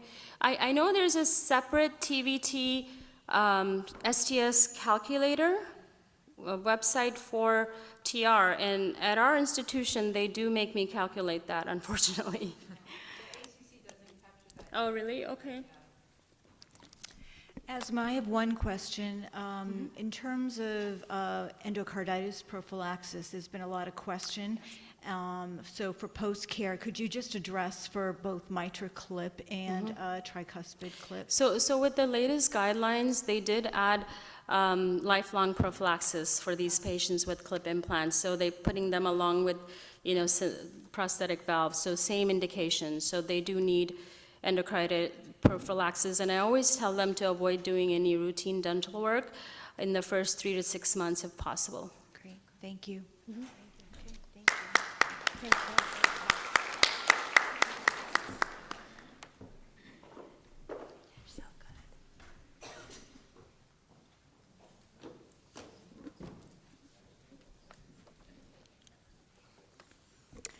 It is now my pleasure to introduce Elizabeth Vanden Bogart. Elizabeth is a board-certified acute care nurse practitioner and clinical nurse specialist. She earned her dual master's degree and Doctor of Nursing practice from the University of California, Los Angeles. She's been an advanced practice nurse practitioner at the Amundsen UCLA Cardiomyopathy Center for the last 15 years. As a nurse practitioner level 3, she provides direct care to heart failure patients across the disease spectrum, from diagnosis to managing and recommendation of advanced therapies. She shares her clinical expertise through local and national conference presentations. She has a passion for research, and that's evident through her contributions as she has authored many manuscript and journal articles as well as book chapters.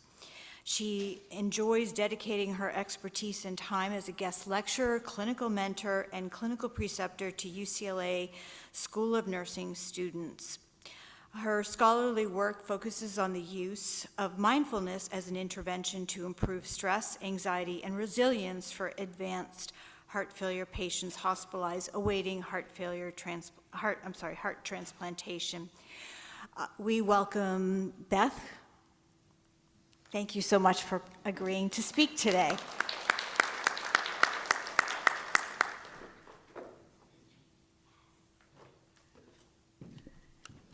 What a morning already, right? Such an innovative program that's been put together. So thank you so much to everybody who's been part of making this a reality. And thank you for that warm introduction. Heart failure really is a passion for me. It just sort of stuck. I've been nursing for 40 years, and after I graduated as a nurse practitioner, I went to UCLA and became part of the Cardiomyopathy Center, and I just can't shake them. It's my jam, I guess I could say. Sorry, I just don't know, do I use this to forward?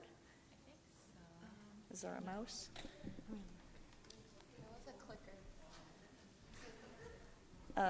This? For advancing. I think it's the green, isn't it? Oh, there we go. Okay. So thank you, and I have no disclosures. I think that, heart failure's been through a really exciting decade, right? We've got so many new therapies that are available, both medication-wise, device-wise. So it's really been a pretty exciting time. And we know so much about HFrEF patients, and that's really where a lot of the legwork has been. But I don't know about you, but managing HFpEF patients has been a little more elusive. And there hasn't been a lot of strong research that's really given us a lot of guidance until more recently. So that's why we want to, here we go, move forward with looking at HFpEF patients and what do we know. So we're going to walk through some of the evidence, some of the studies, and see if we can help get some answers for managing HFpEF patients. Well, I think one of the challenges is that the prevalence of heart failure continues to grow. And we're now tipping the scales at almost greater than 60 million people worldwide with the diagnosis. And here in the US, the lifetime risk of heart failure has increased. And we know that translates into significant burden for patients, but also the healthcare systems in general. So if we look at where we are in the US, it's 6.7 million patients that have a diagnosis of heart failure. And look at where the projections are heading, 8.5 million by 2030, and over 11 million by the time we get to 2050, despite all of the great treatments and therapies.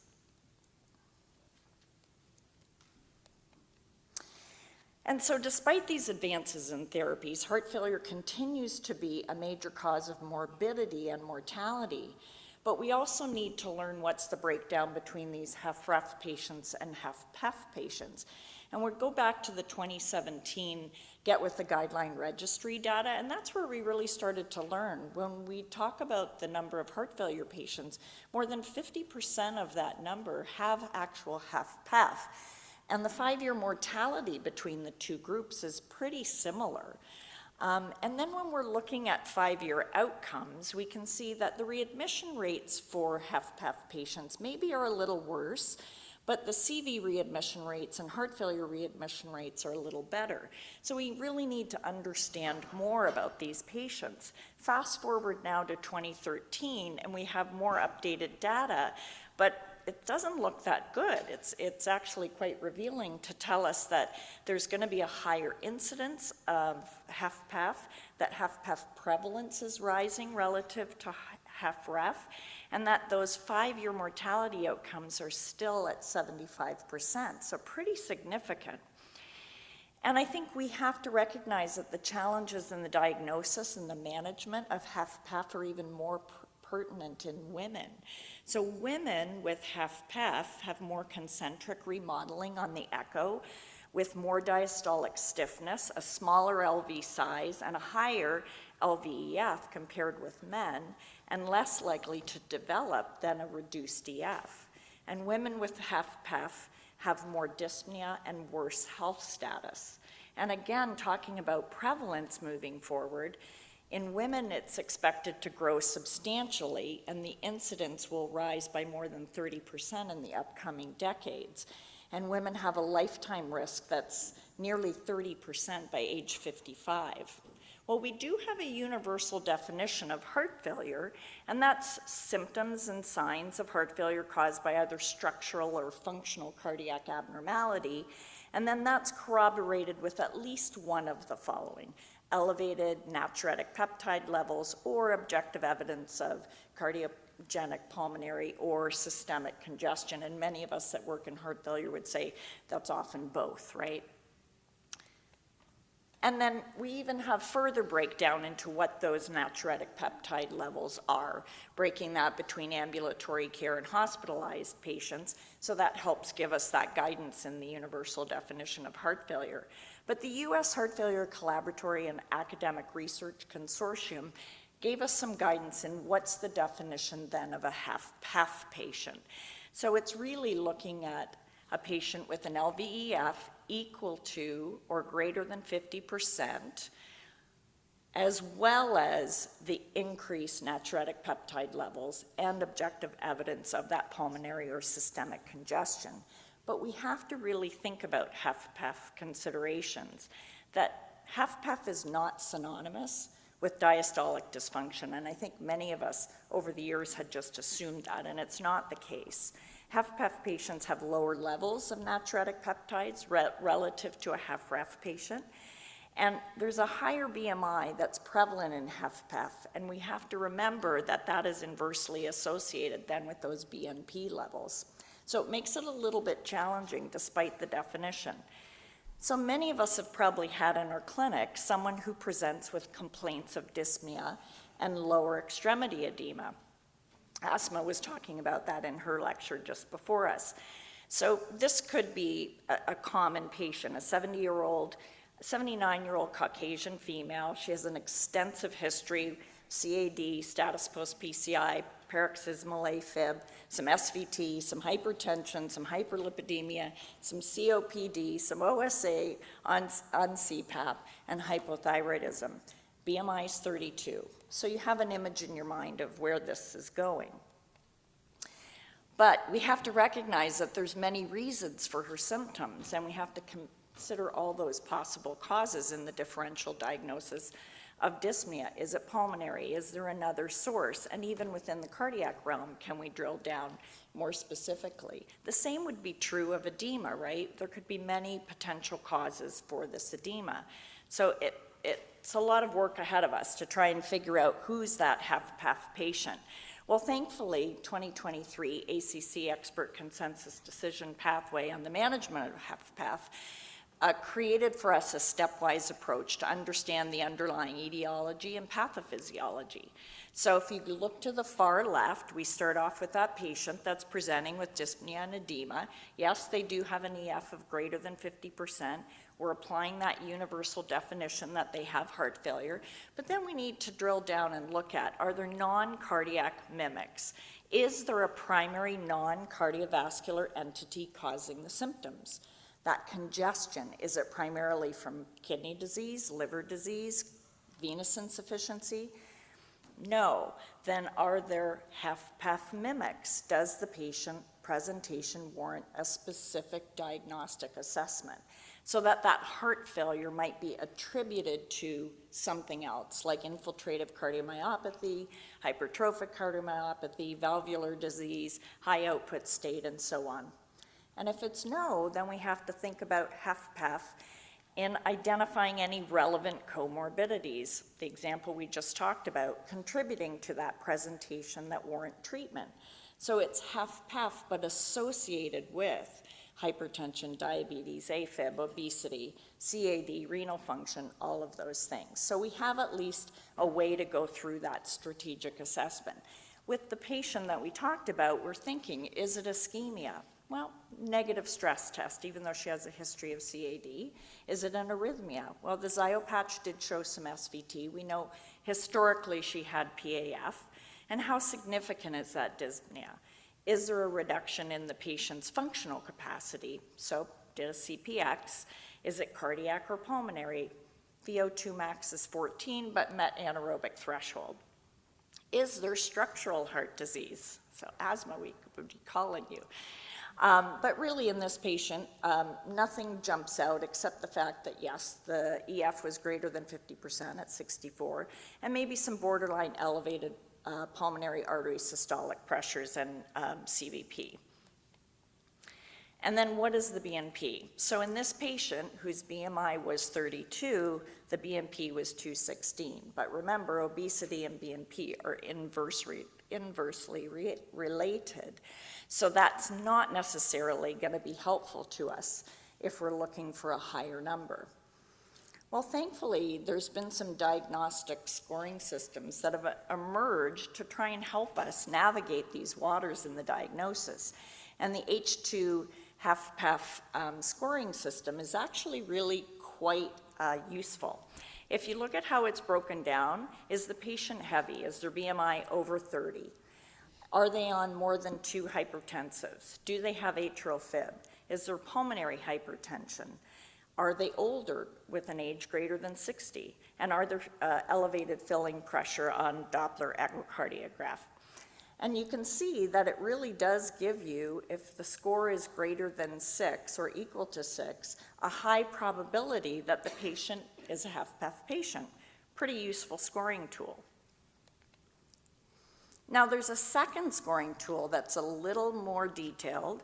It's the HFA PEF score, and it breaks down into 4 different categories. So there's a pre-test assessment for signs and symptoms of heart failure, comorbidities, and a standard echo, but it goes into 2 deeper steps, looking at the echo both functionally and from a morphologic standpoint.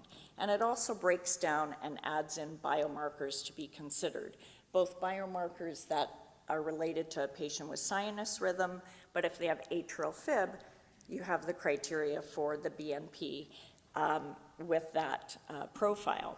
Lastly, you may need to have functional testing in case of uncertainty, so those would be patients you might want to send on for a right heart cath or stress testing and so on. And finally, if we need to go further along, then you're talking about genetic testings or biopsies. So I just wanted you to see the scoring system side by side.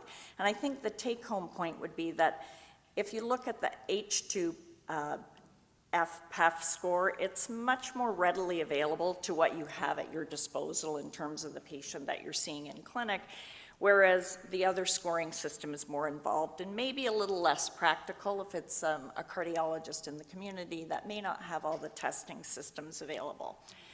So again, I can't bring home the point enough that you can have patients that look so similar, and we really have to drill down those cardiac mimics. If you look at these 2 individuals, individual A and B look pretty similar. Same age, although one's a woman on the left, man on the right.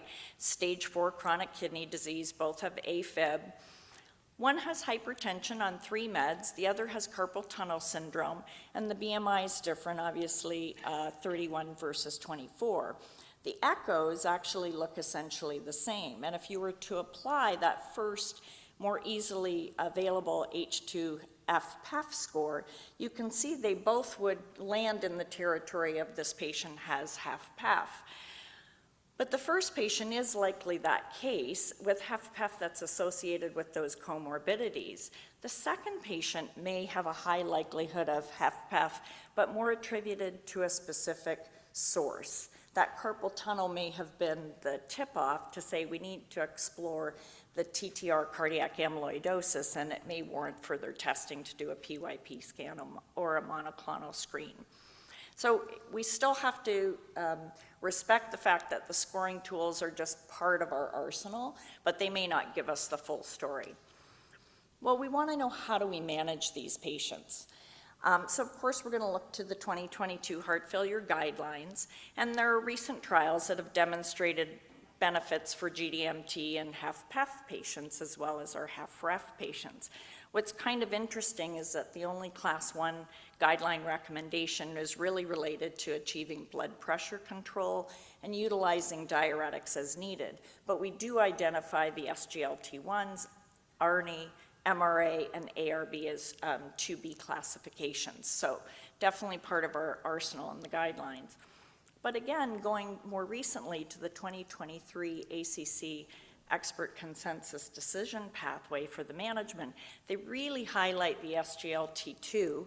And so we want to walk through these different treatment plans and look at some of the evidence, not all of it, but some of it that has been key and pivotal into making it to the guidelines. So I think from the SGLT2 perspective, DELIVER and Emperor Preserved were the 2 big trials that really were set up quite similarly. Both big trials, around 6,000 patients, Both had patients enrolled that had EFs greater than 40%.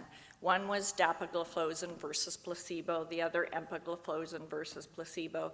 Primary endpoints were the same, but ultimately you can see there was a reduced risk of worsening heart failure and CV death and hospitalization for heart failure, so that was really important.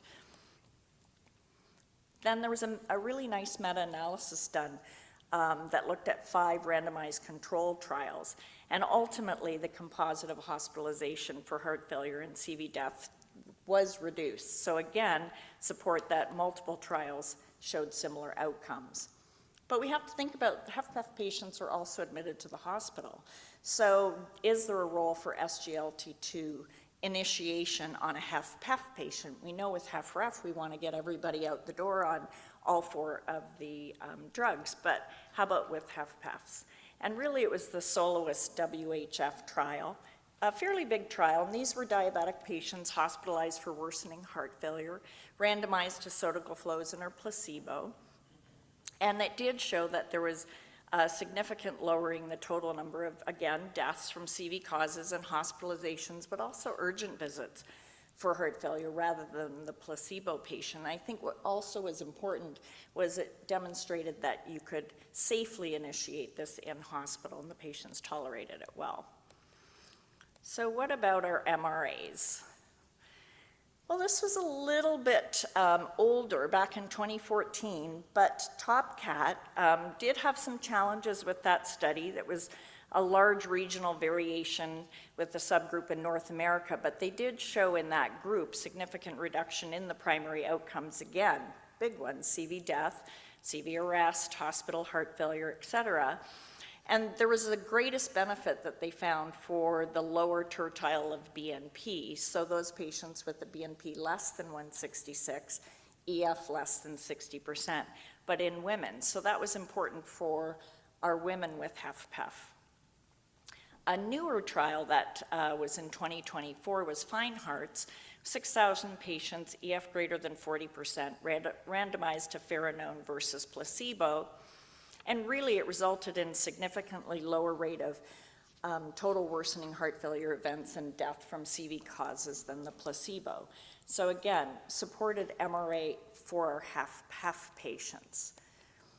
Now we want to look at ARNI, which has really been such an important and changing the landscape of heart failure patients with the HFrEF patients. And the Paragon-HF trial really looked at the HFpEF population. There was no statistically significant difference in heart failure hospitalization or CV death between the patients on sacubitril valsartan versus valsartan alone, but it did have a favorable change in the New York Heart class and renal function, and showed a real potential benefit for patients with an EF 45 to 57%, and again, a greater benefit at women. So that was important to include then into our HFpEF population. And lastly, the ARB really are for ARNI ineligible individuals, because cost is still, even though we're 10 years out with having Entresto on the scene, it's sometimes still hard to get covered by insurance, or the share of cost is still higher, they may be intolerant to it.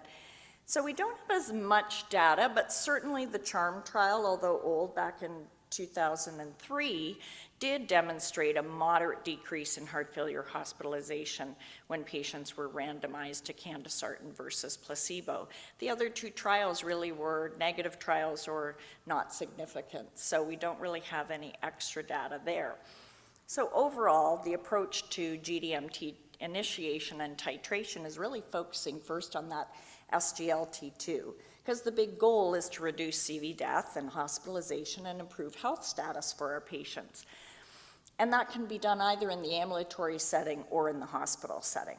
And I think then we have learned that the MRA, the ARNI, and the ARB should be considered for patients with an LVEF 55 to 60% or less, and that we always should try and titrate the ARNIs and MRAs to the maximum doses possible, because that's going to have the greatest benefit, and that was the STRONG trial that taught us that. Well, where are GLP-1s in this? kind of the new kids on the block, but there certainly has been a trial, the STEP-HF trial.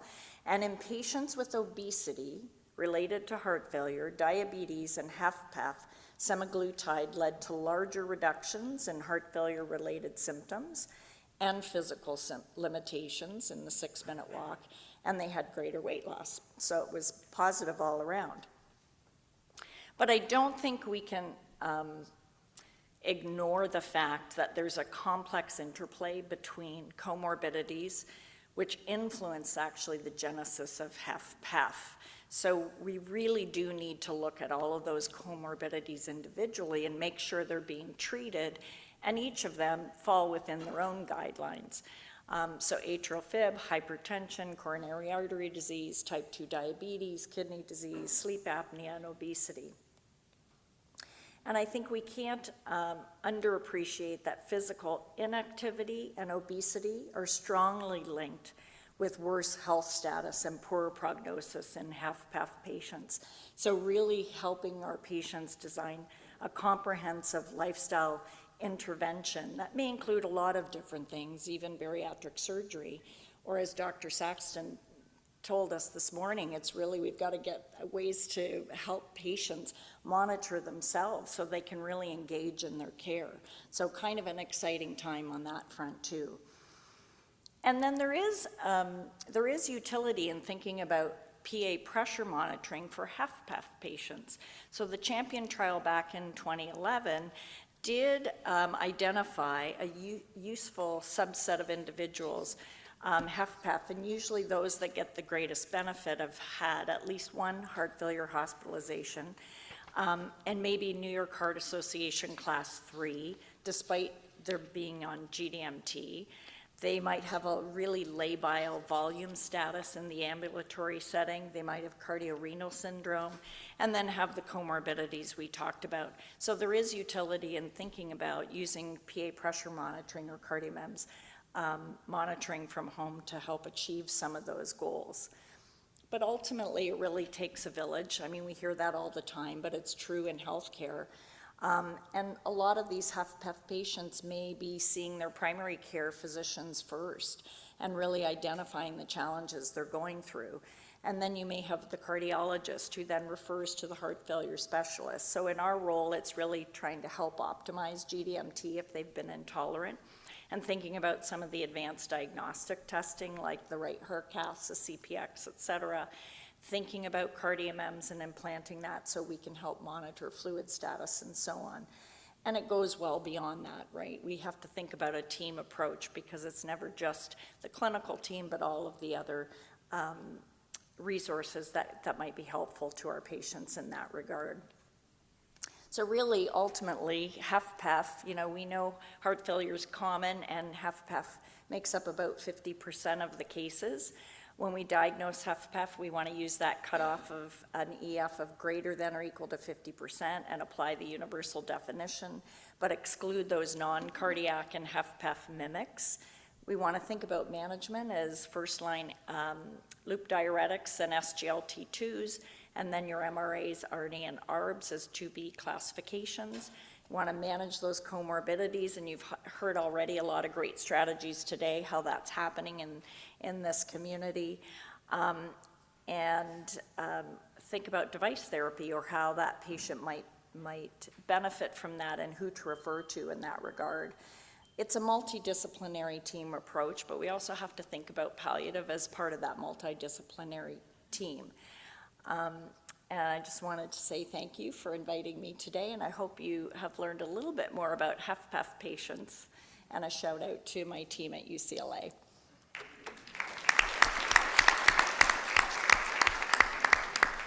We have time for about one question. Does anybody have any questions?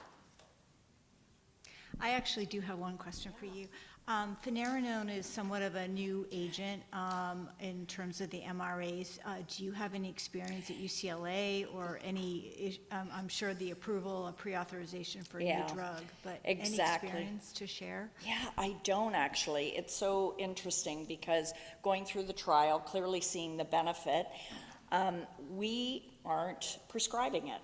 And so I think it's, again, catching up with the evidence sometimes and looking at, listen, they're not tolerating their other MRA. Let's think about how we can use this. I think most of the clinics are really bogged down with prior authorizations, and because our GLP-1s have gotten such sort of a landslide into use, right, that I think that's front of mind as opposed to the pheromone. So yeah, we haven't had a lot of experience using it yet, but monitoring would be the same. Yeah, thanks for that question. Thank you.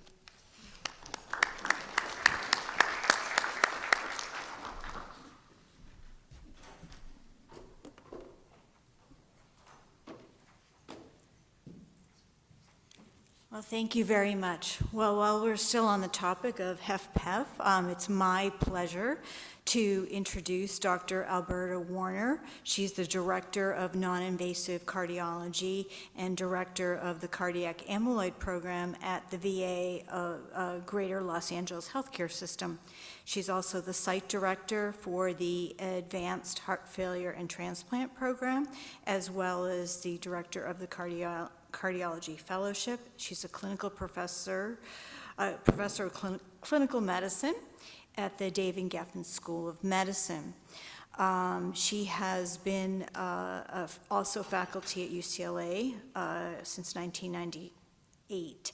Since 2014, her clinical research has focused on the diagnosis and treatment of transthyretin cardiac amyloidosis. She has served as an investigator for discovery study, identifying the prevalence of pathogenic TTR genotypes among at-risk heart failure patients, as well as the site PI for early studies in gene silencing therapies for hereditary TTR cardiac amyloidosis. She has participated in the international TTR amyloid registries and collaborated with colleagues on quality improvement initiatives leveraging health information systems to identify at-risk subjects for TTR cardiac amyloid. She is currently the site PI for Magnitude trial evaluating CRISPR Cas9 gene editing therapy in ATTR-CM. It's my pleasure to introduce Dr. Warner.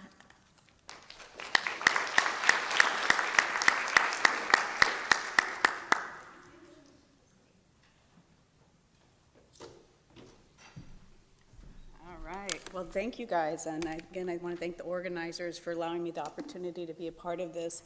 What I love is this is about team. And it's been really important, and all of us forming teams of people to help us navigate different types of heart failure. And so, as my colleague will see, how do I forward my button? Is this it? The green arrow. Green. The one with the big arrow that says go this way. Okay, can you guys hear me okay? Yes. All right, these are my disclosures. And my job today is I was tasked with recognizing cardiac amyloid. So I'm going to review the diagnostic algorithm that is laid out in the 2023 guidelines. And my big focus is going to be recognizing them. And my is to suspect it. And then the different roles in trying to go through that algorithm to go from suspicion to diagnosis. Amyloid confuses a lot of people. It just means protein misfolding, and there's over 36 kinds of protein misfolding disorders. Alzheimer's is a type of amyloid of the brain where it's a beta-2 microglobulin. But what it just means, amyloid means, it's from Virchow, it means lardaceous amorphous. That's why I have Jabba the Hutt, because that's the way he looked under the starch staining, the original one. So so it's a big blob of goop that's getting in the heart. And what teams need to know is the two kinds. Let's see, does this thing work? The pointer? Oh, here we go. Two kinds of amyloid that we need to know. AL and TTR. Counts for 95%. Not 100%, but 95%. So that's why as a team, we really need to be aware of it. AL means it comes from plasma cells. Plasma cells are supposed to make good antibodies. That means there's a heavy chain, which is that purple Y, and the little green chain. But sometimes you get some bad guys. We call them a clone, plasma cell clone, and they just start making crap, light chain, and that just deposits and causes this cardiomyopathy. Not as common, but TTR is much more common, and you're going to see this in everyday practice. Here, the source of the bad protein is not the bone, but the liver. And this normal protein, which should have 4 components or be a tetramer, dissociates to form these fibrils and again causes the same pathogenic process of a deposition in the heart, causing this infiltrated cardiomyopathy. We'll be talking about the 2 types. The most common is wild type, which just comes with aging, or hereditary, which comes from gene mutation. For me, it was always confusing. So part of my team is my hematologist. And I like things simple because it turns out it's very important to know what MGUS is. MGUS, and of course, as my patients, I tell them, I go, Gus is a good guy, Al's the bad dude. So MGUS, Gus stands for gammopathy of uncertain significance. It is a diagnosis of exclusion. So we'll be talking about the algorithm, but it's just a clone that doesn't have any evidence of deposit or harm. Myeloma is when there's a big plasma cell, which means more than 20-25% of the plasma cells, and it's characterized by producing bone lesions, kidney dysfunction, and what are these criteria? Now, light chain is the worst of all. In the bone marrow biopsies, there's not much, it's a small clone, but it's a very bad clone. They usually have what's called CD38, but they're producing very toxic light chains. And so the difference is that, but it's important that we recognize 5% of us over age 70 have MGUS, 10% of us over age 80, and it seems to be very common in TTR, which is important because a lot of times it means we have to do a cardiac biopsy to sort out if we have light chain or TTR. What is TTR? TTR stands for, T is for transports, thyroxine, and retinol. Turns out this protein doesn't transport much of thyroid, so that's how we've been able to get away with gene silencing with the small interfering RNAs. And retinol, vitamin A, fortunately, is very bound or tissue bound. It's important as providers we know that prealbumin is TTR, or TTR is prealbumin. It's not a pro-albumin molecule, it's just back in the old days when we did serum electrophoresis, it was the protein that was just before albumin. Everybody goes like, well, what are we going to call it? Let's just call it prealbumin because it's that weird band there. And then 50 years later, we now know it's really TTR.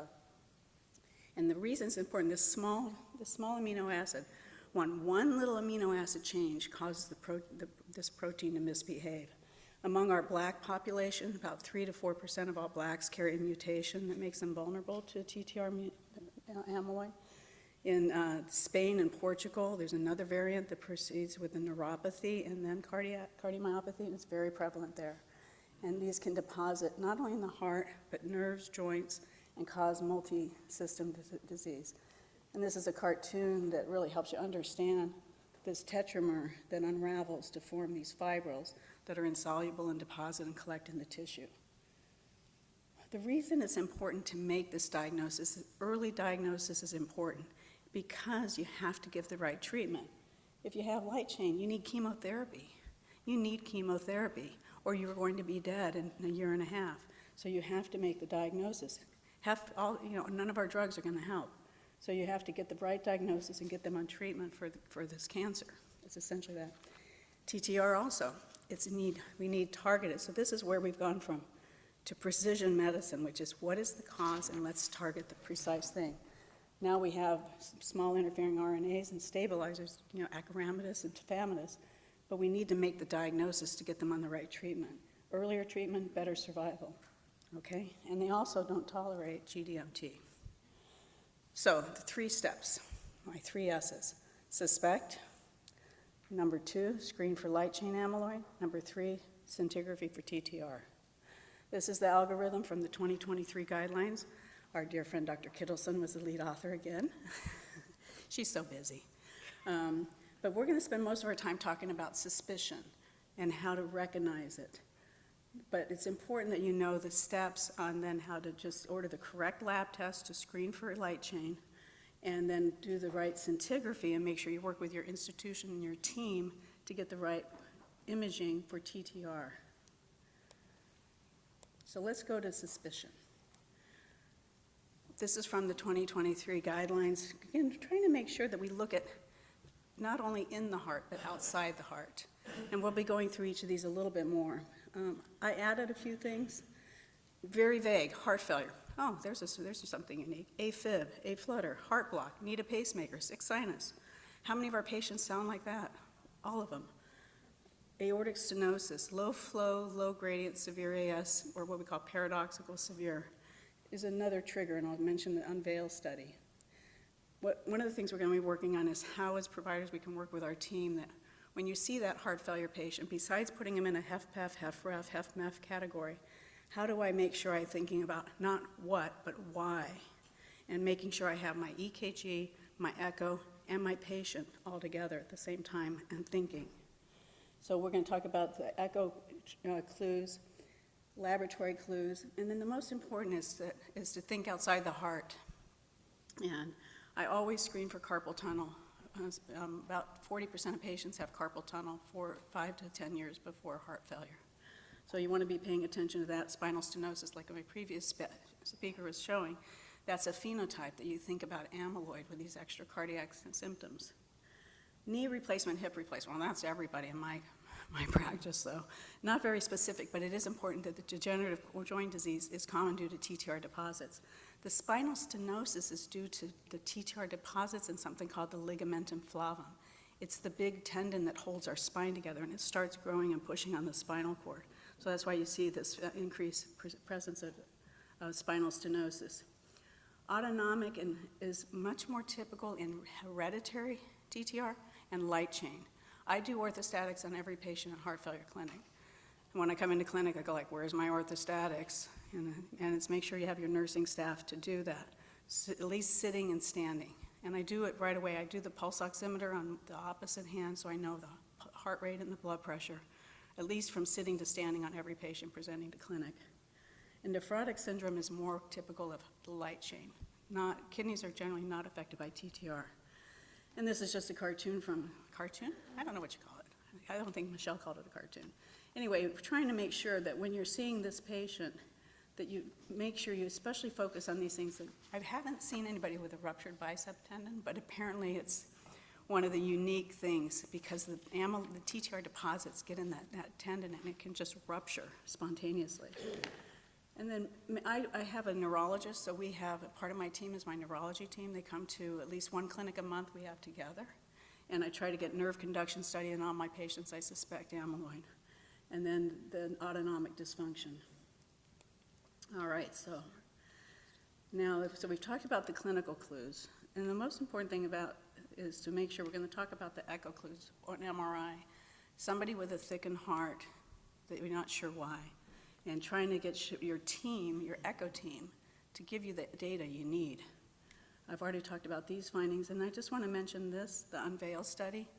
It's done by Matt Maurer, where they basically screened for TTR with scintigraphy and found that 16% of men had evidence of TTR by PYP and those undergoing TAVR.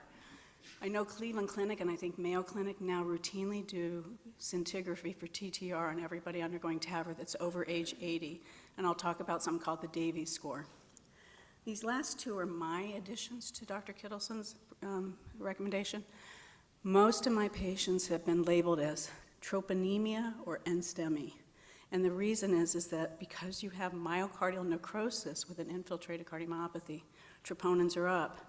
And you may have what's called a chronic pattern, which is a less than 20% rise and fall, or maybe they come in with heart failure and it goes up, but it never goes all the way down.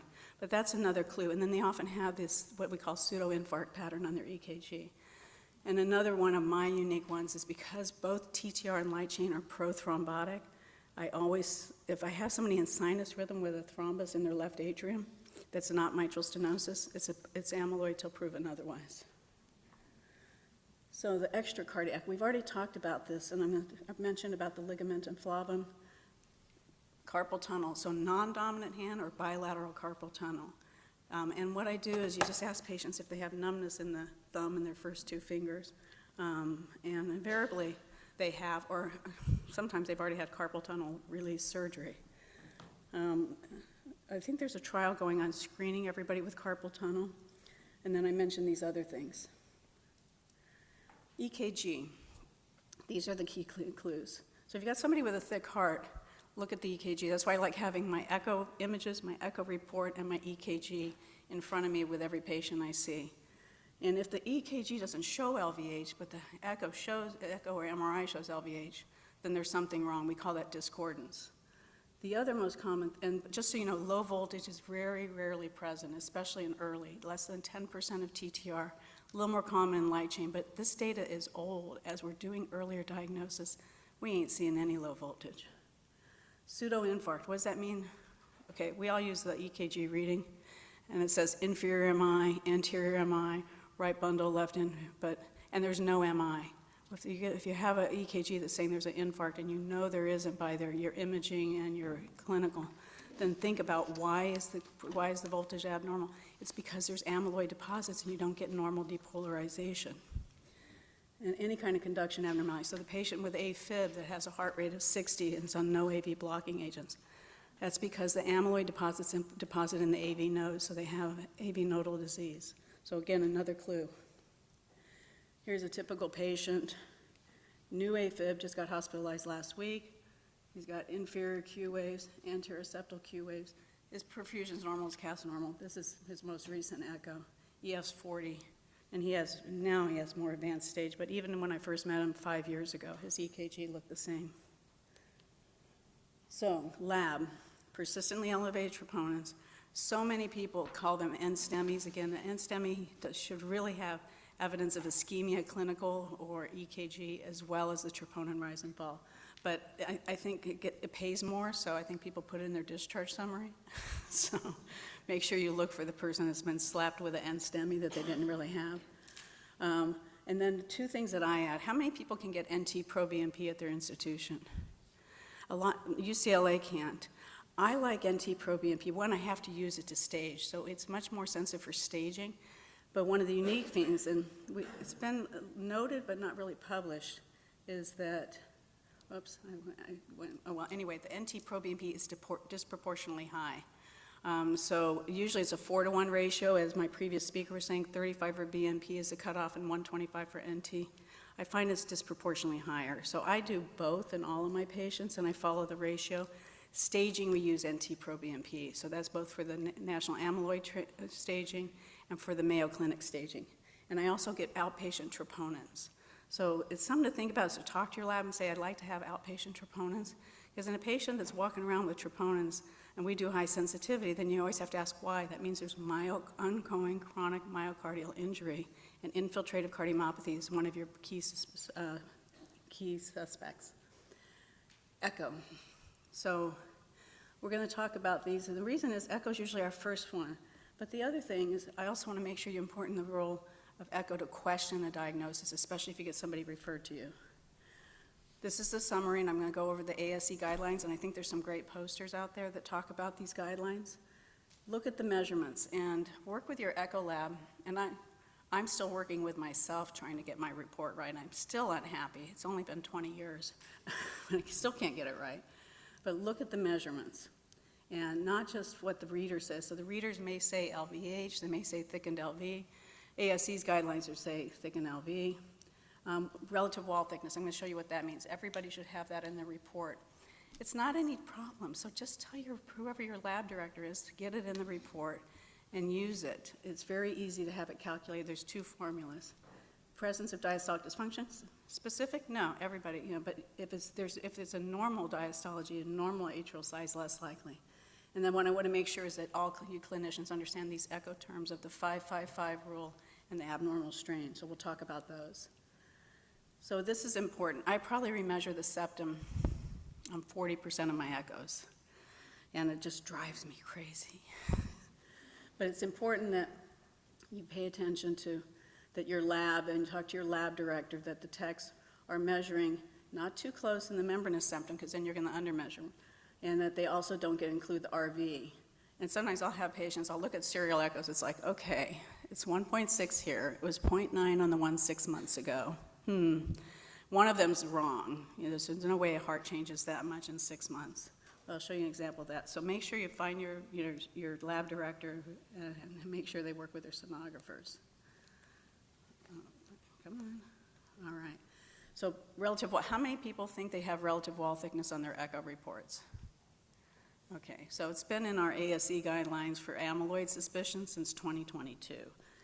And it's very simple. It basically says, how thick is the heart relative to the chamber? That's what it's relative wall thickness. So normal, so there's two formulas. The ASC is take 2 times the posterior wall and divide it by the internal dimension. So in this case, it'd be 1.1 plus 1.1 divided by 4.7. Or there's a Davies method, which is a Mayo Clinic amyloid risk score. It's 1 plus 1.1. Bottom line is it should be less than 0.42. If you're getting up above 0.6, it means that heart is relatively thick, because what happens with amyloid is you get concentric thickening. So the chamber gets smaller, the walls get thicker. The chamber gets smaller, the walls get thicker. How many people look at LV mass on their reports? Okay. I do report it, and we have a decision-making algorithm, so I try to make sure that my colleagues use that, where it talks about concentric hypertrophy, which is very typical of amyloid. So this is the ASC guidelines from 2022 of what the suspicion we should include. And again, unfortunately, most of us with echo, we don't have an EKG in front of us. So that's why it's really important when you're in the office with that patient and it says thick ventricle, look at the EKG. And we've already talked about these others. I want you guys to understand some of the CLE rules, and I think they have some of these samples, the ASC poster, and it's great to get that into your labs as these ASC practice guidelines for amyloid. This is from Jace. And the important things are looking for high left atrial pressure, and the most important is they talk about is high filling pressures, diastolic dysfunction, and this tissue Doppler phenomenon called the 5-5-5 rule. And making sure that you guys know how to find in your report what you need to see. So this is what's normal. Normal guy. So basics, heart contracts. When the heart contracts, this is actually the mitral annulus. The base of the heart moves towards the apex, and this is called systole, or S prime. It should be about 10 centimeters. Then the heart relaxes mitral, and we have what's called the early diastolic filling, or E prime, and then we have atrial contraction. This is what a healthy person should look like. Nice displacement, and I use the medial, should all be above 10. This is the amyloid patient. 5, very low tissue displacement. And why is that? Because even though the EF may be normal, that's just a blob of Lardacious Jabba the Hutt trying to squeeze. It ain't going anywhere. So there's very little tissue displacement. And where to look for it on your report is you want to make sure your team adds it to the report. Oh, I'm going to talk about strain, and then I'm going to show you what we have in our report. Strain is another thing that's been our standard for amyloid and for all echo. Strain was implemented in the ASC guidelines in 2014 for chemotherapy. And the main thing is all you need to know is that normally we use little speckles. When a heart contracts, it shortens by 20%. So that's roughly like if you had 2 speckles, so it should be all minus 20. Global strain, when it becomes less than 15, makes you think about amyloid. And there's a characteristic pattern where this is what's called a bullseye view. This is the apex. The apex has better speckle tracking or better strain than the base, and that's because the deposits start in the base of the heart and work towards the apex. Absence of this, again, this is more advanced amyloid, but it's really important to make sure you look at this number, and the suspicion is of anything less than minus 15 to suspect it.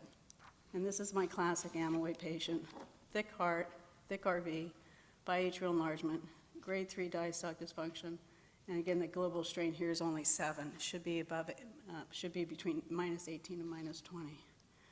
And this is just a screenshot of our measurements. So I look at my measurements, and 711 is normal, or 1.1. So the ASC guidelines say 1.2. So here's somebody with a thick heart. Here's my relative wall thickness, 0.76. Again, remember, less than 0.4 is normal. My mass is huge. Mass should be, index mass for men should be 115. But borderline EF, and then here's my medial. See how all these tissue Dopplers. So try to get your team to put all this in the report, because sometimes you're the detective, not the echo lab, and you're the one that that solves the crime. All right, come here. And this is the ASC recommendations for reporting, that if, as a sonographer or reader, we're supposed to be saying, if this is suggestive, we should write, and I'll tell you this is what I put in my reports, as I say, clinical correlation for infiltrative, and then I'll put amyloid process or cardiomyopathy to try to get my clinicians to think about this diagnosis and make sure that you look for the strain and global strain. So talk to your team and make sure they're doing it. So as providers, don't rely on the reader to make the diagnosis for you. Always look at the septal wall thickness. Look for terms hypertrophy or thicken. Correlate with your EKG while you have the echo with you. Look for the degree of diastolic dysfunction and integrate your wall thickness. And make sure your team tries to give you strain and TDI that you can quickly look. It should be like an EF. We all look for the EF. Why aren't we looking for these other things? So try to incorporate that into your practice. This is something called the Davy score. It's a Mayo Clinic score for suspicion of cardiac amyloid. And basically what they found is they screened 666 individuals with the EF above 40. And using this score system with a high score of 6, found about 10% to have TTR amyloid. Again, this is an older, mostly Caucasian population. But you can see if you're an 80-year-old man, you already have a high-risk score. And like I said, it is that common. We think it accounts for at least 10% of HFpEF. The reason you take a point away for hypertension is you want to have the patient who has no hypertension or low blood pressure, who's got a thick heart, tells you there's another process going on. And this is now incorporating that wall thickness and relative wall thickness into your score system. And there's ways to automate that. MRI, I just want to make mention, we don't do a lot of MRI. It's not part of the algorithm, but it can often be a complement to your echo when you suspect. Just look for that late gadolinium uptake and just let your MRI person know what you're looking for. So now that you've got this detective work underway, it's just very simple. It's just 2 steps. You're going to order lab for screening for light chain. And you want to have it try to see if you can build a menu. I'll show you our order menu. You want to get a serum-free light chain, a SPEP or immunofixation, and a urine. And if you want to make sure that your lab is doing immunofixation, okay? It can't just be an electrophoresis. And now everybody does. We have an amyloid order menu. You might want to see if you can work that out for your order menu, whether you have Epic or whatever, where you can have the screening test, the scintigraphy, the echo with strain, and the lab assessments. And if any of these are abnormal, I work with my hematology team. If you have any evidence of gliomopathy, you have to move on to a bone marrow biopsy and let the hematologist do the job. Where I have the biggest battle with the hematologist is I want to do a heart biopsy. They'll never say it. The reason you have to do a heart biopsy is bone marrow is not tissue. You have to go with the affected organ. If my patient's presenting with heart failure, my affected organ is the heart. But we'll talk a little bit about that, but it's important to know that we often have to move on to tissue biopsy. And we'll talk about the importance of having your lab and send-outs to Mayo Clinic. You have to do what's called spectroscopy. And this is where that step is. And now the third step, and we do this step 2 and step 3 at the same time, is scintigraphy. So scintigraphy is, we learned a long time ago that, this is in 2005, that TTR amyloid binds to what are called diphosphonates. In our country, we have PYP and HDMP. In Europe, they use DPD. And it's highly specific for TTR amyloid. And this is important to know that you have to do SPEC. If you rely on something called planar, you get blood pooling. And so you can move on and order the scintigraphy. I do it at the same time in the lab. If the light chain screen is negative and you have grade 2 or 3, which means equal to or greater than bone uptake in the heart, then you have major diagnosis and you're done. It's important to know there's false positives, and the most common causes is that the reader isn't using SPEC. So, and I just got another report on another person where they did heart contralateral score. That is unacceptable, and you have to repeat it. And then I'm not going to talk about genetic testing, no matter what. So if I have any gammopathy that meets the guidelines, I have to do a heart biopsy, and I need to send it for spectrometry to Mayo Clinic. They're the only place to do it. It's immunofixation is more difficult. You can use formalin-fixed tissue. And just a couple quick examples. Let's see, I don't know if I can get this to play. This is the classic, just screening your echo. This is a patient of mine. He was working out in the gym. No, his heart failure, developed acute stroke, was to code stroke to a local hospital. They didn't figure out the cause, but his EF was slightly reduced. This is our echo. We see that he's got low global strain, a thick heart, lack of LVH on his echo. Did the workup, TTR hereditary, and kept him on apixaban. It's another patient sent for pre-op for spinal, for laminectomy. When I first met him, you know, he had spinal stenosis for sure, a left bundle. His first echo from the 6 months prior didn't report thick, and so I did another one. And you can see just the difference. I got 1.1, 1.35, 1.6. I was a little equivocal about how much it looked like it. So I decided to get an MRI. MRI was suggestive. Bottom line, he had a gammopathy, so I had to do a cardiac biopsy. Even though he had a visual score 3, he still had a monoclonal gammopathy. So we had to do a cardiac biopsy. Turned out he had hereditary. He was adopted, so he didn't know his family history. And he has the Spanish or Portuguese. When he had his LAMI, we sent the tissue, found the same thing in his ligamentum flavum. And again, I also make sure I use my echo to question. This is somebody referred for tafamidis. Echo's wasn't thick. He just had a PYP at an outside place, so I repeated it. It was 0 at our place. It turned out they were reading blood pooling. So I saved us a lot of money in tafamidis by doing the workup over again. And this is his PYP here that showed no tissue uptake. All right? So in summary, one thing I forgot to mention, one of my favorite things is when GDMT becomes goddamn medical therapy because they're hypotensive all the time, that's one of my clues, okay? So remember the clinical clues, the extracardiac features, the lab, EKG, and echo findings. And that's our summary, and I thank you for your time.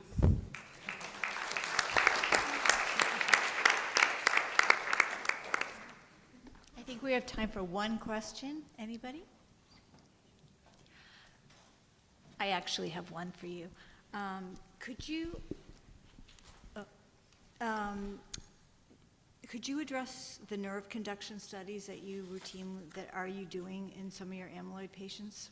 Yeah, we send them, we do nerve conduction, EMG, work with my neuromuscular team. Mm-hmm. So it's important because my rehab people do their own nerve conduction, but I try to make sure I'm doing it with neurology to make sure it's very focused on both, not just upper, but the lower extremities, looking for, and it's kind of weird. I mean, I'm not great about these axonal differences. I call it the pins and needles study. I tend to, so far I haven't had my neurologist refer me an amyloid patients. It's always me referring the amyloid patient to the neurologist. But it's because it's often dismissed, their neuropathy is dismissed as diabetic. It's really the cardiologist that makes the diagnosis. Okay. All right, thank you. Oh, and we have one question in the audience.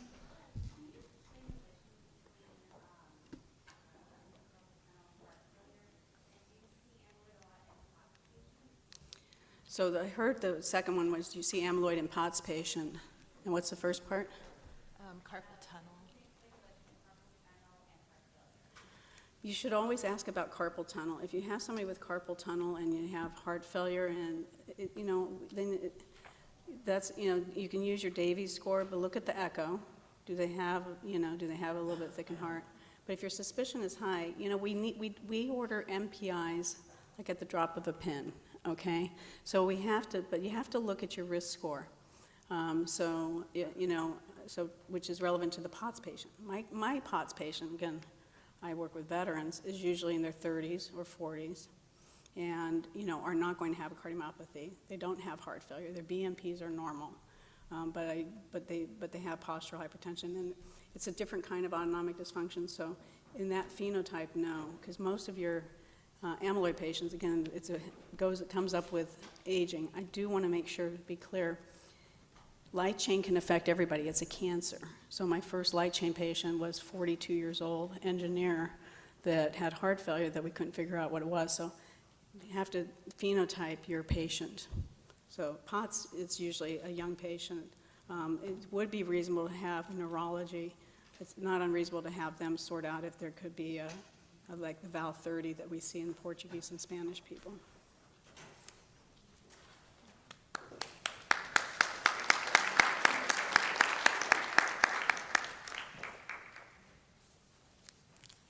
Thank you so much, Dr. Warner. That was amazing. And amyloid is certainly having much more awareness, both among the medical community and in the general community.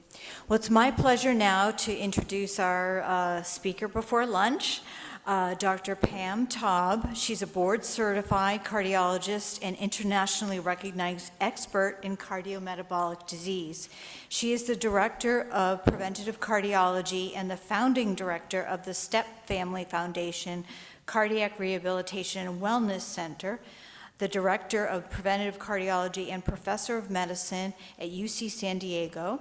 She also leads the newly established UCSD Beacon Center for Lp(a) research.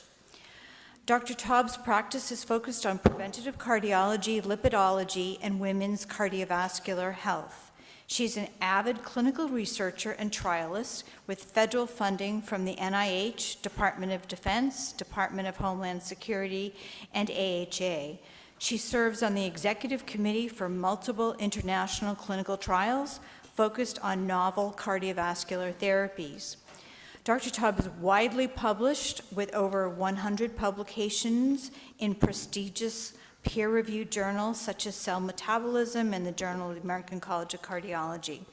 She is actively involved and serves on the American Society of Preventative Cardiology. She is a fellow of the American College of Cardiology Prevention of Cardiovascular Disease Section Leadership Council and is the incoming chair of the American Heart Association Women in Cardiology Committee. Welcome. It is our privilege to have you as faculty today, Dr. Taub.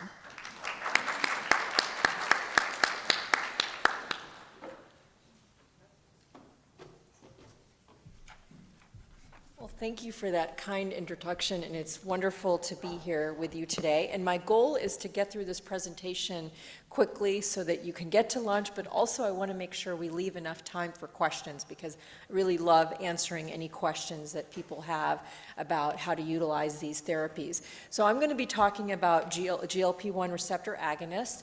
This slide set was created by a steering committee that also includes some of my colleagues that are mentioned here. And just as a reminder, to fill, there's a yellow pre-test that's on, that you just got, so fill that out. And then this is the post-test evaluation that you also got just handed to you. And so what we really want to talk about today is the current management goals and how do we select the right patient for GLP-1 receptor agonists. And then I'll review some of the efficacy data around GLP-1s and focus really on cardiovascular outcomes. And then also review clinically how we would implement GLP-1 receptors agonists in our clinical practice, and then how to deal with some of the side effects that our patients have. And so let me, in the interest of time, just go through, these are my disclosures.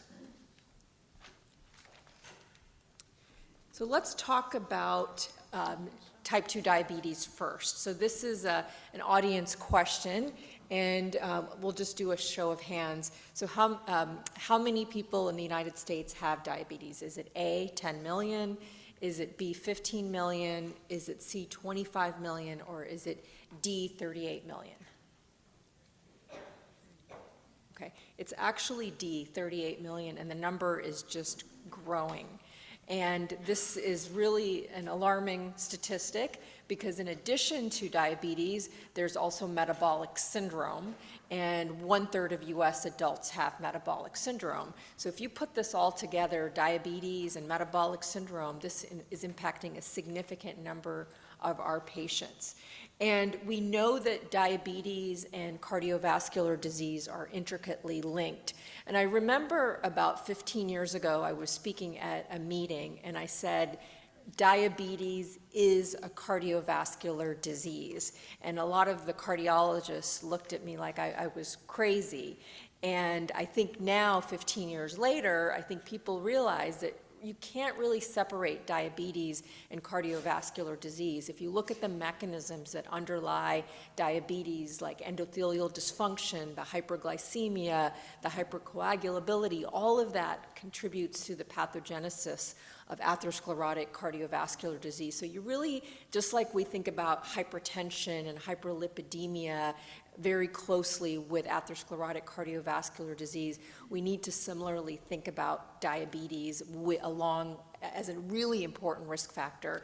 And I think as treating clinicians, I don't think we can say anymore that, well, diabetes as a cardiovascular practitioner, that's just not my arena. We have to embrace diabetes and we have to learn how to manage it. And I do understand that some of the very complex diabetes, like insulin management, may be referred to our endocrinology colleagues, but as cardiology practitioners, we have to have a good fundamental understanding of how to manage diabetes, because it's so intricately linked to everything from heart failure to myocardial infarction. And so we're seeing some very alarming trends, and what we're seeing is that especially in our middle-aged patients with type 2 diabetes, the prevalence of really horrible complications like myocardial infarction and stroke is rising. And this really parallels a recent publication that the AHA put out on overall cardiovascular mortality, which for many years was decreasing. But if you look at the most recent data, our cardiovascular deaths and mortality are increasing. And I think the reason for that increase is because of increasing prevalence of obesity, diabetes, metabolic syndrome. So even though we have a lot of good drugs, there's a lot of work to be done, and it's also about implementing these drugs. And so we also need to be thinking about the kidney and the liver when we talk about cardiometabolic disease. That's also no longer something that we can just say, okay, the nephrology clinicians are going to deal with the kidney, the hepatology clinicians are going to deal with the liver. No, we in cardiology have to be also thinking about these organs in a very holistic manner, because so much of what we do in managing cardiovascular risk impacts these other organs. So for instance, with entities such as MASH and MASLD, the number one cause of death in those patients is not the liver disease, it's actually cardiovascular disease. So when you do good cardiovascular risk reduction, you're also impacting liver disease and also kidney disease. And one of the really fascinating things about kidney disease is for the decrease in EGFR is actually correlated with increased cardiovascular events. And also looking for things like microalbuminuria, which we don't even really do in cardiology, but we need to start doing, is a very early indicator of kidney disease before the creatinine becomes elevated. So we need to be really taking care of our patients in a holistic manner. And the AHA presidential statement that was recently released really talks about this concept. And what we have to think about is not, this is my organ, that is your organ, but we have to think about the patient. And we have to think about how everything is talking to each other in our body. There's an incredible organ crosstalk. The kidney is interacting with the heart. The kidney is reacting to things that the heart is doing. And so similarly, when we take care of these patients, we have to understand these interactions. And yes, there are sometimes things that are outside of our expertise, and we do need to rely on our colleagues. But in general, some of these basic things, such as how to deal with obesity, how to deal with mild kidney disease, how to deal with diabetes, are all things that we should get proficient in.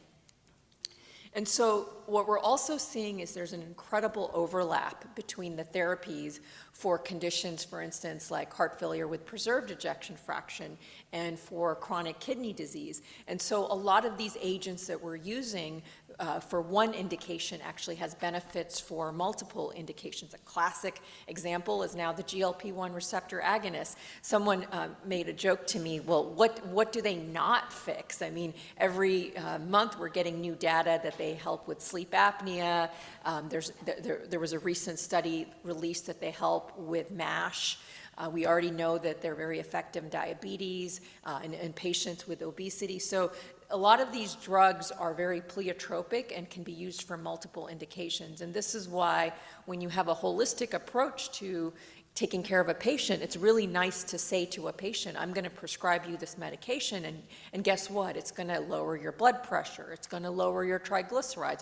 Oh yeah, you're going to get some weight loss. It's also going to reduce cardiovascular events. It's going to help with your fatty liver, and it's going to help with your kidney disease. So it's really nice to also present that holistic approach to our patients.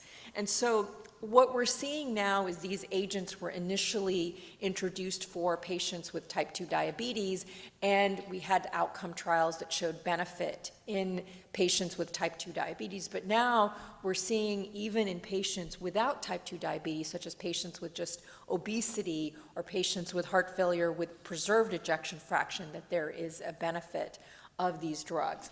So let's look at some of the data. And before we delve into the data, let's talk about mechanisms. These are an incredible group of compounds. We have both the GLP-1 receptor agonist, semaglutide, dulaglutide, and liraglutide on the market. And then we have the dual agonist, the GLP-GIP drug tirzepatide on the market, and there's so many more that are coming. We're kind of in the very primitive stages of this class of drugs. And the analogy that I like to make is this is like the era when we were thinking about low-intensity statins like pravastatin, but the more potent agents are coming, and eventually we'll have a lot of different options in our clinical toolbox. So we can, because not everybody needs a very potent agent that causes 30% weight loss. Some people just need a smaller degree of weight loss. And so we'll have like the low potency agents, the moderate potency, and the high potency, and we're going to be able to personalize it to our patient.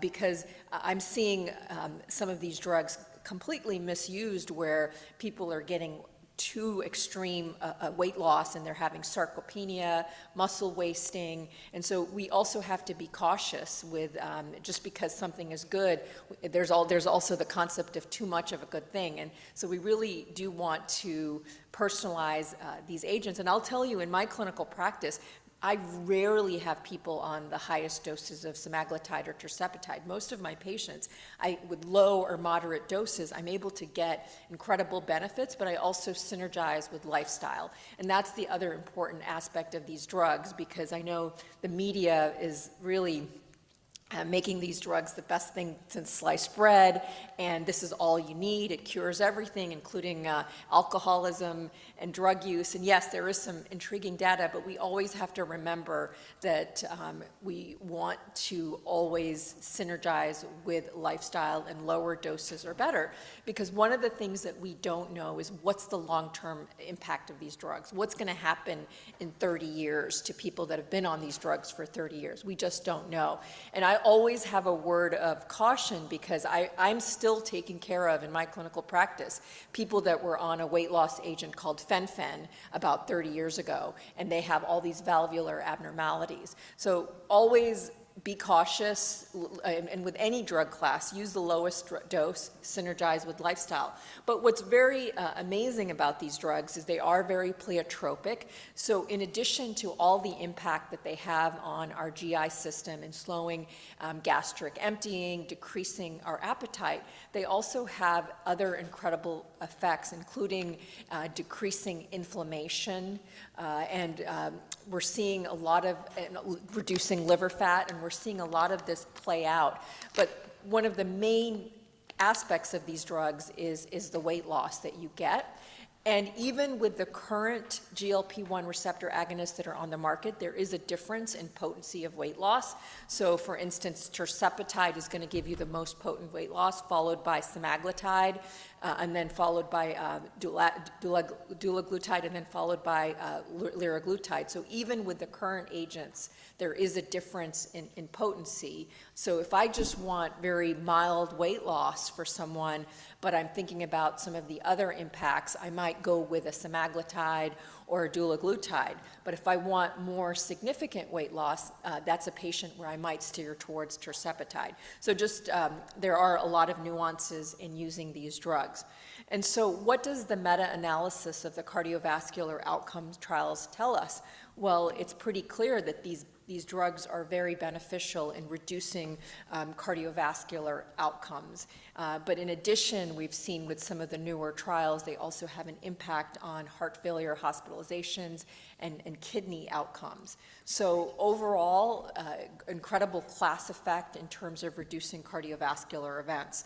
And so we're starting to incorporate them into our guidelines, including the obesity guidelines and also the prevention guidelines. But in terms of what is now out there is for patients with type 2 diabetes, these agents are recommended to reduce cardiovascular risk independent of glucose control. And in the American Diabetes Association guidelines, we used to have metformin as what we had to go through before we were able to get to some of the other agents. And what they've now said is you don't have to do metformin as step one. You can directly go to a GLP-1 receptor agonist or an SGLT2 inhibitor. Of course, metformin is cheap and very easily accessible, so for many of our patients, we will still start with metformin. But the data for metformin is just not as strong as the data that we have for the GLP-1 receptor agonist and the SGLT2. And so one of the major landmark trials that was recently presented was the SELECT study. And what was really incredible about this study is this was the first cardiovascular outcome trial to look at patients without diabetes but with obesity and established atherosclerotic cardiovascular disease. So prior to this, the trials enrolled patients with diabetes. So this trial said, let's just look at people who have obesity and see what, and this was a large trial, over 17,000 patients. And let's look at the impact that these drugs have on cardiovascular mortality. And what you can see here is there's a clear difference between the semaglutide arm and the placebo arm in terms of their primary endpoint, which was a composite of CV death, non-fatal MI, and non-fatal stroke. So really landmark findings showing that in a non-diabetic population that these drugs have cardiovascular benefit.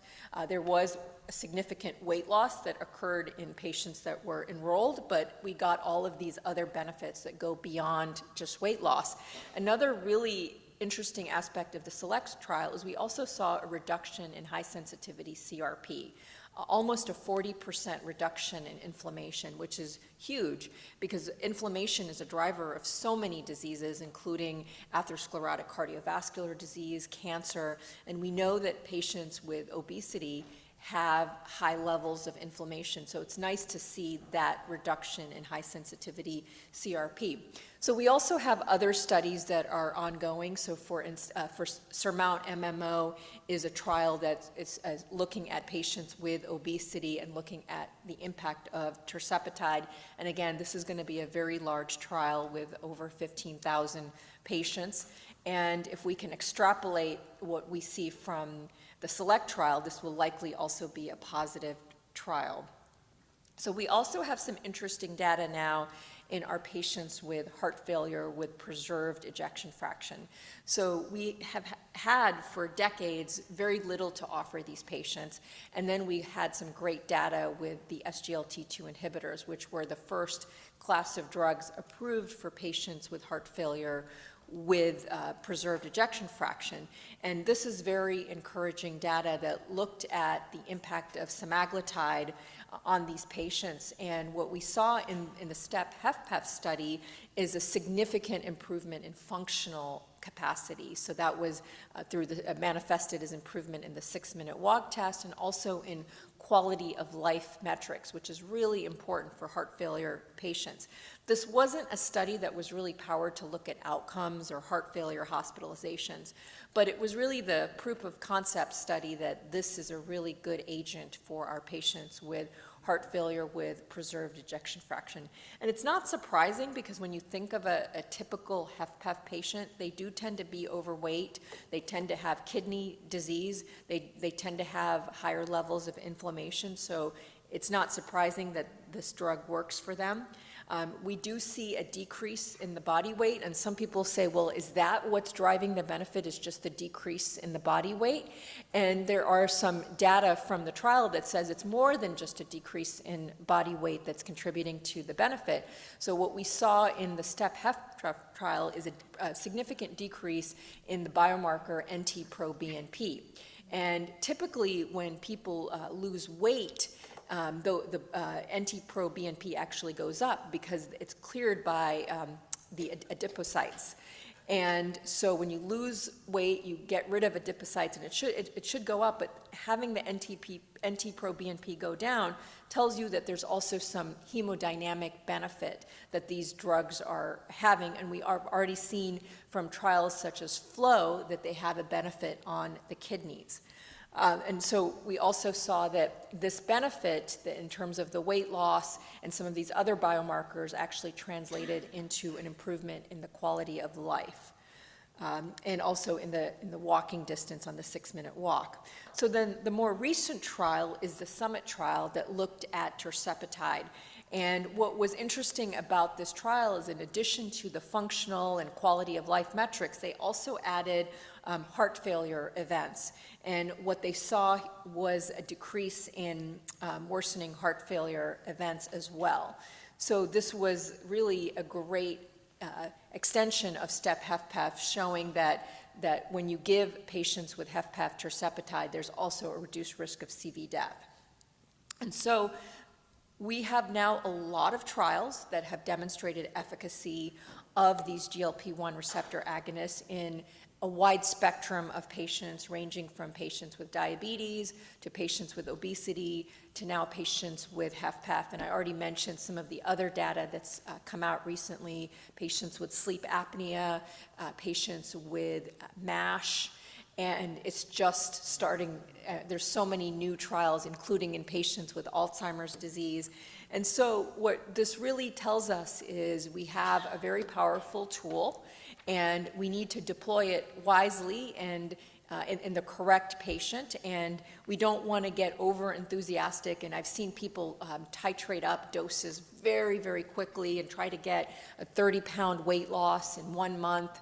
That's not the way to use these drugs. The first thing is, when I put somebody on these drugs, I let them know that this is a lifelong drug. We have to be very clear with patients on that, because a lot of people think they can get on the drug, they can lose a little bit of weight, and then they're done. But the weight does come back.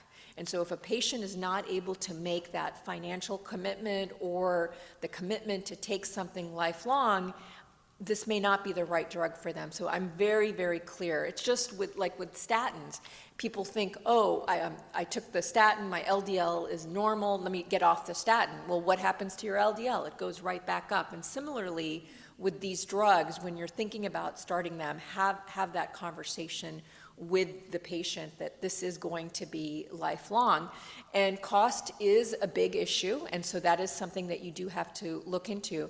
But what is really nice is both of the companies, both Lilly and Novo Nordisk, have now come up with kind of direct patient-facing programs where they have a cash pay rate around $400 to $500 per month. So it's much cheaper than just the commercial rate, which can be over $1,000 a month. So there are these programs, and what I do anticipate is these drugs are going to get cheaper and cheaper. We've already seen it with liraglutide. It used to be very expensive, and now liraglutide is around $100 a month, and higher dose liraglutide is in the form Saxenda, which you can use also for weight loss. So for a lot of my patients where cost is an issue, I do give them the option of liraglutide, but the only issue is it's once a day injection versus once a week. But I think as newer generation agents come out, I would love to see the price point go from 400, 500 to less than 100, so that it can become more affordable.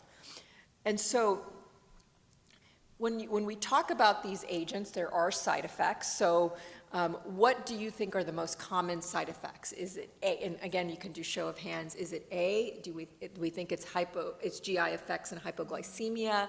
Is it urinary tract infections and increased urination? Or is it upper respiratory tract infections like nasopharyngitis and headache? Or D, you don't know? I think I saw some hands going up for A. So it is more the GI effects, and it's because of the mechanism of the way the drugs work, and they work on the GI tract, and they slow down gastric emptying. And so when there's slowing of gastric emptying, there can be increase in nausea, increase in GERD, and also when patients take these drugs, they don't eat as much, but when they don't eat as much food, they don't drink as much water, and that can lead to constipation. And then there's also diarrhea that can be associated with these agents. So in terms of hypoglycemia, in the trials, we have seen, for instance, with tirzepatide, a little bit more hypoglycemia than with placebo. I'll tell you the patients that it's a little bit more prevalent in is in people that are on background insulin and sulfonylureas. So when you're putting people with insulin and sulfonylureas on this, you might want to consider adjusting the dose so that you can prevent hypoglycemia. But in general, most patients don't get hypoglycemic with these agents, especially when you start very, very low and you titrate up. It's really patients that are on other agents that you need to be concerned about. And then in terms of other rare things that you want to be aware of is if someone has a history of pancreatitis, and those are people that could either have alcoholism-related pancreatitis, or there's a lot of people that have elevated triglyceride-related pancreatitis. That's a group of patients you don't want to prescribe this to. And also people that have had really severe gastroparesis in the past. Those are also patients that you want to be cautious with. You can still try it at low doses, but in terms of people that have had mild gastroparesis, and just see how they do, but with close monitoring. And so one of the most important things when you prescribe these drugs is also giving them some tips on how to really maximize the efficacy of the drug at lower doses. And that includes lifestyle, so making sure that people make good, healthy food choices. And I've seen this in the past with statins. Sometimes people get on statins and they say, oh, now I can eat whatever I want. Because I'm on a statin, it's going to protect me. And I'm seeing that now with the GLP-1 receptor agonist. People say, oh, I've lost so much weight, I'm doing great. And so they just start eating crap. I mean, just lots of sugary things and processed foods. So we still have to emphasize that just because you're on this drug and you're getting results, it doesn't give you the license to eat whatever you want. So other things you have to tell your patients about is eating smaller meals. One of the reasons that sometimes people get the GI side effects is we, as a population, we eat very fast. I know I do. I'm always on the run. I'm sometimes standing up and eating. I'm eating between patients. I'm eating very, very quickly. And that's what people are used to. And when they do that on a GLP-1 receptor agonist, they're going to get a lot of GI side effects. So a simple thing to tell our patients is to eat slower, eat smaller meals, and to hydrate really well. I can't tell you the number of times I've seen people on GLP-1 receptor agonists that aren't hydrating well and that are on concomitant diuretics, get presyncope, syncope, hypotension. I even had a patient that was so hypotensive who had to be in the ICU and be on a depressor. So these drugs can cause some adverse side effects if we don't do things properly and if we don't counsel the patient. So what I do, because our time is very limited, is I have in our electronic medical record, I have a tip sheet. that I give to everybody, and it has all of these things outlined. You need to eat less. I also have links to some very simple YouTube videos on strength training, because I really emphasize that there is, as you lose fat, there's also possibly skeletal muscle loss. And all of our patients that are obese, they already have poor skeletal muscle to start with. When obesity is linked to skeletal muscle that is not robust. So we're already starting with poor protoplasm in terms of skeletal muscle with our obese patients. So as they're losing weight, we need to figure out how to strengthen that muscle. So I give them very, very simple videos to do. They don't need any sophisticated equipment. It's just on YouTube, and I emphasize to them they have to do strength training a couple times a week while they're on these agents. And then also talking about some other potential side effects, like if they do have increased nausea, you can give them antiemetics. Rarely do people need it, especially if they slow down and hydrate better. They don't need to be on an antiemetic. People who have existing GERD, you may also counsel them that, especially if they're eating fast, that there could be more GERD. But again, if people just do some of the lifestyle strategies that we recommend, they do a lot better. The other thing is if they eat very high-fat foods, or that can also cause some of these GI side effects. And there is some data that dulaglutide may have better tolerance than semaglutide and tirzepatide, but it's also less potent in terms of the weight loss. So we also now have oral semaglutide, and that has now been shown in a study called the SOUL study that was just presented at American College of Cardiology, that shows that the oral semaglutide is also associated with improved cardiovascular outcomes. I offer patients both oral and the once-a-week injection, and surprisingly, most people are opting for the once-a-week injection, because one of the things you have to do when you do the oral semaglutide is when you have to take it first thing in the morning in a fasting state, and it can only be with a very small sip of water, and half an hour after you take it, you really can't have any food. So people just don't like any restrictions. They just want to be able to take that once a week, but I do offer it. And there are some people that might have a needle phobia where the oral semaglutide might be more appealing. There's also a lot of trials that are ongoing with some of the newer agents. There's a once daily oral GLP-1 that's in late stage clinical trials. There's also a once weekly oral that's in phase 2 clinical trials.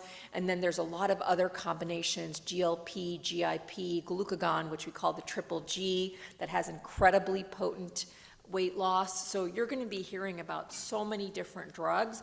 My hope is that the more drugs we have, the more personalized options we have for patients, and then the cheaper the drugs will be, so that the access will be better for our patients.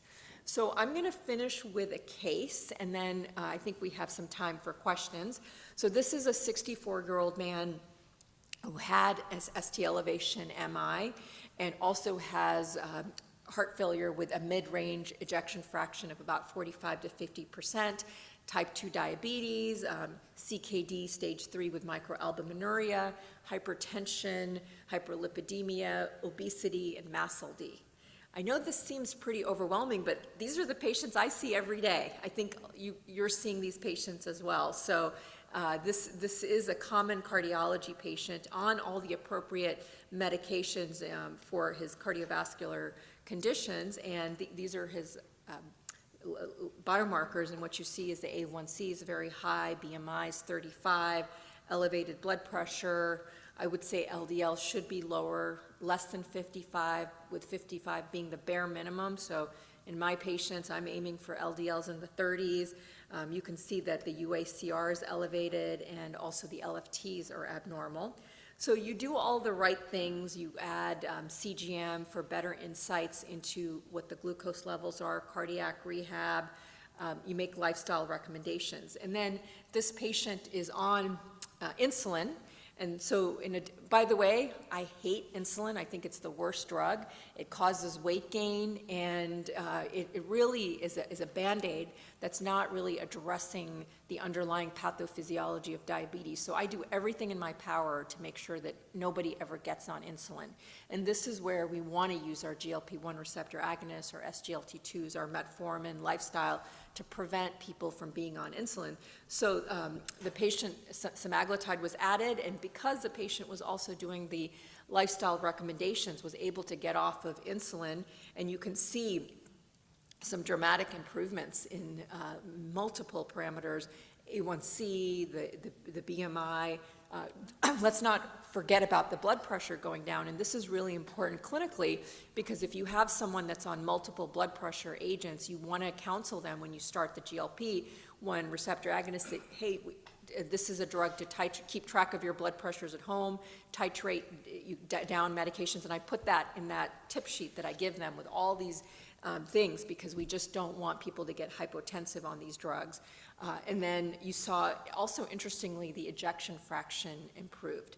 And so we have now GLP-1 receptor agonists that are really an incredible class of drugs. I think we'll look back on this 20 years from now, and just like we view statins as an iconic drug class, this is going to be an iconic drug class that is really going to hopefully change that trajectory in terms of cardiovascular death.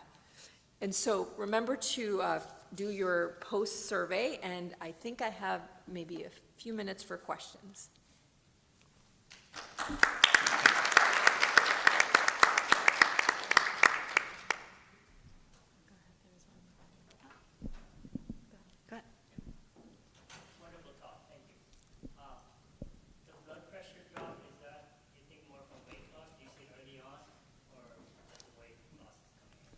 I think it's very highly correlated with the weight loss.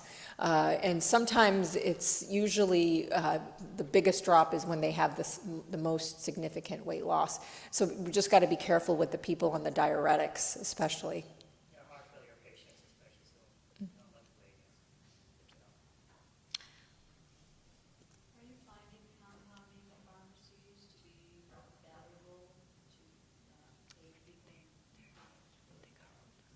Yeah. I mean, there was a big use of compounding pharmacies, especially when there was drug shortages. And theoretically, under U.S. law, when there's drug shortages, they can make the drugs, but there are no drug shortages now. And I've just seen too many case reports of things go wrong with the compounding pharmacy and people having hospitalization. So in general, I don't like compounding pharmacies, and what I try to tell people, because if you look at the Novo Direct and the Lilly Direct programs, it's only probably a $50 to $100 difference between that and the compounding pharmacy. So I always tell people, invest just a little bit more, get the real thing. We know it's safe, we know it's effective. So I discourage compounding pharmacies.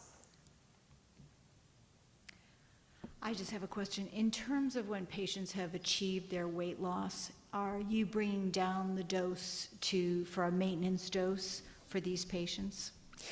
You know, I've been using these drugs for over a decade. So I started with liraglutide, and what I find, and the way I describe it to providers, you can almost think about it like we do chemotherapy, induction, and then maintenance, because these are lifelong drugs, and I don't want people to be on really high doses if they don't need it. So typically that is what I do, is I will titrate up, and then once they're, and it's not just the weight loss I look at, it's the lipids, it's the A1C. Once their cardiometabolic profile is optimized and they're where I want them to be, then we start talking about going down on the dose. And other things that I'll do is, for some people, it's every 7 days, maybe they'll take the drug every 9 days, so kind of extend. So those are some clinical things that I do. It also helps with the big cost issue is extending the drug. But people cannot, when they go off of it, it's pretty catastrophic, because the hunger comes back so badly, and they actually sometimes gain more weight than where they started. So, but I do try to go to a maintenance dose. So a lot of times, with semaglutide, people might they might get up to the 2 milligram dose, and I'll try to titrate them down to 1 for maintenance. But then all the lifestyle things also have to concomitantly happen. I think we have one question from online, and can I prescribe the GLP-1 receptor antagonist to a non-diabetic with obesity Yeah, and CVT? Definitely. So the SELECT study was done in patients without diabetes, with obesity, and established atherosclerotic cardiovascular disease. And so based on SELECT, there has been a label expansion for semaglutide, so you can definitely do that, and you don't have, and really the hypoglycemia, especially because these are non-diabetics, they're not on all these other agents that like sulfonylureas, you should feel comfortable. The only question will be, is the insurance company going to cover it? And typically, I will tell you that if you can put in cardiovascular indications, MI, stroke, PAD, TIA, that makes the coverage much easier. I think we have one last question. What's the insurance to cover the non-diabetic? If you go by the BMI, and what is the BMI criteria for them to cover?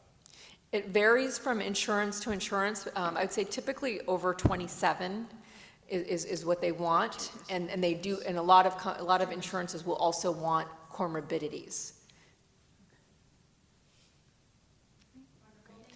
Thank you so much.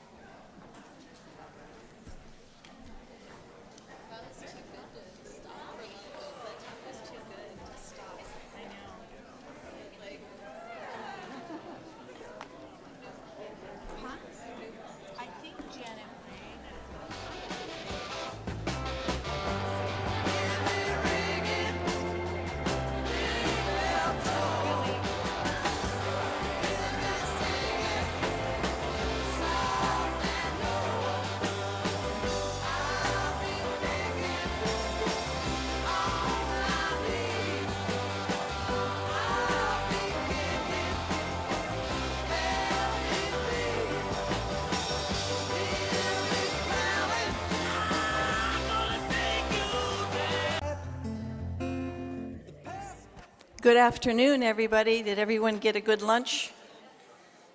We're going to move on. Dr. Wong, there you are. Okay. Wanted to make sure he got lunch. My name is Mary Schoenbaum, and I want to welcome you back for after lunch. And I want to start by introducing our next speaker, Dr. Nathan Wong. Dr. Nathan Wong is a cardiovascular epidemiologist specializing in preventive cardiology, and he's a professor and director of the Heart Disease Prevention Program at the Mary and Steve Wynn Cardiovascular Division at the University of California in Irvine. He has joint appointments in epidemiology and population health and disease prevention. He is currently the co-chair of the California ACC Prevention Cardiovascular Disease Committee and is past chair of the American Heart Association's Prevention Science Committee and California Cardiovascular Disease Prevention Coalition. He certainly is an expert in the topic he's about to talk about, which is newer and emergent strategies to address residual ASCVD risk. Dr. Wong?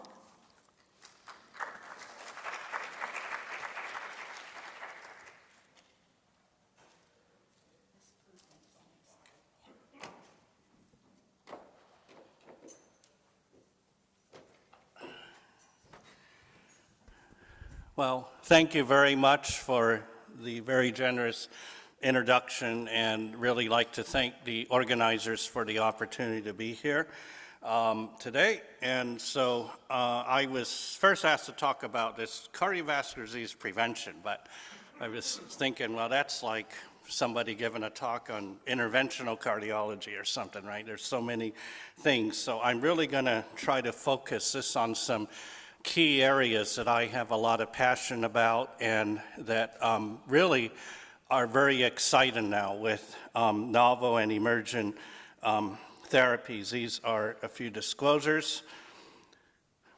So first of all, how many of you have heard of Life's Essential 8, American Heart Association's Life's Essential 8, right? So this is absolutely critical when you talk to your patients to encourage them to, you know, keep their weight healthy, keep their lipids healthy. We're going to talk a lot about that. Their actually blood glucose, blood pressure.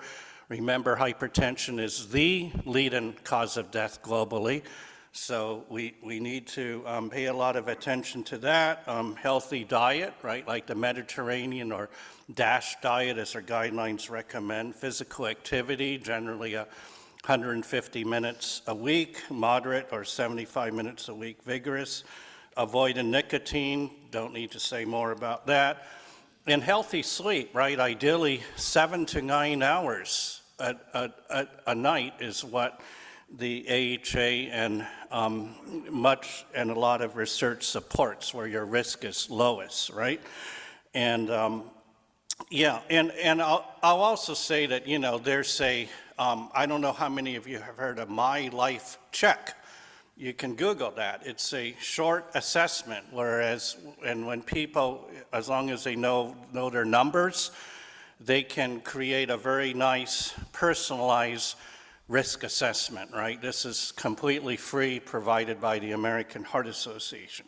So we know that if we're at ideal levels for 6 or more of these health and lifestyle factors, that your risk of future cardiovascular disease is as much as 90% lower, right? Compared to none of these at ideal levels. So it's very important, right, to think about composite risk factor management. Yeah, you know, this, like when we talk about diabetes patients, I always say it's a lot more than a blood sugar problem, and what's going to affect your outcomes most are really some of these cardiovascular factors like blood pressure and lipids instead. So composite risk factor control can really go a long ways. But we know that despite our available therapies, there are still many people who suffer cardiovascular events. And we're really going to focus today on residual cholesterol risk, inflammatory risk, hypertriglyceridemia, and something called lipoprotein(a). Okay, we'll talk about that. Dr. Taub already gave a superb talk about our newer diabetes therapies, also now used for obesity, so I will not be covering that. So if we look across many statin trials, some of them shown here, done over the last 35 years since I first got into this field when lovastatin first came out in the late 80s, we can see that despite statin treatment, right, a lot of people still suffer cardiovascular events, right? And this is, of course, due to suboptimal levels of many of the things that I just mentioned, our health behaviors, but there's certainly room for improvement in the lipid realm, right? And we know that, you know, about half of patients discontinue statin therapy after a year, right? Maybe they've seen things on the internet that scares them about statins, and it's really your job as important members of the cardiac care team to spend time with the patient and talking to them about the benefits of statins as well as the potential risk. But making sure they understand that the benefits in terms of cardiovascular event reduction far outweigh those risks. That's the bottom line. The risk-benefit ratio is superb and well proven for statin therapy. But still, a lot of people are not reaching our LDL targets, which have become more aggressive over the years. When I first got into this field, our high-risk patients, we would be happy if their LDL cholesterol was below 130, but now these targets have gotten lower and lower, right? 55, and in some countries, such as India, where I do a lot of work in, we have LDL targets of around 30 for our extreme risk patients. The other thing is that if we look across California, recent data shows over half had not had an LDL test in the last 12 months. That is absolutely criminal. Every ASCVD patient should have an LDL done at least once a year, and after initiation and titration of lipid therapy. And over 40% were not on lipid-lowering therapy, and of those treated, only about half were on a high-intensity statin, and of those, only about half were at suitable LDL targets. So we implemented a few years ago a best practice advisory, a series of best practice advisory alerts for physicians to, number one, remind them if their patients have not had a lipid profile, have that done. And number two, if they're not on a high-intensity statin, to try that or indicate if a reason why it was contraindicated or patient refused, right? And then also, if they're on a high-intensity statin and the LDL is still elevated, then to consider non-statin therapies according to the recent recommendations. We also know that combination therapy can go a long ways. If a patient is just on a statin, maybe 70% will reach target, but it's nearly 100% if they're on statin, ezetimibe, and a PCSK9 inhibitor. And there's really a move to try to get people treated earlier, also in the acute coronary syndrome phase, and to get them their LDL down as rapidly as possible. I was involved in a recent study also in India that it puts people on statin, ezetimibe, and bempedoic acid, and nearly the vast majority got to LDL targets within 2 weeks even. So there's a lot we can do. Now the Improve It trial is pretty old. It's over 20 years old, but this is really the first evidence for a non-statin to really show benefit, although granted the hazard ratio was very modest, right? There was only a 6% relative risk reduction, but this was a very high-risk group of people with an acute coronary syndrome within 10 days, and so the number needed to treat was actually favorable, so that's why this is in many of the guidelines. But just remember, very high-risk patients, so a select population. 10 years ago, this coming July, the first PCSK9 inhibitor became available, and we now and we know that a PCSK9 monoclonal antibody, remember, it blocks a protease called PCSK9, which normally would destroy that LDL receptor complex process, which we don't want to happen, right? We need LDL receptors to keep our LDL cholesterol under control and keep processing the LDL particles. But if you have a monoclonal antibody therapy, you can see that this process is maintained and it brings the LDL down by 50 to 60% beyond a high-intensity statin. And until Fourier, we had not had a large clinical trial where we had achieved such low levels of LDL cholesterol of around 30. And there was another 15% risk reduction seen in the Fourier trial from evolocumab therapy.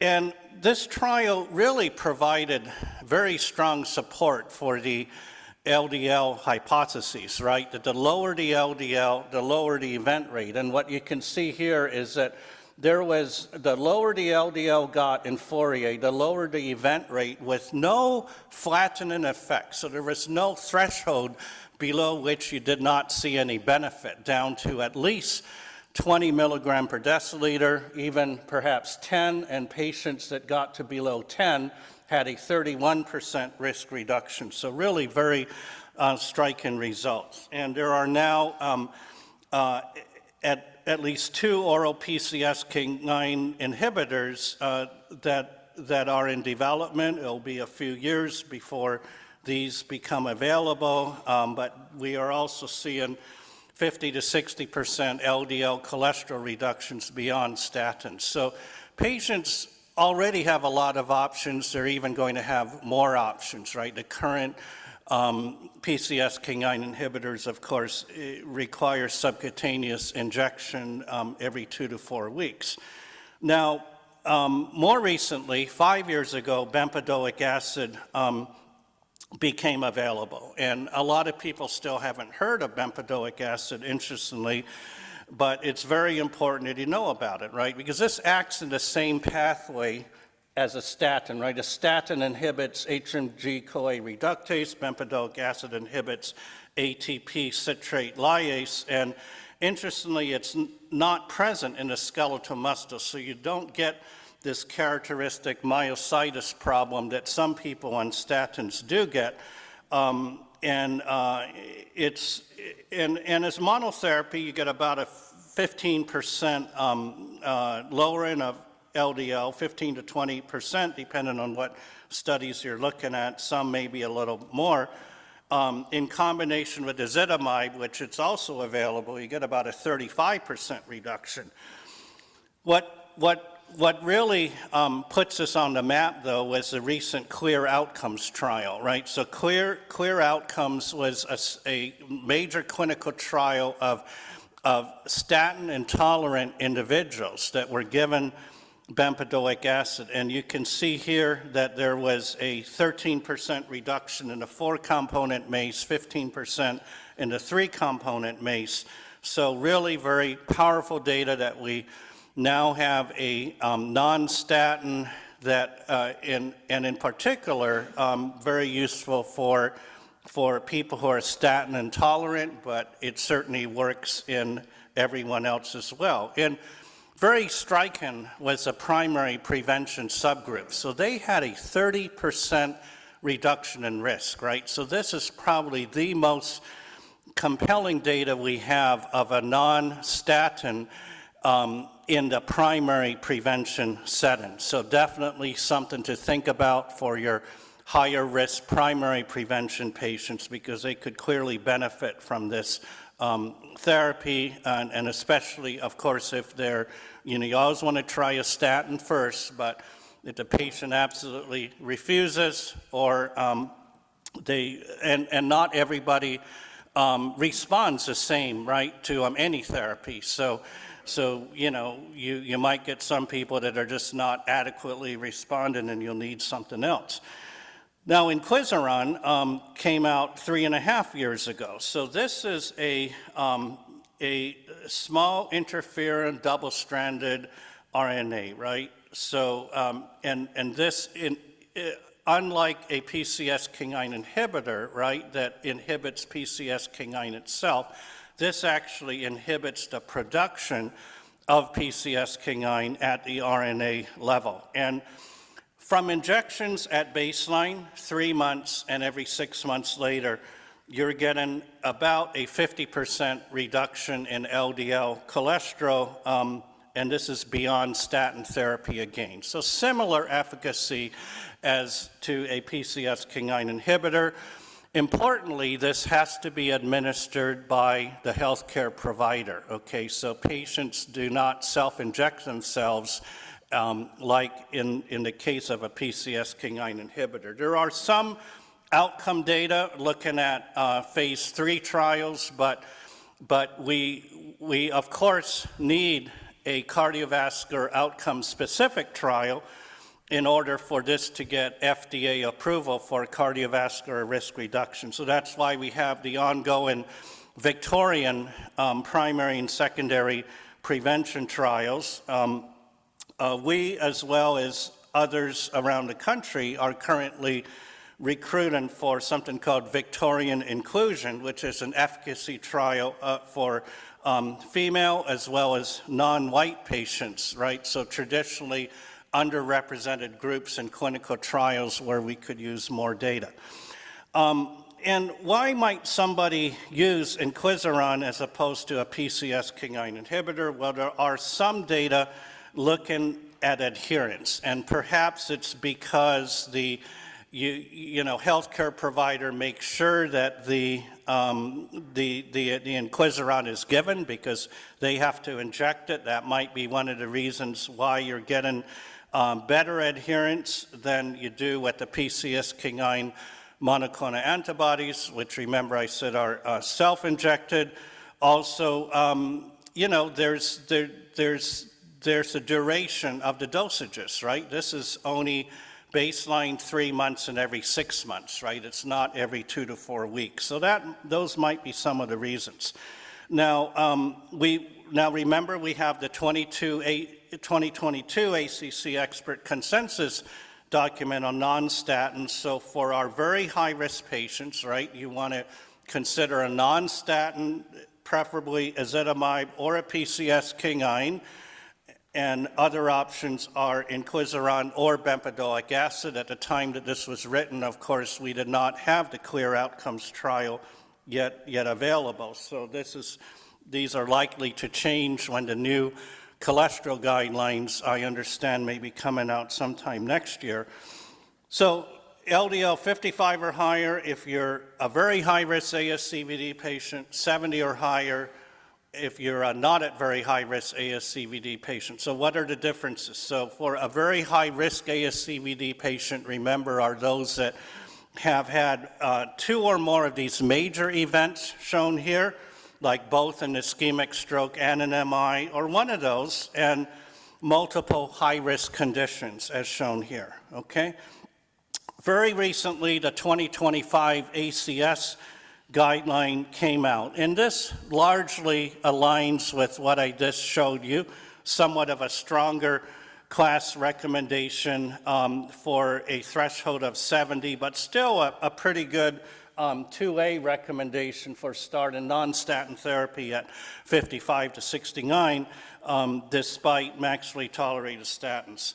So next, I just want to talk about elevated Lp(a). How many of you know your Lp(a) level?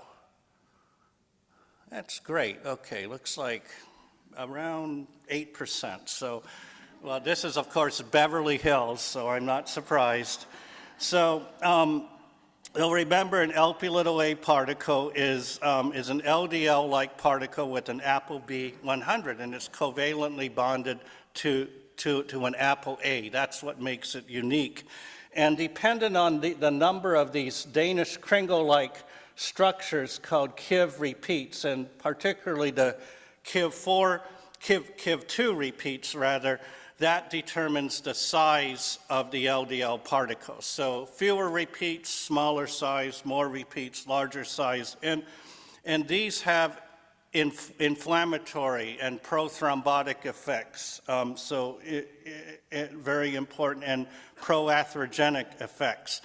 And what's interesting, there's data to show that LDL particles may be 6 times more atherogenic, or I should say Lp(a) particles, 6 times more atherogenic than LDL particles based on Mendelian randomization studies. So it's critical to know about this in your patients. It is associated with residual risk even if your patient's LDL cholesterol is well controlled. So very important to know that. The LPA gene is felt to have migrated out of Africa, and you have the highest concentrations, and about 30% of the population there has elevated levels, compared to about 20% in North America and Europe. South Asia is also high, around 25%. Elevated Lp(a) is associated with a wide range of cardiovascular conditions, right? In particular, myocardial infarction and aortic valve stenosis. In fact, about a third of patients with aortic valve stenosis have elevated Lp(a), so you should always be measuring it in those patients, but in ASCVD patients in general. And these are some data we published last year. We pulled 5 major US cohort studies, almost 27,000 individuals for people that were above the 90th percentile, above the 90th percentile. Oh, I guess I can't go back. Oh, there we go. Above the 90th percentile, there was a 46% increased risk. In particular, the relationships were strongest for MI and revascularization. But a more novel finding was that in people with pre-existing diabetes, we found that the relationship of Lp(a) to cardiovascular risk was about double, 1.92 compared to 1.41 if they did not have diabetes. So again, impetus to measure it in those patients. But our latest US recommendations are now aligned with those of Canada, Europe, as well as India, recommending universal screening at least once in all adults, and even selected high-risk children with the conditions shown on the right. And the important thing to understand is an elevated Lp(a) is actionable today, even though we don't have approved pharmacotherapies as of yet. The idea is that you are identifying higher risk individuals that lead more intensive risk factor interventions, such as from LDL control, better diabetes control, hypertension, et cetera, as well as lifestyle. These are some data from Dr. Bhatia down at UC San Diego. He looked at the UC Health-wide data and a few years ago, and only 0.3% of all adults were tested. Even those with a personal or family history of ASCVD, it was only around 3 to 4%. So, you know, we really felt we needed to do something. This is just one more on actionable strategies. So again, lifestyle modification, and in people at higher risk, you know, LDL control and control of other risk factors, very, very important. You can also, you can also put the Lp(a) into a risk calculator. We recently developed one published in Circ Genomic and Precision Medicine just a couple months ago too. But we felt something needed to be done. So about a year and a half ago, we were one of the first institutions around to implement a best practice advisory to basically recommend the physician order the Lp(a) if their this is triggered in patients with a personal or family history of ASCVD, diagnosed or suspected FH, prior LDL 190, or aortic stenosis. Okay, so these patients, you'll see one of these best practice advisories, and you can order it. So we are in the process in the next several months starting to look at the effects of this. Now, a little bit about the novel therapies that are on the horizon. So we have an antisense oligonucleotide therapy called pelacarsen that's furthest along. And then olpasiran is a small interferon RNA therapy that's also quite far along. And both of these involve slightly different mechanisms, but ultimately result in preventing the formation of Lp(a). And in the case of pelacarsen, you get up to 80% Lp(a) reductions from monthly subcutaneous administrations. There is a major outcomes trial, which we are very anxiously awaiting, called Horizon. Probably will be the first outcomes trial reading out sometime next year. That's really going to set the mood for all the other therapies in development. In the case of olpasiran, the small interferon RNA, you're getting in some cases, nearly complete inhibition, so nearly 100% reductions in Lp(a). This is from every 3 months administration. And the OCEAN(a) outcomes trial is also currently ongoing. We also have several other therapies, even a small oral therapy and a gene editing approach too in development. So just think, one injection to permanently alter your DNA and lower Lp(a).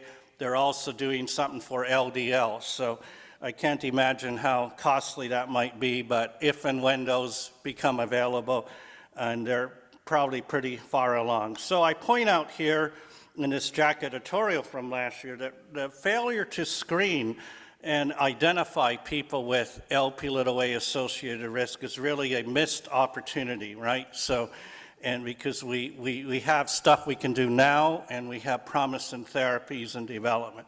So a little bit about hypertriglyceridemia. So despite having well-controlled LDL, right, if your triglycerides are elevated, you're also at substantial residual risk. In this case, from patients with an acute coronary syndrome, 41% higher risk. And unfortunately, our clinical trials that have involved triglyceride lowering from the fibrates and from niacin, unfortunately have not met their primary endpoint. So where are we left? Really about the only thing that has proven to work in this population is pure icosapent ethyl EPA fish oil. Okay, this is a prescription fish oil product. It was tested in the REDUCE-IT trial. People with ASCVD or diabetes and multiple risk factors and triglycerides of actually 135 to 499 on top of statin therapy, and there was an astounding 25% risk reduction, number needed to treat of 21 with all those zeros by the p-values. So I remember everyone was absolutely in awe when this was released at AHA in 2018. And this is, of course, in numerous guidelines around the world, as shown here. We have to be very cautious about telling our patients that if they're taking dietary fish oil supplements, these are not regulated by the FDA. They may have impurities like saturated fat. Why would you want to give your patients supplements with saturated fat? They may have contaminants, and they're simply not proven, right, to reduce ASCVD risk, right? And everything we're about is reducing ASCVD risk. So lastly here, what about inflammation, right? So it's long been established, right, from meta-analyses of trials that have looked at hsCRP that higher levels of inflammation are associated with higher cardiovascular event risk. And, you know, there were earlier trials such as the Jupiter trial that involved rosuvastatin, but unfortunately that did not prove the inflammatory hypotheses because statins also lower LDL cholesterol. So you need agents that specifically act on inflammation. The CANTOS trial was really the first proof of concept about the role of targeting inflammation. This involved a monoclonal antibody that targeted IL-1 beta, and they did see a 15% reduction in risk, but unfortunately this never got an indication nor made it to market for cardiovascular risk reduction because of the fatal infections that were observed, and the benefit was really seen in people who actually got a reduction of their hsCRP. Colchicine, on the other hand, has been around for thousands of years, right? And this is derived from the autumn crocus plant, and it's, you know, typically used for gout, as most of you know. You can see there's a long history, right? And recently, you know, low dose colchicine, 0.5, can be used chronically. It can be used long-term, and studies such as COCOT showed a 23% risk reduction followed by Lodoco 2 in people with chronic coronary disease, a 31% reduction in risk. Less convincing, though, were the negative results of Clear Synergy, which recently came out. This was actually in people post-PCI, so this was a more acute high-risk population. So it kind of raises question about maybe the timing of colchicine, but certainly this is in our guideline recommendations, right? The chronic coronary disease guideline from 2023, Class 2B recommendation to consider it for use to reduce risk of recurrent events. 2025, the very recent ACS guideline, also a Class 2B recommendation. So, and this is much less expensive than many therapies. It's quite inexpensive. And then finally, there are newer anti-inflammatory agents that are in development that are very exciting, such as ziltivekimab, and this has already been studied in several trials showing close to around 90% reductions in hsCRP. So the cardiovascular outcomes trials for this are ongoing, and we're anxiously awaiting those results. So with that, to summarize, we've talked about, despite current standards of care, many people still suffer events. So there is a need for not only improved adherence to the lifestyle measures that we talked about and other risk factors, but we also have opportunities for better control of LDL, Lp(a), triglycerides, and even inflammation. So, and certainly Lp(a) is an important under-recognized factor. Everybody should have it measured. If you want something to do at home, just go to cholesterolconnect.com, okay? And they will send you a free take-home test kit. You or your patients, you can tell your patients, and they'll send it to your house, and you do a little finger stick, send it back, you'll get your free Lp(a) test. This is being done by the Family Heart Foundation, which is a foundation based here in Southern California dedicated to FH and Lp(a).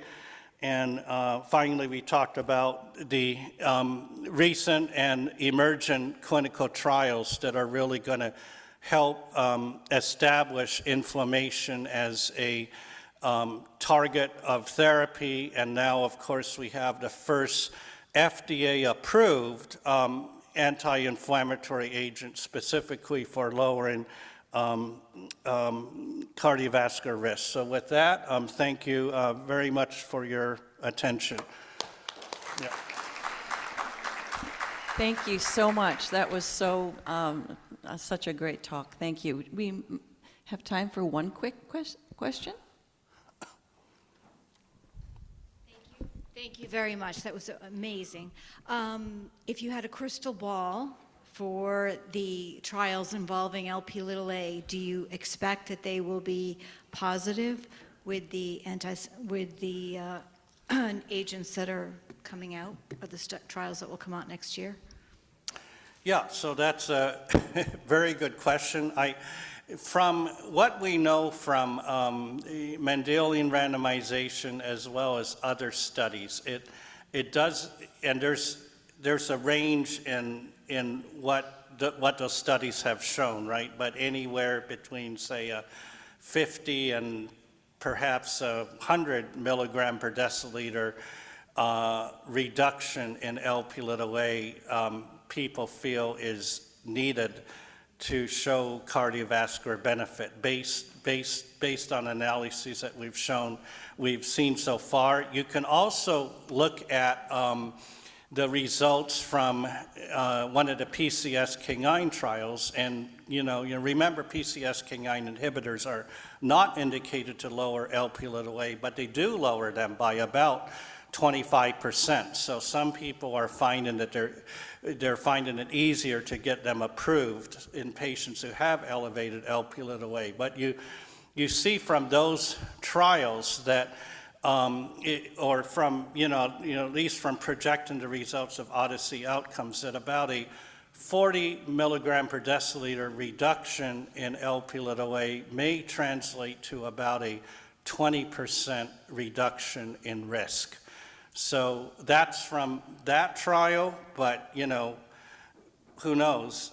And then you look at the other data. You're looking at perhaps like upwards of 50 milligram per deciliter reductions, right? So if you're starting from most of these trials, the people's average LP(a) from most of these trials is, around 80 or 90 milligram per deciliter, maybe a little bit higher in some cases. So if you're getting, at least an 80% reduction in that, you would think that that's probably going to show benefit, but time will tell, and we're all waiting for that answer. Thank you. Yeah. Thank you. Thank you so Okay. much, Dr. Wong. Thank you.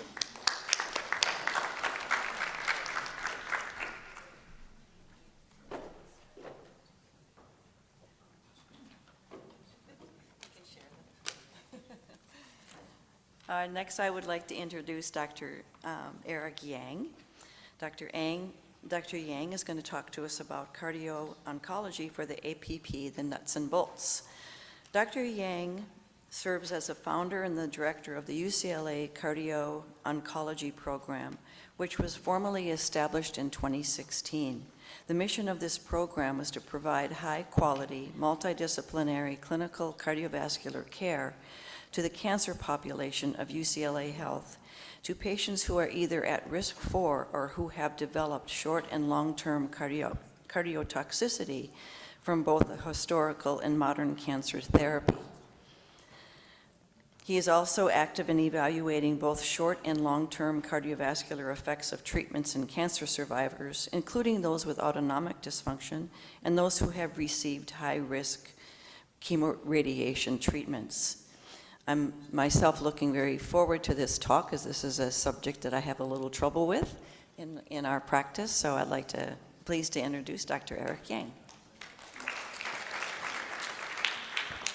Thank you, Ms. Choman and Ms. Crago, for the kind introduction and also inviting me to talk about this very rapidly evolving field.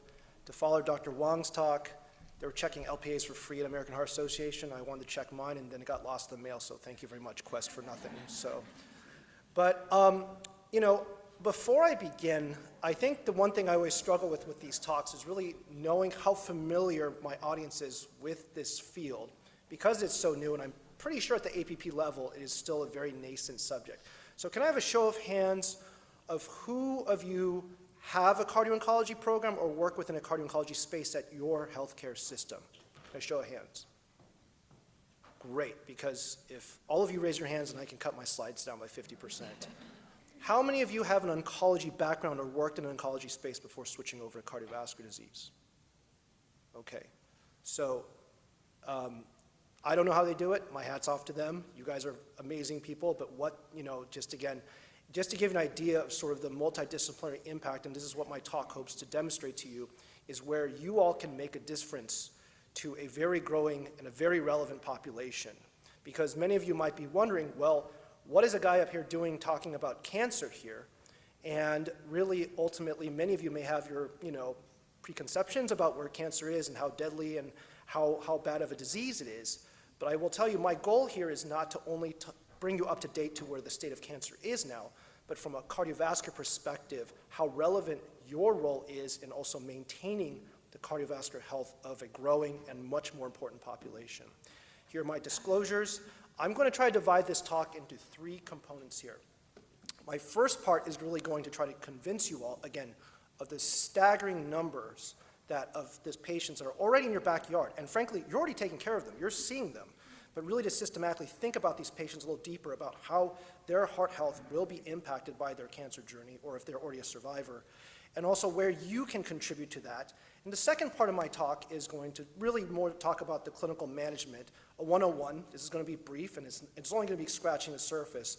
But third of all, again, because this is an APP discussion, For those of you who are interested in bringing these building blocks of a program back to your system, what are some basic, I guess, nuggets of advice that I can give from all the things that I tried and all the mistakes I made in trying to build a program at UCLA?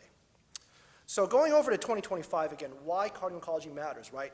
Why am I talking about a field that all of you went into cardiovascular disease specifically to avoid, including myself when I first became a cardiologist, right? Well, overall, I think many of us still stereotypically think of the stage 3, stage 4 cancer patient as this is a hospice palliative, kind of this is not looking good. Why are we even going to full, 9 yards for this? But overall, it's pretty clear that both men and women since the 1990s, survival rates have gone up. And people are living longer, even if they're not cured of cancer. And the reason for this is, in general, it's that the cancer treatments in general have really just improved by bounds and strides in the past 2-3 decades, both across the line for both men and women for a variety of cancers, okay? This is the big slide I like to always just kind of pose as a numbers argument to realize that in the next decade, we're gonna have over 20 million Americans alive with cancer or with a history of cancer. And you can look at the top causes in men and women, you can probably already guess the statistical likelihood, it's prostate and breast. And already we know from the literature that heart disease is actually a major cause of death for both of them. And I would argue, since many of you did not raise your hands, that you have a lot of your cancer patients whose cardiovascular risk factors are probably not as well managed as you think, because everyone thinks cancer is the most important thing, they're going to die of cancer, when in fact actually many of them may develop a lot more morbidity and mortality from downstream heart disease that wasn't cared for appropriately. And again, this is the numbers argument that I always like to pose to my colleagues. And this is, again, just to emphasize again the cancer bias. Let's first talk about really how long do cancer patients live? This is a loud slide and a loud picture, but if you could see the dark blue color represents 10-year survival rates across most cancers, cancer states in California, the CalCARES project, right? And this line, and then also you look at also heart failure survival rates. A lot of you take care of heart failure patients. It's a very obviously high mortality, morbidity disease. But if you compare the statistics side by side here, if you go down the line here, it's really at 5 years. Advanced heart failure already still, despite advancements in GDMT, still carries a very dismal prognosis. But then if you look at the majority of the cancers out there, most of them have a high likelihood of living beyond 5 to 10 years. So really, this is again, is kind of a balancing act to really open your eyes on that, because I didn't really appreciate this too until I went to this field to realize how much longer people are living. And the big important takeaway point is that cancer is becoming a chronic disease state like heart failure and coronary disease. I foresee a future where many people, including all of us in this room, one day may be living with both cancer and heart disease, and it's stable with the price of a pill or a monthly infusion, basically, dealing with both issues. The big question is, how much of these disease states influence each other, as well as the risk factors that can provide worsening or improvement of both? And we know this already, that most adults and most children will be alive in the next 5 to 10 years now with developments and advances made. And many people are more likely to have heart disease or die prematurely of heart-related complications based off the cancer treatments and radiation they get. And compared to sibling controls who don't get cancer, childhood cancer survivors are unfortunately more likely to die earlier, more likely to have heart failure, stroke, and a variety of other morbidities, partly also probably because we're not watching them as closely as we'd like. So kind of going to the core question, in case some of you are wondering, what is cardio-oncology? It's still funny to me that even when I give this talk locally in Los Angeles, not Cedars or UCLA, of course, people go up to me right after and go, oh, how many cardiac tumors do you see a year? And my answer is I don't know, because that's like the really rare, sexy, fun stuff. But really, ultimately, my bigger role in where I play at UCLA is addressing not just the toxic effects of cancer therapy, but also looking at the intersectionality of 3 major components of the cancer patient. What are the risk factors in disease going into treatment? What could the cancer itself, the biology of the hypercoagulability, the inflammatory states and milieu can do to it, as well as the treatments they're going to get, or they come to me as someone who had cancer 10, 20 years ago and they're looking for survivorship care, right? This intersectionality basically leads down to this cardiotoxicity, where if it occurs acutely, it can obviously keep patients from getting life-saving or life-prolonging therapies, or if it happens afterwards, you could be cured of your breast cancer. You could have a bone marrow transplant. But if you're so disabled or debilitated by toxic effects, we know already your survival rates are going to be dismal because of the hit you take with your cardiopulmonary vascular system. And what makes this field so interesting and daunting is that this combination rotates and is different and unique for every individual the cancer disease that they have, the stage, and the kind of treatments they need. But ultimately, in the end, why this is relevant to you all is that in the end, it's actually just requires you to be a good cardiovascular specialist. We know a lot of risk factors that predict toxicity are the same things that predict cardiovascular disease. And the reason why I'm not going to go into the details of how to manage heart failure, hypertension, and cholesterol management in the cancer patients is because you already know all this. It's just the extra step and the extra contribution you can make for your cancer patients.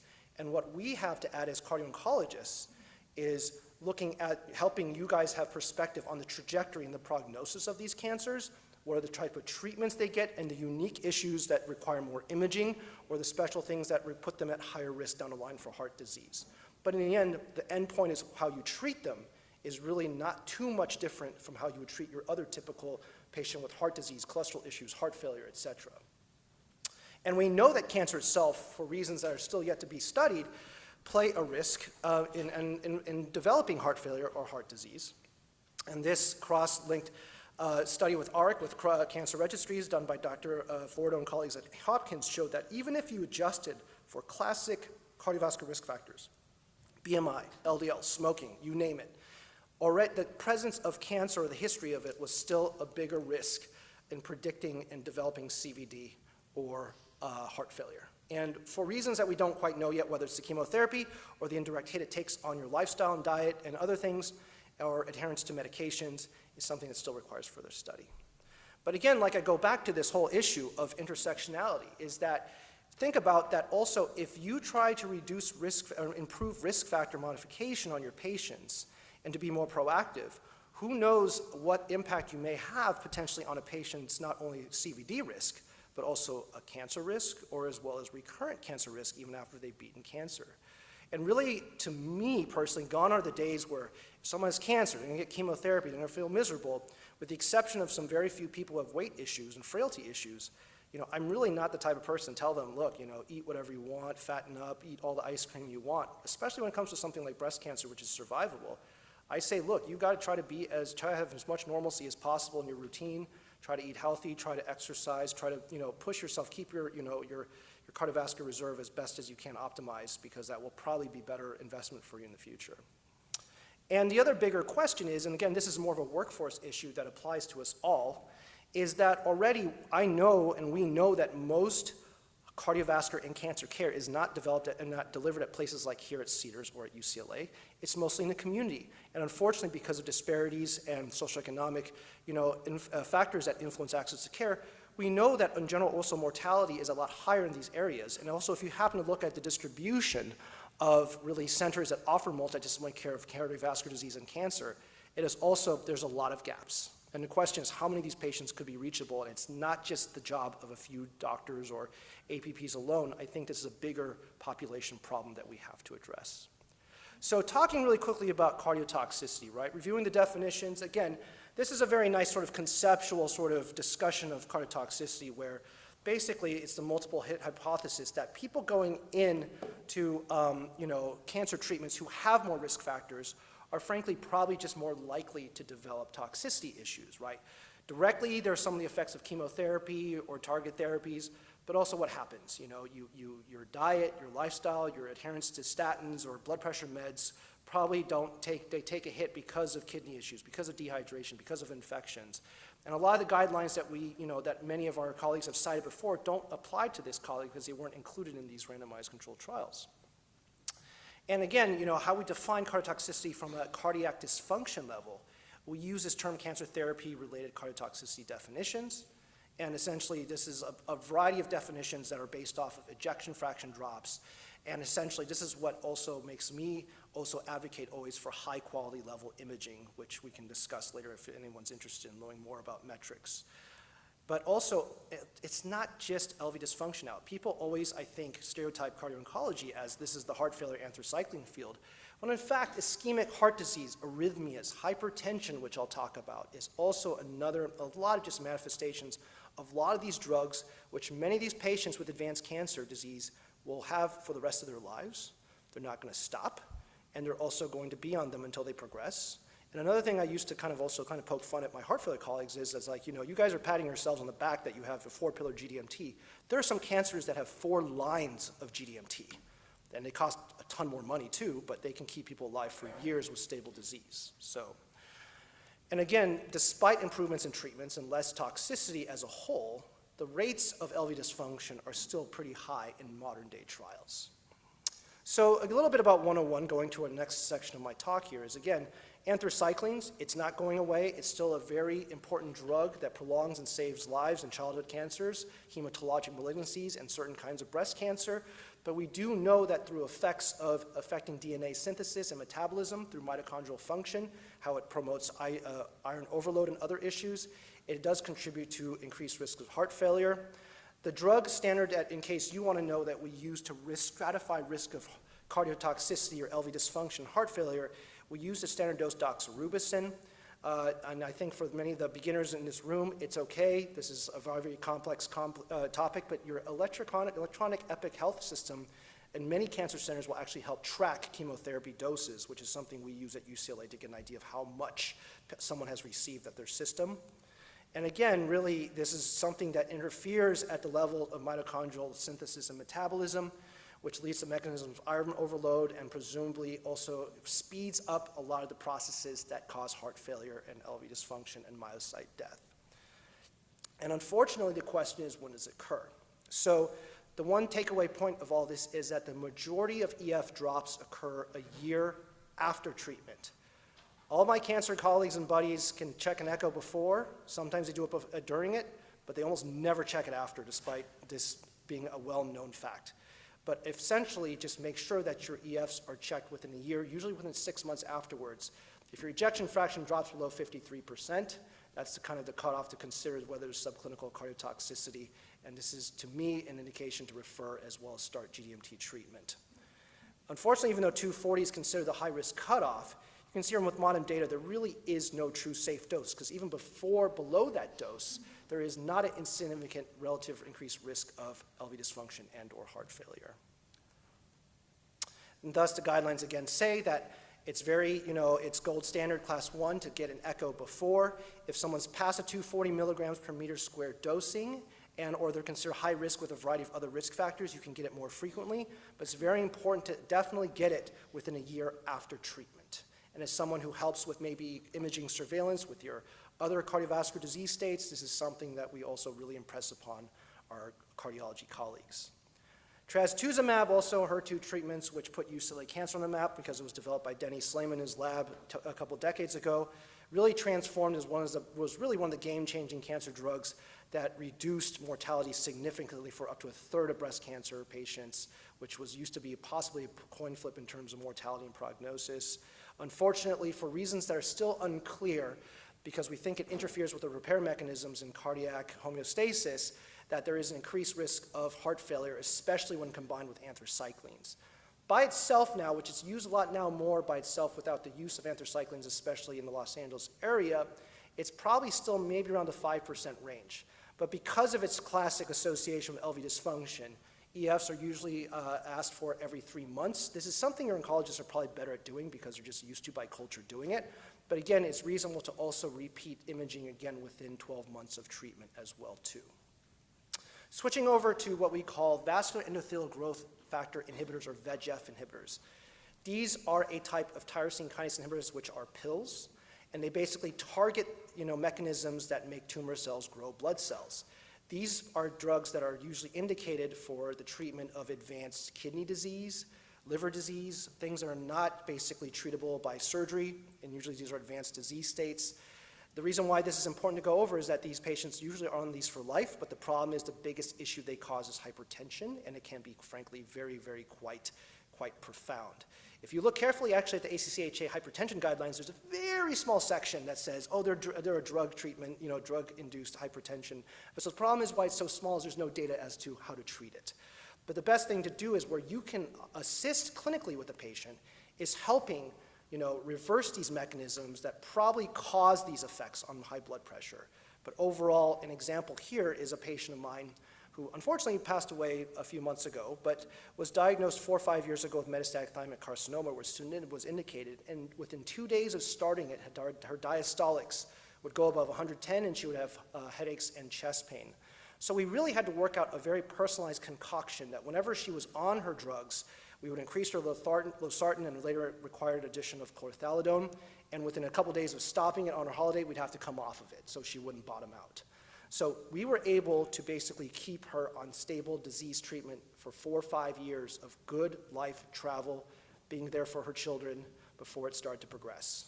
So to give you an idea of how important it is to keep these patients on target so they can continue to have overall good quality of life. The drugs that still, the best antihypertensives that have been looked at in this retrospective design showed still that in general that perhaps after doing multivariate analysis, calcium channel blockers and potassium-sparing diuretics were the most effective in lowering blood pressure.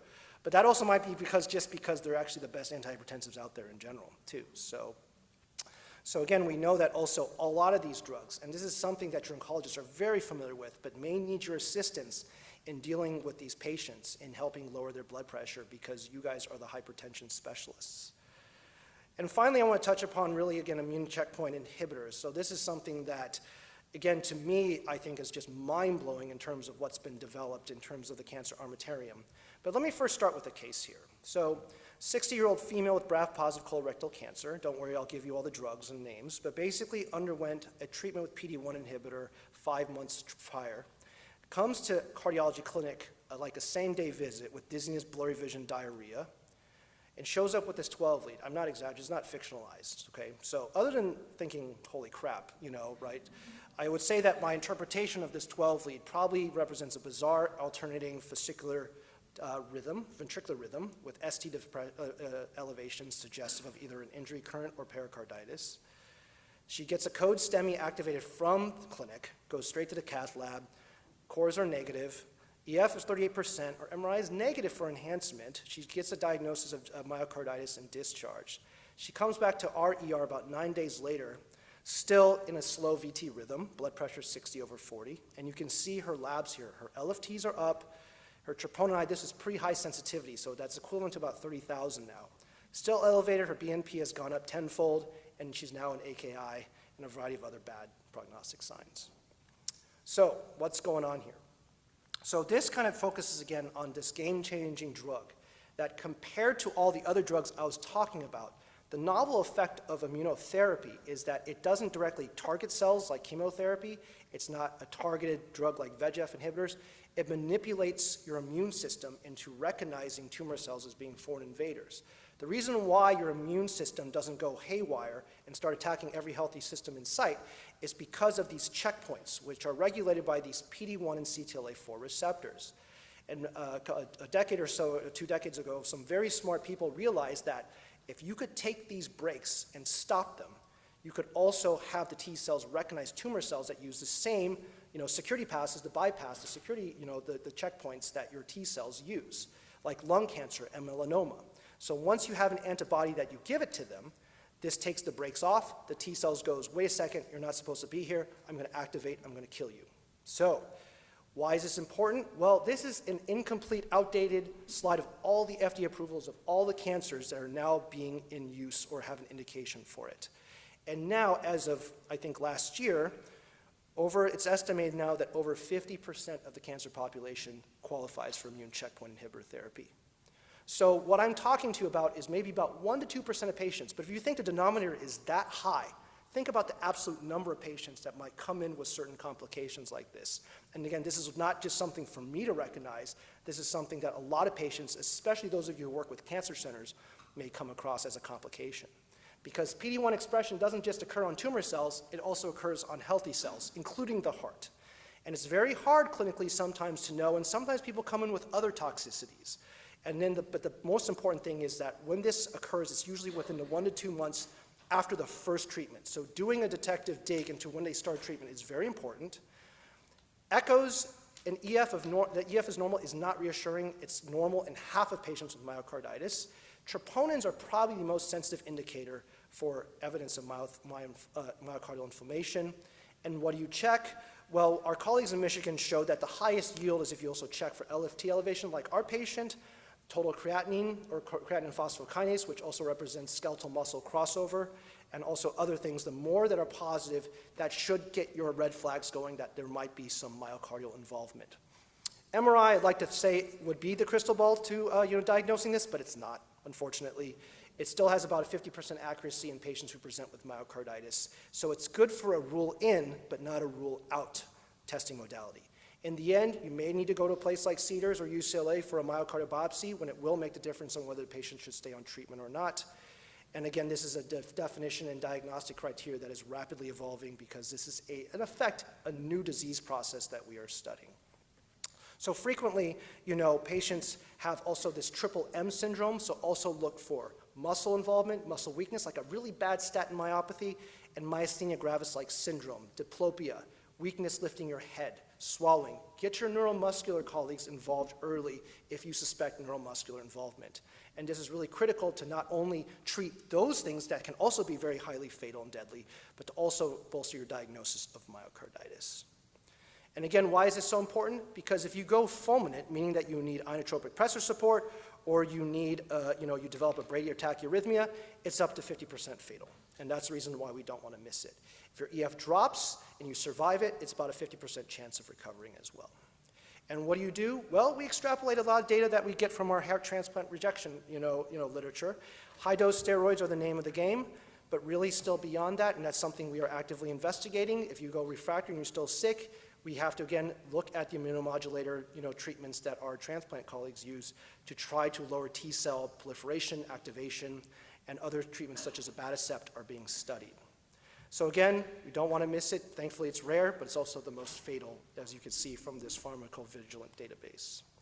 And like I said, this is a drugs class that's not going away. I think the market share for this was about, $60 billion a couple years ago. It's definitely something that your cancer colleagues are using day in and day out, and it's just going to increase.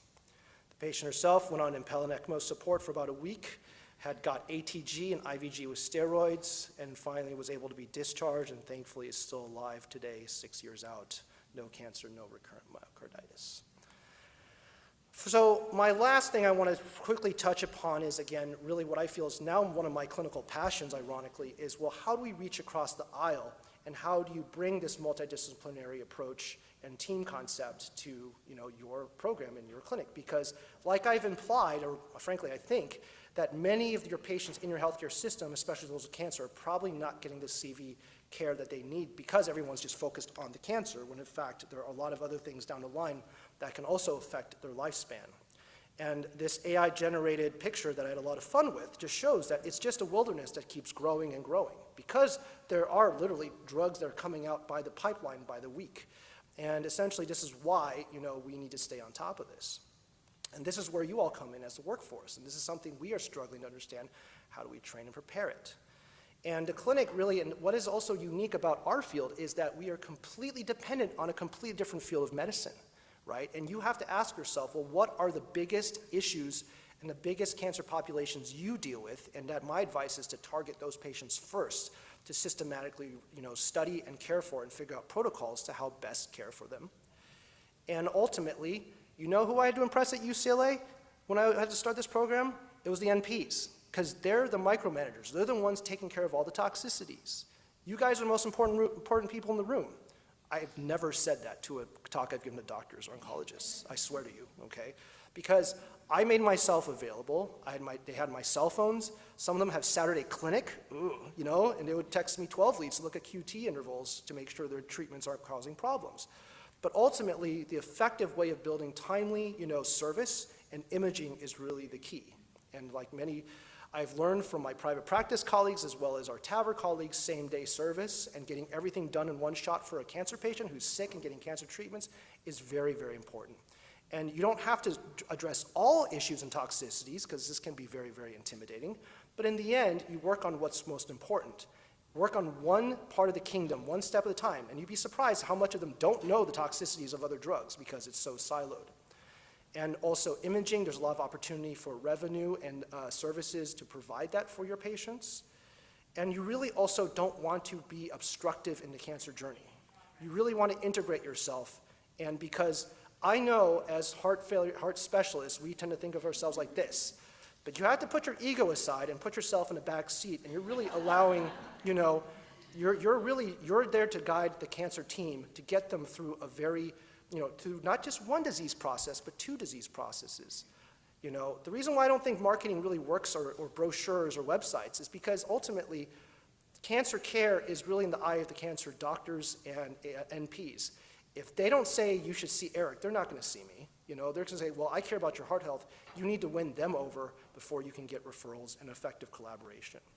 So this was a nice article that I read that you can also look at in terms of prevention approaches that oncology and APPs can do.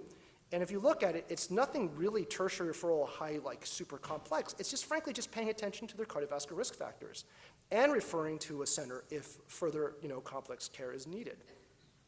And also for many of you that have tertiary referral center, like access, you can also be the gatekeeper to many of your high-level things, because a lot of patients are too high risk for open heart surgery. They need transcatheter approaches. They need ablations. They need heart failure treatments if they're deemed to be transplant or MCS candidates. The list is endless, and this is a whole new population you can tap into and provide very rewarding care to. And I will finally touch upon this concept of navigation, something that probably most of you already unofficially do as part of your job but probably aren't getting paid for. And what would I do without not giving a talk about financial reimbursement, right? But I think something very on a serious note that what we also struggle with is because UCLA's grasp is, reach is so hard. Can you imagine a cancer patient that not only has a cancer issue but now has a heart issue, and you're trying to help them? How do they go? What do they understand about having to make they have to juggle heart failure, they have to juggle hypertension, they have to juggle CAD, they have to juggle cancer treatments, right? How many of you have a navigator at your program? I thought so. So this is really an issue that is actually much more prominent in the cancer field. And basically, it's essentially now, CMS now reimburses for this as is this year, right? And this basically qualifies any patient that has any of these complex, conditions can potentially benefit from navigation.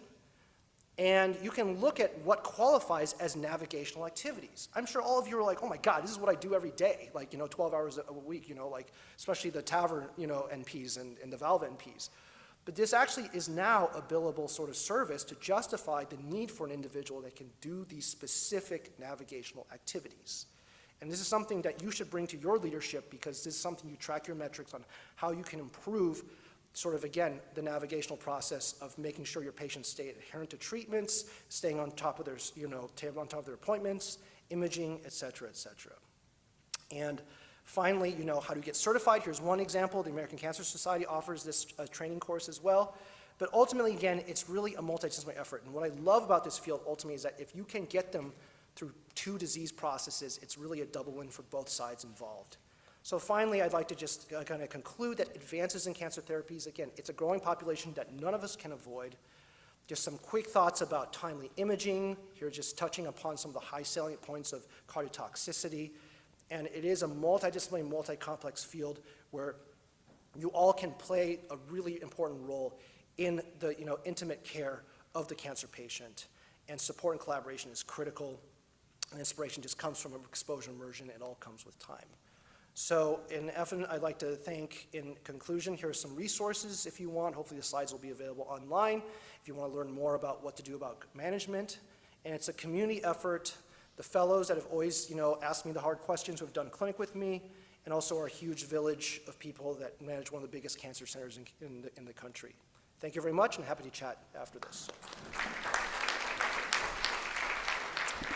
That was excellent. Dr. Yang, I have a question. Yes. If somebody is undergoing a bone marrow transplant or stem cell transplant, besides an echo, is there anything that you would do from a cardiac standpoint for risk stratification for those? That's a great question. And, I think I'm not going to go too much into, because there's a lot of things I could say about that. Because bone marrow transplant, as you know, there's two major kinds. There's allogenic, where you use an outside donor, and autologous, which is a patient's own stem cell. The latter is definitely not as cardiotoxic or hard-hitting, but the problem is with the allogenic, you're basically getting hit with really, really toxic, cytotoxic therapies which shut down and reset the bone marrow. because you're bringing in someone else's sort of, stem cells. And those people typically, because of leukemia and lymphoma, already get anthracyclines and other induction therapies that are probably known to be toxic. I usually let most people go, but sometimes we catch people who have started to have heart failure because of their prior cancer therapies. So I think imaging is very important. I think also making sure that many of them, frankly, don't have good blood pressure control or may be at high risk. I would put them on cardioprotective therapy just using classic GDMT therapies. I think the good news is many of them get advanced scans. CT scans are free calcium scores, but I usually, because of liver graft versus host and rejection issues, it's hard to start statin therapy, but I usually am very aggressive to put that on afterwards. Triglycerides, due to immunosuppression, tacrolimus, they can shoot through the roof and have and I usually check lipids at least twice a year after that. So it's not so much before, it's the follow-up after. And also checking on EF function depending on their doses and how much they got afterwards. Too much to say in this question alone, but I think it's just, we have like certain ways of, long-term surveillance is very, very, very important, I think. Right. Thank you very much. There's also a CARE BMT score online from JAHA that can help you also gauge long-term CVD risk, in case you're wondering. Okay, great. Thank you very much. Anyone else? All right, I'm going to move on. Is Dr. Economides here? Oh, there she is. You want to set your stuff up, so I'll just introduce her from here. Okay. Dr. Economides, I had a lot of fun reading her bio, only because I figured she must have started school or college when she was like 10. Because before she went to pre-med at UCLA and became a doctor at University of Michigan, she had a bachelor's degree in music and a master's degree in music. Then she went to pre-med, and then she went to medical school. So that's why I said she must have started college when you were 10 years old. Now she is the director of the Women's Cardiovascular Health Program, the STEMI Receiving Center, and the Transradial Cardiac Catheterization Programs at PIH and Good Samaritan Hospital. She is Associate Program Director for the Interventional Cardiology Fellowship Program at PIH Good Sam and Harbor UCLA Medical Center. She is very involved in community outreach programs and patient and fellow education. Very happy to introduce Dr. Economides. Thank you so much. Sadly, I wasn't 10, so, it's a lot of years. Thank you so much for the opportunity to speak to you today. I'm going to discuss the current updates in the management of STEMI and touch on a little bit on pulmonary embolism. I have no disclosures related to this talk, but I am a speaker and consultant for CVRX and Shockwave Medical, which is now owned by Johnson & Johnson. We're going to briefly, as if you haven't enough in your lifetime of work and education, review the pathophysiology of STEMI, review ECG criteria and most common ECG waveforms, and then we'll discuss the most impactful changes in the new 2025 ACC-AHA Multi-Society Acute Coronary Syndrome Guidelines, and then briefly discuss the current ESC recommendations for pulmonary embolism management. So, types and classification of acute coronary syndromes, and if you have chest pain and you show up to the ER, that's kind of where we are with things in terms of three sort of umbrellas. One is generalized acute coronary syndrome, then there's non-STEMI and STEMI. STEMI makes up about 38% of acute coronary syndromes. We know that progressive lipid accumulation and inflammation within an atherosclerotic plaque that you see there on the left under the end STEMI, and the presence of a high-risk, unstable, thin cap, you can see the cap looks very thin, can lead to plaque rupture or erosion of the plaque. Exposure of plaque contents to the circulation then results in the changes that we're all aware with vascular endothelium producing a cascade of platelet adhesion, activation, and aggregation, ultimately leading to thrombosis. When the degree of thrombosis completely occludes coronary blood flow, a wavefront of myocardial injury spreads from the endocardium to the epicardium, and that creates ST segment elevation on the ECG if that occlusion is 100%. So you can see that there. Now, the urgency of time to treatment, which we all fight with every time this happens, was demonstrated in this 1996 landmark meta-analysis of all randomized lytic trials of at least 100 patients from 1983 to 1993. So over 50,000 patients total that compared fibrinolytic therapy to placebo or control. The results are depicted by this curve graph with time of treatment delay in hours on the x-axis and absolute mortality benefit per 1,000 treated patients on the y-axis. And you can see the absolute reduction in 35-day mortality was greatest when fibrinolytic therapy was administered early on within the first 2 hours of symptom onset. You can see on the far left the steep drop in the blue curve over the first 1 to 2 hours. Beyond 2 hours, you can see that it almost becomes linear, which is the dashed line. And so your benefit beyond that time is not all that significant. Shown a different way here on an odds ratio forest plot, you can see doing nothing on the right helps you not at all, okay? And that on the far left at the very top, in the first 0 to 1 hour was your primary benefit right there. And so came the golden hour rule that everyone fights to attain. This led to the development of systems of care for STEMI patients with the goal of reperfusing within the first 60 minutes, the golden hour. As you know, these systems are now created to transport patients to the closest PCI-capable hospital, as all these subsequent studies have shown that balloon angioplasty and stenting are superior to lytic therapy. But this is the beginning of this process in 2007. Our program just had our STEMI Receiving Center site review on Thursday this week, and I was looking back at the history, and the SRCs in Los Angeles County really started around this time in 2007. And now I think there's probably 36 programs in the city here. Now, the evaluation, though, begins right there in the field before the patient's even put in the ambulance. And what do we use? The quintessential diagnostic tool, the electrocardiogram, and the diagnosis of a suspected STEMI is new or presumed ST elevation of greater than 1 or more millimeters in 2 or more contiguous leads measured at the J point. That's kind of all you really need to remember. There are caveats that you can see there for in the leads V2 and V3, depending on if you're less than 40 and a man or greater than 40 and a man or a woman. But the point is you have to keep looking for this and look at the patient and ask them what they're feeling. And it isn't chest pain, and I'll get to that in a moment. It isn't always just chest pain, sorry. All right, let's review some examples. These are all real examples.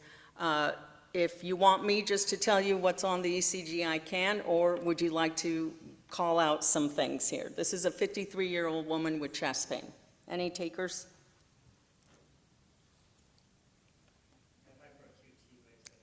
Excellent. Hyperacute T waves, and I put the time here because that's what the person, the doctor looking at this thought, hyperacute T waves in the precordial leads. I see ST elevations in leads 1 and AVL, but this was not called as a STEMI at that time, and I think they were thinking more about hyperkalemia, et cetera, okay? There is some slow R-wave progression in leads V1 to V3, but that's what we have here. So sadly, I'm showing you an ECG that's about an hour later. Okay, next, anyone? The hyperacute T waves have evolved to significant precordial ST elevation that are certainly not subtle. So the STEMI gets activated. What just happened? We lost the golden hour. Here's the angiogram. And I think you can see this is an LAL cranial projection. There's a sharp cutoff right up there in the middle of the screen. The LAD should be coming down the front of the heart in this projection.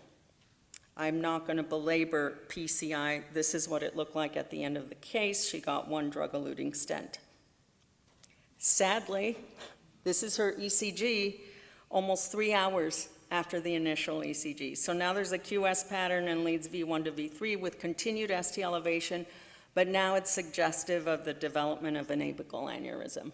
How quick is that? And this is a great case to show the progression of what happened with these electrocardiographic examples. All right, here's a 90-year-old woman with chest pain. Any takers?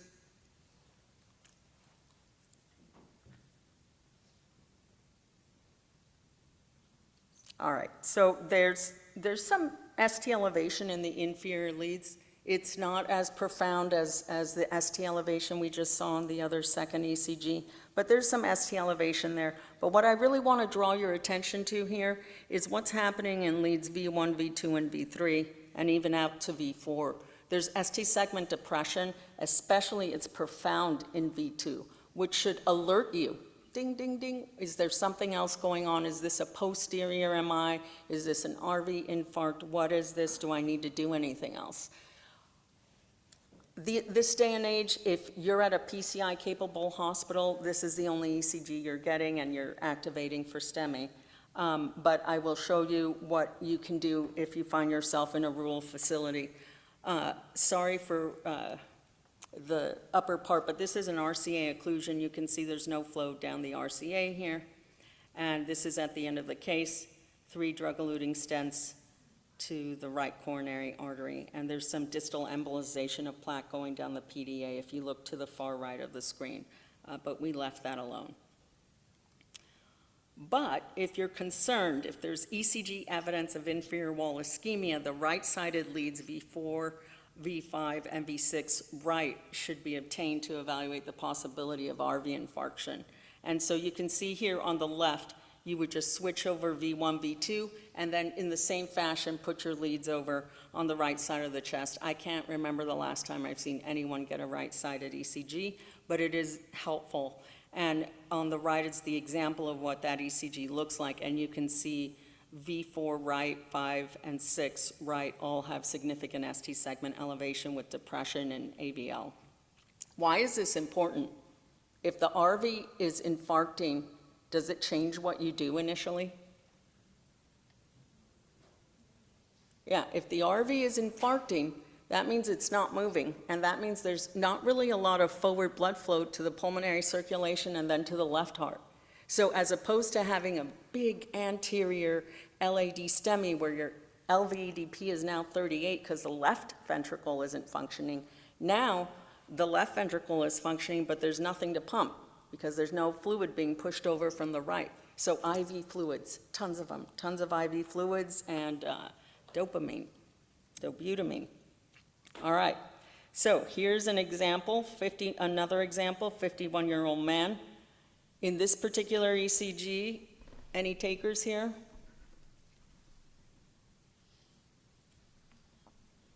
So there's an R greater than S in V1 and V2. There's horizontal ST depression with upright T waves in V1 through V3. And if we had done an ECG with posterior leads, there'd probably be ST elevation and Q waves in V7 through 9. And I'll just show you what that looks like. So you would put 7, 8, and 9 on the back, as you see on the left. And then this is a posterior ECG, 7, 8, and 9 on the far right. Usually that's a circumflex or a ramus vessel. You can see the circumflex is coming down at you here, and the LAD is going up and over, and you can see there's a vessel with some staining and TIMI 1.5 flow coming down the vessel, and this is what it looked like at the end of the case. He got one drug-eluting stent. It was a very large vessel, 4-millimeter stent. There is a thing on that. Oh, okay. So bundle branch block or pace rhythms, these can interfere with ECG diagnosis of STEMI. Left bundle branch block is present in 7% of patients with an acute MI, but unfortunately approximately half of those patients with a new left bundle and acute MI do not even have chest pain. So that's another conundrum.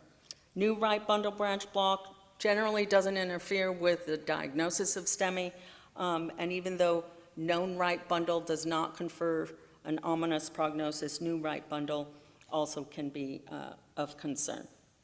There are many other, we could spend all day on ECG, but I'll just now switch over to what is new in these guidelines that just came out here. So let's review the most important changes.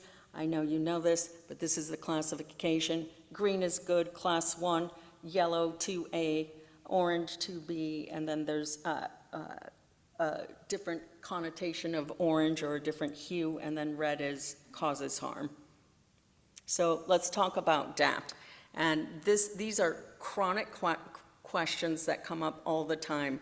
And I think people have gotten away from what is in the guidelines. If you are a normal risk bleeding patient, you need DAPT for 1 year. And the recommendation is aspirin with ticagrelor or aspirin with prasugrel. Okay, the big thing you have to remember about prasugrel is we don't usually give it to patients over 75 or if they have a history of prior stroke.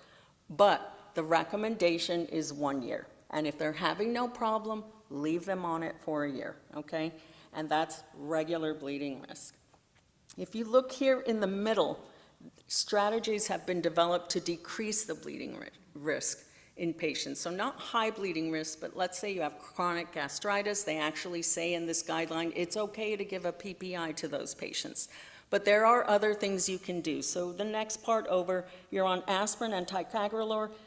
You can discontinue aspirin anywhere from 1 to 3 months and just stay on ticagrelor monotherapy. Where does this come from? This comes from the studies where ticagrelor is superior to prasugrel and Plavix, and so as monotherapy, this is acceptable for the next year. What about the multitude of patients who have AFib, who need triple therapy? You can do that for 1 to 4 weeks, so aspirin plus your second antiplatelet agent and your anticoagulant, and then just use Plavix monotherapy with your systemic anticoagulant. The risk of bleeding of the 3 secondary antiplatelet agents is the lowest with Plavix, and that's why it is chosen for this particular reason.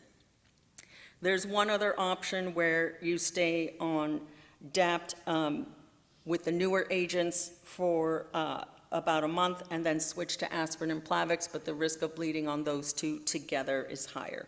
Now, there's a special category, high bleeding risk, and we're gonna take a moment and talk about what that is. So the definition of that is the risk of a patient having greater than 4% chance of any major bleed over the next year, or a greater than 1% chance of having an intracranial hemorrhage over the next 1 year. And you need to have the presence of at least 1 major or 2 minor criteria, which are listed there. A major bleed includes a drop in hemoglobin of greater than 3 grams per deciliter, a bleed that requires pressors, or a bleed that requires some sort of surgical or invasive intervention. And so if we were to go back here, what they're recommending here, and it is class 2B, but that's because these patients are so high risk for bleeding, is single therapy with aspirin or the secondary antiplatelet agent. And I'll just, eventually these slides will be available to you in this table with the list of what the criteria are there for you. What about lipids? So the big thing on the far left, we know this. If you're not on any statin therapy and you come in with an acute coronary syndrome or a STEMI, you need to be treated. So statin therapy needs to be initiated. But what is new and very significant is that if you are on statin therapy and you're coming in with an acute coronary syndrome and your LDL is 70, then guess what? That's too high. And so we need to add other agents. We need to add non-statin agents to whatever maximally tolerated statin therapy you're on. And so that is the big take-home point of this. Here is the table of the non-statin agents, ezetimibe, the 3 PCSK9 injectables. 2 of them are twice per month, and the other one is once every 6 months, and then bempedoic acid, and you can refer to this table. All right. The other major points that were made, anemia. Do we need to transfuse to a hemoglobin of 10 or not? I get this question all the time. The level of evidence is to be, but it's not necessarily going to harm patients, and they do feel better. And I firmly believe that when they're there after an ACS, especially a STEMI, struggling with their hemoglobin of 8, I think it's very appropriate. Getting a class 1 indication now is, and this has been, I don't even think this is all that new in terms of being in the literature, is referral to cardiac rehab.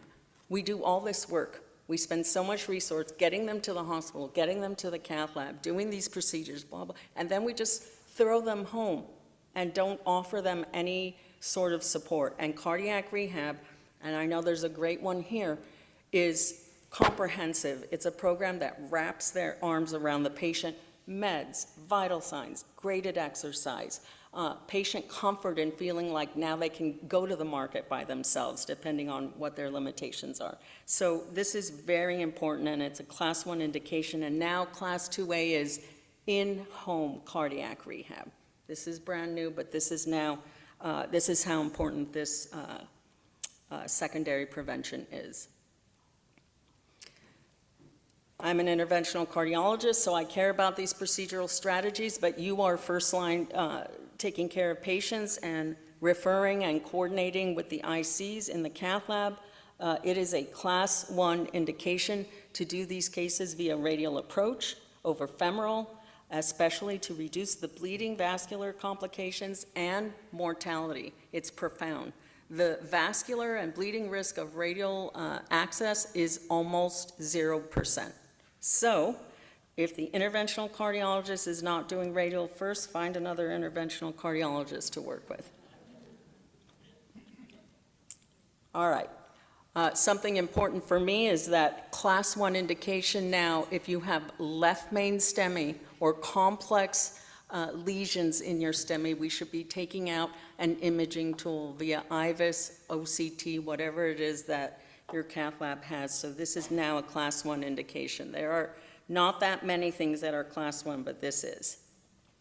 All right, and then let's just switch gears a little bit. I'm going to talk about the microaxial flow pump, also known as the Impella. It's an antegrade LV support device, catheter base. It looks like a oversized pigtail catheter. It's minimally invasive. You can put it in through the groin in the cath lab, and it's an alternative to other mechanical support, such as intra-aortic balloon pump, tandem heart, and ECMO.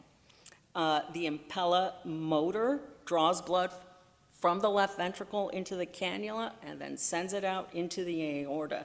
And this directly unloads the left ventricle and then does all these other things, reduces myocardial workload and oxygen consumption, and increases cardiac output and flow to the coronaries, et cetera, et cetera. Well, last year, this study was presented, this landmark trial, at ACC in 2024. It was the first randomized controlled trial in cardiogenic shock patients with STEMI, and it studied control versus the use of Impella. And you can refer to this here. Let me just tell you, there were total 360 patients with 180 patients in each arm. And this is what they found. The routine use of Impella reduced all-cause mortality at 180 days in acute MI, cardiogenic shock due to STEMI compared to standard care alone. All right, but there's some things we need to talk about. The absolute reduction was 12.7% in mortality with a number needed to treat of 8. And you can see here the mortality in cardiogenic shock with STEMI is bad. Okay, so whether you were in the control group or the Impella group, it's not good. What is also very important to realize in using this device is that there were many adverse events in the Impella group, including stroke, moderate severe bleeding, limb ischemia, temporary need for dialysis, and sepsis. However, when you looked at the data, the reason this comes out like that is because a lot of the cardiogenic shock patients died on day 1 in the control arm. So they were not alive later to have any of these complications. So what you end up with is a survival bias that may introduce competing risks. And again, you see here the separation of these curves on the left. This did lead, though, to a 2A indication for Impella insertion for cardiogenic shock and STEMI. So here's one last STEMI case. 61-year-old man with 4 weeks of stuttering chest pain presented to an outside clinic 2 weeks prior and was told he was okay. I'm going to take this opportunity to re-echo what Dr. Yang said to you. You are first line.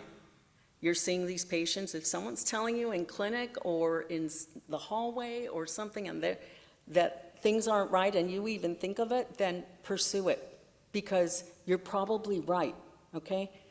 When you see this, you'll see that someone didn't listen to this guy. And this was not a man brought in by EMS. He worked all day as a painter on this particular day, had crushing chest pain driving home. His wife and his daughter drove him, so he's basically a walk-in. And you can see there's anterior ST elevation, and here is his opening angiogram.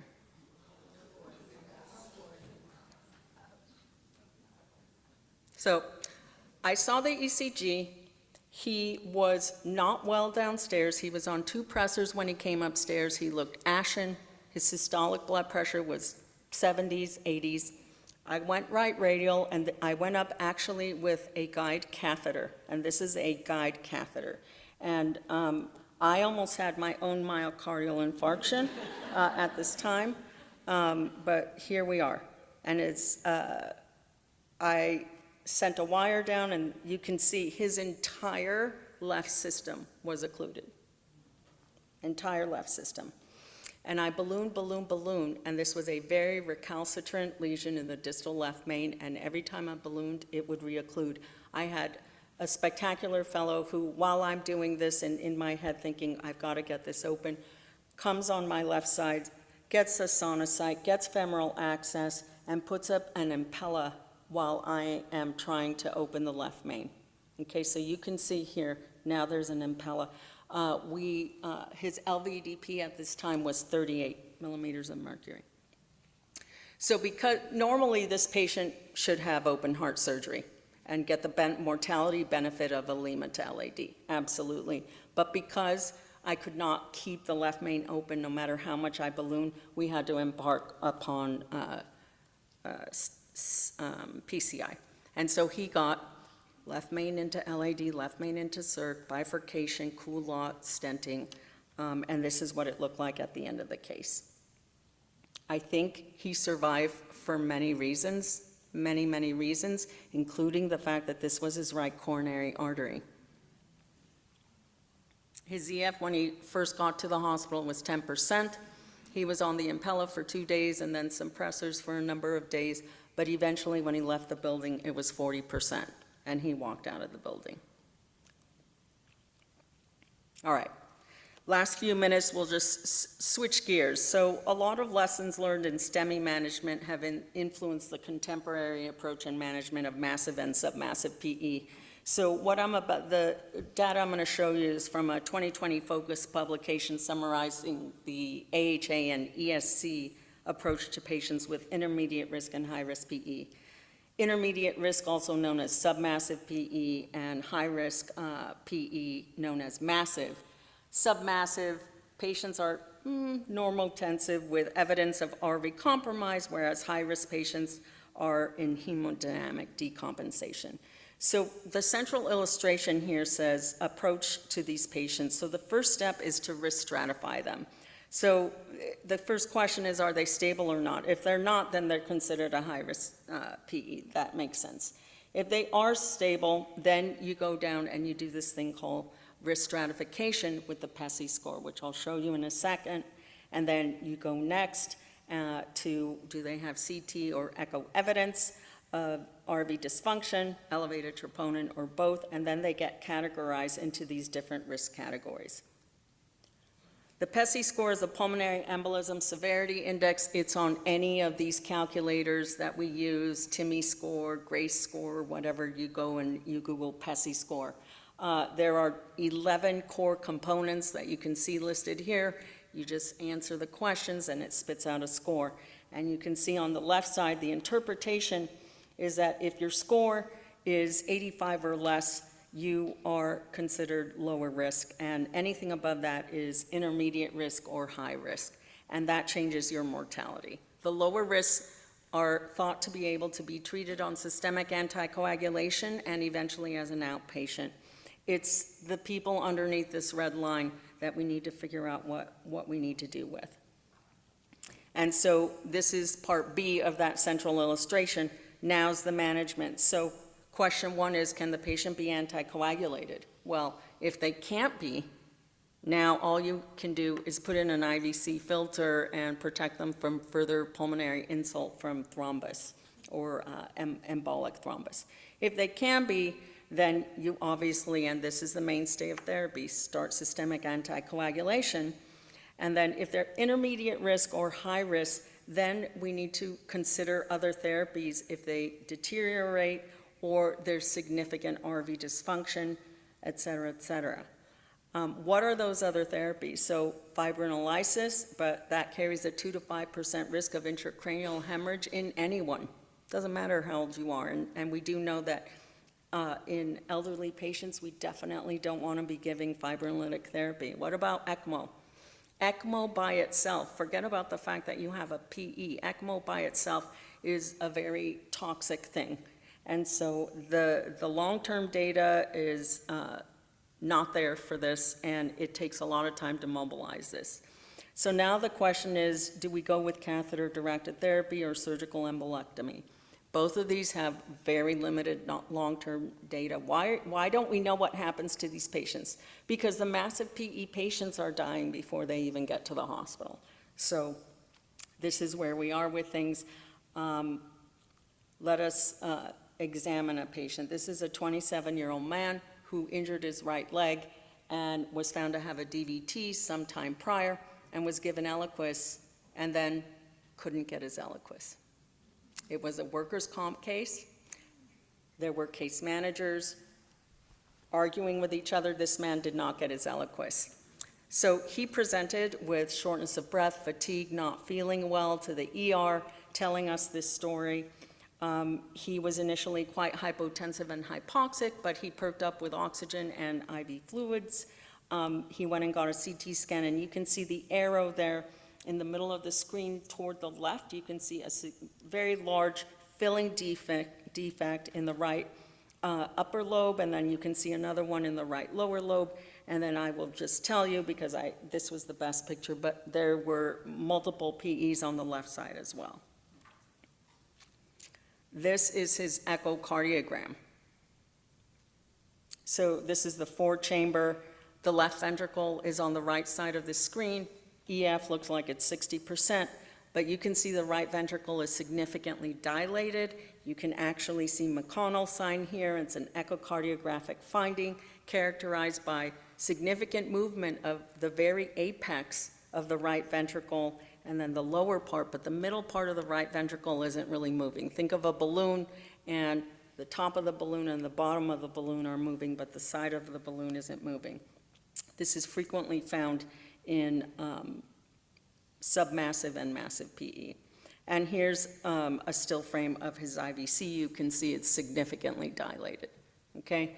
He was stable, but when you see this, it seems like, well, okay, unless we take some of this out, is this man, destined to a life of RV failure, which is, that's not good.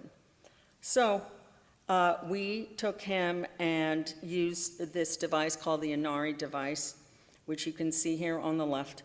And it is a 24 French catheter that you can see there in the still frame on the right in his right main PA. And you open it up and send this out into the clot and then pull it back and hopefully bring clot back with you. So we did this for him on the right, and this is what his angiogram looked like after that. And I don't see any evidence of PE in his right upper or large middle and lower pulmonary arteries here. I did not go up and measure his PA pressure in the beginning because I didn't want to push anything anywhere. We did check his PA pressure after embolectomizing the right side, and it was 40. And then we went to the left and did that, and at the end of the case, his PA pressure was 25. His heart rate was down in the 60s, blood pressure was fine. This is what we took out. And this is a little bit of a different projection, but this is a repeat echo the day after the procedure. Look at his right ventricle. Looks beautiful. It's normal. It's pumping normally. Everything's great. Look at his IVC. It's completely collapsed. All right. So, lessons learned from all of these acute life-threatening clinical presentations. Time is everything. You are the first line out there seeing these patients. If you are hearing things and you think about it, pursue it. Thank you for your attention.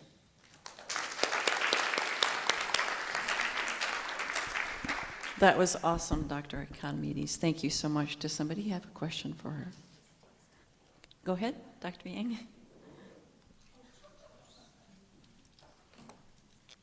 I was a former fellow of Dr. Economides, so it brought back some fond traumatic memories. But so it's, I want to just bring up, it's more of a what do you think kind of question, because I think some people are now talking about this occlusive MI concept instead of changing, because you show a lot of examples where the classic STEMI paradigm, like the classic is look at the EKG, does it fit criteria? And you're showing a lot of examples where it wasn't that classic. And people are now thinking we need to use more modern technology of not just the EKGs, but these subtle things with protocols of AI, echo, and other kind of variables. I'm kind of wondering, where do you think that is going, and what do you think needs to improve about that aspect? I don't know about AI, but when the ECG doesn't look classic ECG, we are constantly using the sonosite in the ER, constantly. And it's very helpful because sometimes people are coming in with chest pain and the ECG looks funky and their right heart is huge. And is that a PE or an RV infarct? Hard to know. But a lot of ER doctors are, when they're activating or calling, they're saying, yeah, the anterior wall looks down, yeah, the IVC's dilated, doesn't look like the LV's moving that much. So hands-on echo, and it's not an official echo, it's just the push-around sonosite. I think we're definitely doing that on almost every patient in the ER. You are right. There are many times where the ECG is not totally diagnostic, but you look at the patient and they're in such severe chest pain that you take them to the lab and there's like TIMI 2.5 flow with a 99% lesion, but the ECG didn't totally look like STEMI, and that is the art of practicing medicine, I think. I'm not even sure that AI is going to tell us that. Yeah, I think that's what, because you're saying, like, for instance, like the urgent care presentation. We had a patient who, a lot of people, like women present with like stomach GI complaints, and the 12 lead isn't diagnostic, and I think that there's still need, I think people are just calling for a more, sort of more other subtle variables that can trigger more red flags to get more imaging, like you said. Yeah. I think that's an ongoing challenge. So, Well, the thing is, though, Dr. Yang, a lot of these cases, almost every one of these cases had been somewhere in weeks prior. And this is why I'm saying we're not listening to the patients in the relaxed setting before it gets to this. And that's part of where we are in healthcare right now. It's not just with this, it's with a lot of things, but. Excellent. All right. Thank you very much. Thank you. Yeah.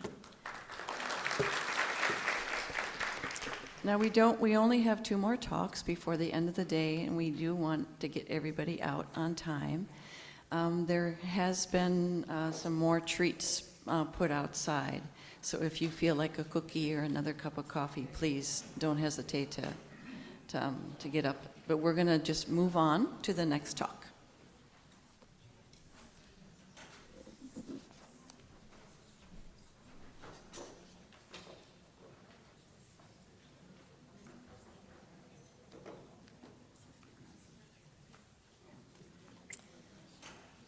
All right, well, I'm happy to be part of this next talk. Us 3 nurse practitioners from Keck Medicine of USC are going to talk about an NP-run cardiology pre-op clinic, the implementation and the outcomes. And I'm going to start by introducing my esteemed colleagues that are joining me on this talk. Vetmata Jala has been in the nursing field for 20 years. She began her cardiology journey in the cardiac ICU at Torrance Memorial as an ICU nurse. In 2011, she graduated from UCLA's Clinical Nurse Specialist and Acute Care Nurse Practitioner program, and she has been in cardiology for the past 10 years. She's worked all over the United States, from Baylor to Alaska Heart Institute to the Medical Center of South Carolina. And currently, we are lucky to have her here at USC, and she is the primary pre-op cardiac NP at USC. And Jay Chung is, and I also wanted to say, when she's not being a nurse practitioner, she also enjoys hiking. And aside from that, she somehow found the time to write and publish a children's book. Jay Chung is an ICU nurse from Korea. She came to the U.S. to pursue an advanced nursing career, and she graduated from UCLA Family Nurse Practitioner program. She has been an NP for 13 years. It's her 9th year at USC Cardiovascular Medicine. And for the past 3 years, she has been our fearless leader as a supervisor lead NP. And outside of all of that, she's very involved in the Korean Nurses Association of Southern California and the NP outreach. And she too has found time to write a book in Korean on We Are United States Nurse Practitioners. That was published in Korea. And she also is an avid tennis player. All right, they didn't want me to say anything personal about them, but I said, I have the mic, I'm gonna say it. All right, I'm gonna move forward to the talk. And I'm gonna start out by just briefly telling you, how did this whole pre-op NP program start? It all started in 2017. At USC, we have a very high volume of surgical patients, and especially with transplant, liver and kidney transplant. And our cardiologists were really getting inundated in their cardiology practices on doing the cardiac pre-ops on these patients because they all needed it. And aside from all the other surgeries that's done at USC. So the MDs actually suggested that we have a pre-op NP clinic that an NP runs. And I had been in the division for 10 years, and I stressed interest in the program. So in 2017, I did help start the pre-op program. And I didn't really know a lot about pre-op cardiac workup, so I studied all the ACC guidelines, AHA guidelines, surgical guidelines, anesthesia guidelines. I made a folder of who gets what treadmill is what, and I got all the apps on my phone. I wanted to be, rip-roaring ready for this clinic. I developed an intake sheet for the schedulers to what questions to ask the surgery offices or the patients themselves when scheduling. Do they have an outside cardiologist? If so, let's get all the records. We wanted to make these visits as efficient as we possibly could. I went around to all the surgical teams. I knew a lot of the people since I've been at the institution for 10 years, but there's a lot of the coordinators, the NPs, the APPs, the PAs that I did not know, and the navigators and the schedulers from the surgery offices. So I went around and introduced myself to everybody and told them about the program. I did go to a couple of staff meetings in the surgery departments to just tell them about our program, so they had a face with a name, and it really, really was the key to the success of this program. Only because now they had a face to a name, they knew who I was, the surgeons knew who I was, saw me on campus, and that just communicating with the surgery teams was really, really a key, and especially with their schedulers and their coordinators and their APPs. I then spent 1 to 2 days in our pre-op anesthesia clinic. We called it Start Clinic, and it is pretty much run by NPs and anesthesiologists. Their focus is very different, though. But I just wanted to see what their flow was. And this was really important as well because we get a lot of our cardiac pre-op referrals from our START clinic. I was in the position only a month and the anesthesiologists were already calling me saying, hey, I have this patient down here that I really would like you to see. I think they need a cardiac evaluation. So spending a couple of days in our pre-op clinic was also key. I started out very slow. I was a little bit nervous. We started out with 3 to 4 patients 2 times a week, had a lot of MD assistants, and we do have one specific physician that does help us if we have questions. But when this program first started, every single cardiologist in our department was more than happy to help me if I had any questions, any concerns, can you look at this EKG with me? You know, they were all but very happy because I think that they were just thankful that I was seeing the patient and it was in my clinic rather than in theirs. So, but there was a lot of reasons that they were helping us, but that was also a very key to have MD support is really, really important. So after a couple of months, then I went to 2 all-day clinics, and then eventually 3 all-day clinics, and then eventually the program got so busy that we needed to have my days off covered, so we had another NP start seeing pre-op patients, and now we offer this service 5 days a week. And it just kept expanding. In January 2024, I started the same program at one of our satellite clinics out in Arcadia 1 day a week. And with the satellite clinic, I did all the same things. The unfortunate part with that is I didn't know any of the surgeons in Arcadia. Even though they were USC surgeons, they were surgeons that never did come to Keck. And I didn't know their coordinators, I didn't know their surgery schedulers, so I kind of started from scratch. But it was only one building, not a campus like Keck. So I just went from floor to floor, literally, and met all the surgeons and introduced myself to their staff.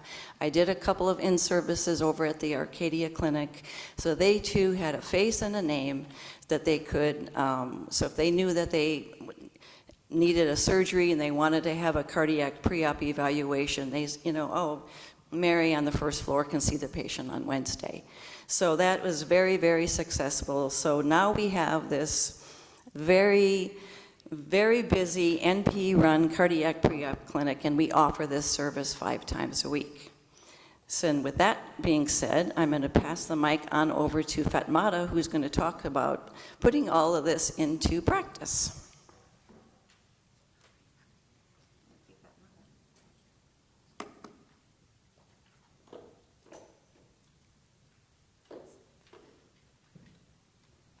Everybody. I know everybody's like right at the tail end of everything, so I'll try to be a little fast, but what I'm going to talk about could be a talk on its own, basically, probably for another like 30 minutes to an hour, so it's going to seem like I'm breezing through it, but if for any reason you want to talk about it offline, please let me know. Before I go into the details of what we do, I just want to talk about the prevalence a little bit, because I feel like if we understand why we're doing this, then it just makes it a little bit more significant. So annually, there's about 14.4 million inpatients and 19.2 million ambulatory surgeries performed. And multiple cardiovascular risk factors are reported in 45% of these patients. In a large retrospective study, 1 in every 33 patients with surgical admission, there was 150,000 annual perioperative events in the United States. So it's not really as minor as I thought about it anyways going into it. This made me go, oh wait, I really have to take my job seriously. And in 2024, there was new guidelines, and we hadn't had one for a while. So I'm going to touch on that a little bit and kind of talk about how we transferred that into our practice as well. So the ones in yellow will be what I touch on, but as I said, this could take like a whole talk on its own. So we're going to talk a little bit about the revised perioperative cardiac assessment algorithm, which is kind of like the bread and butter of everything, and also the updated recommendation on cardiovascular testing. And the speaker before me already talked about like levels of evidence and everything. And BNP, EKG, and troponin are all 2A and 2B evidence. We'll talk about a medication that's been talked about a lot today, and I feel like I should have bought stocks in it, the SGLT2 inhibitors and holding parameters. And we'll also talk about the guidance for judicious use of stress testing and anticoagulation, antiplatelet. So this slide here is a little busy, I'm sure of it. But this algorithm basically is what I always tell my students, like before you even come to my clinic, please take a look at this so you just have an understanding of it a little bit.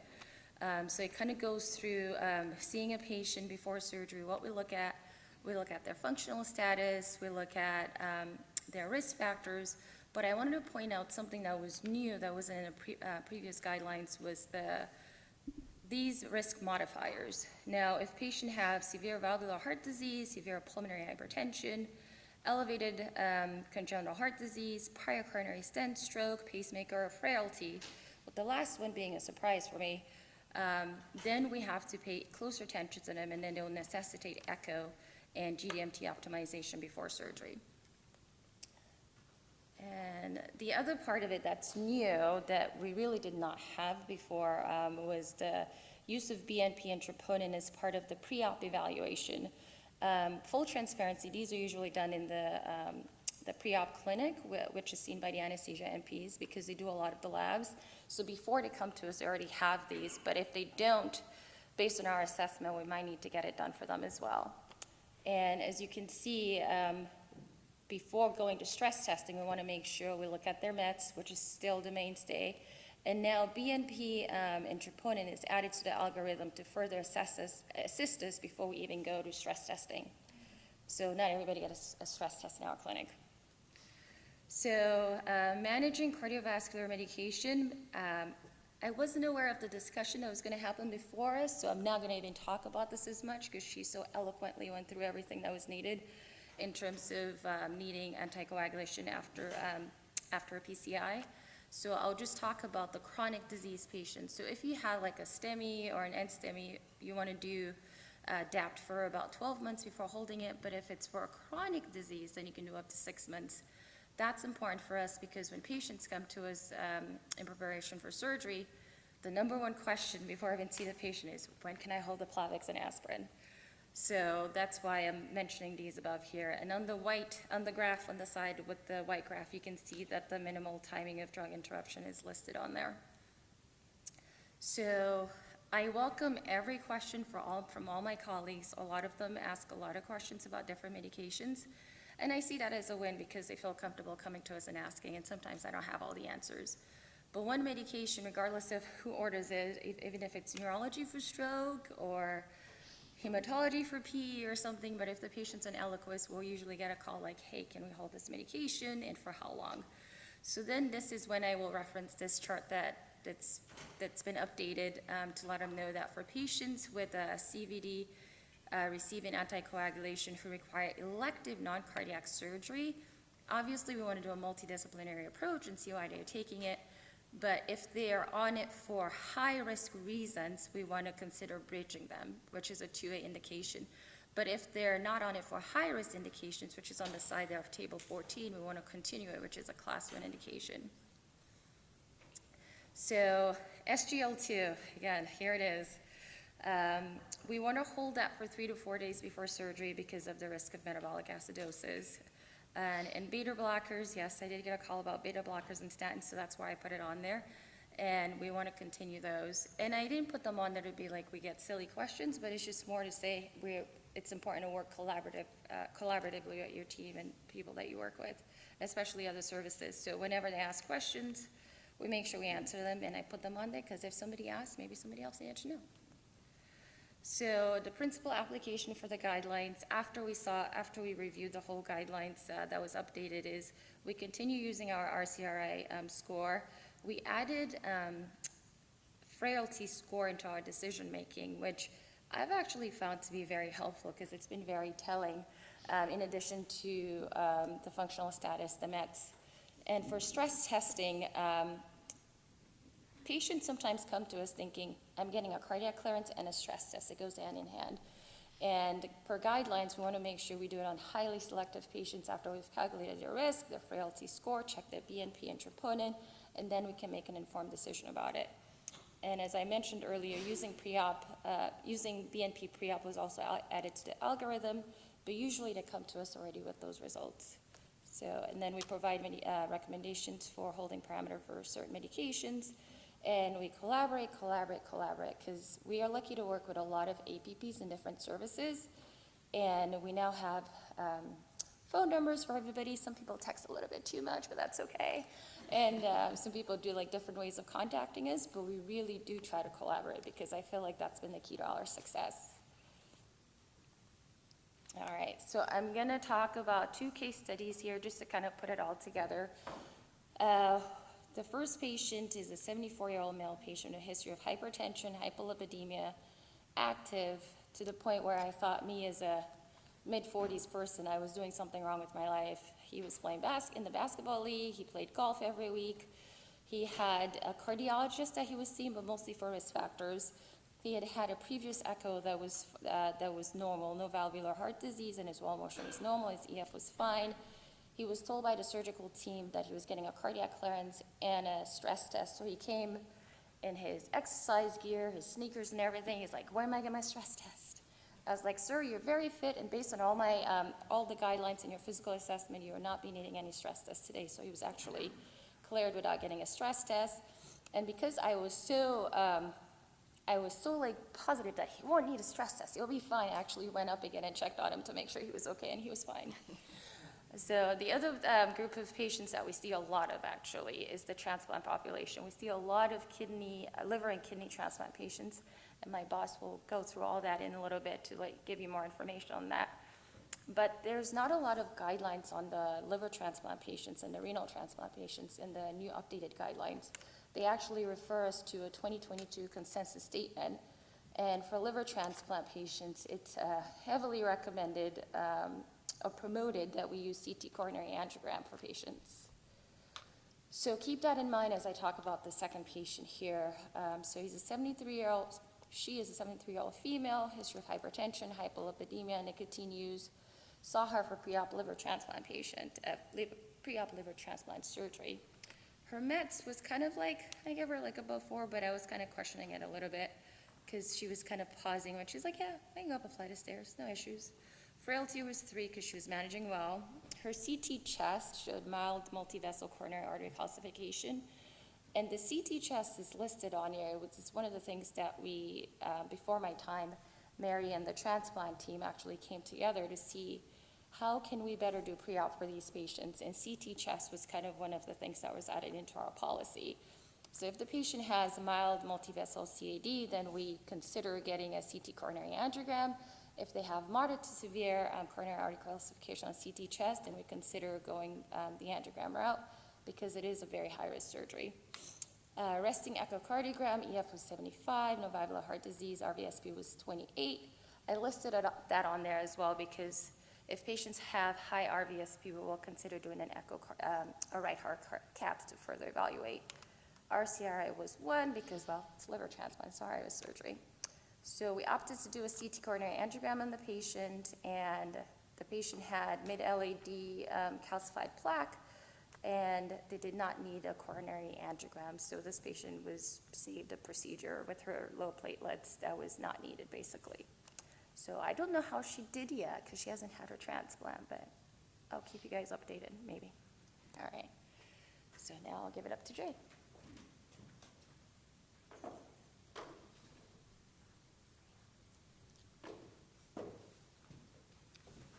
All right, so that being said, you have seen our investment in the pre-op MP clinic, also our dedication.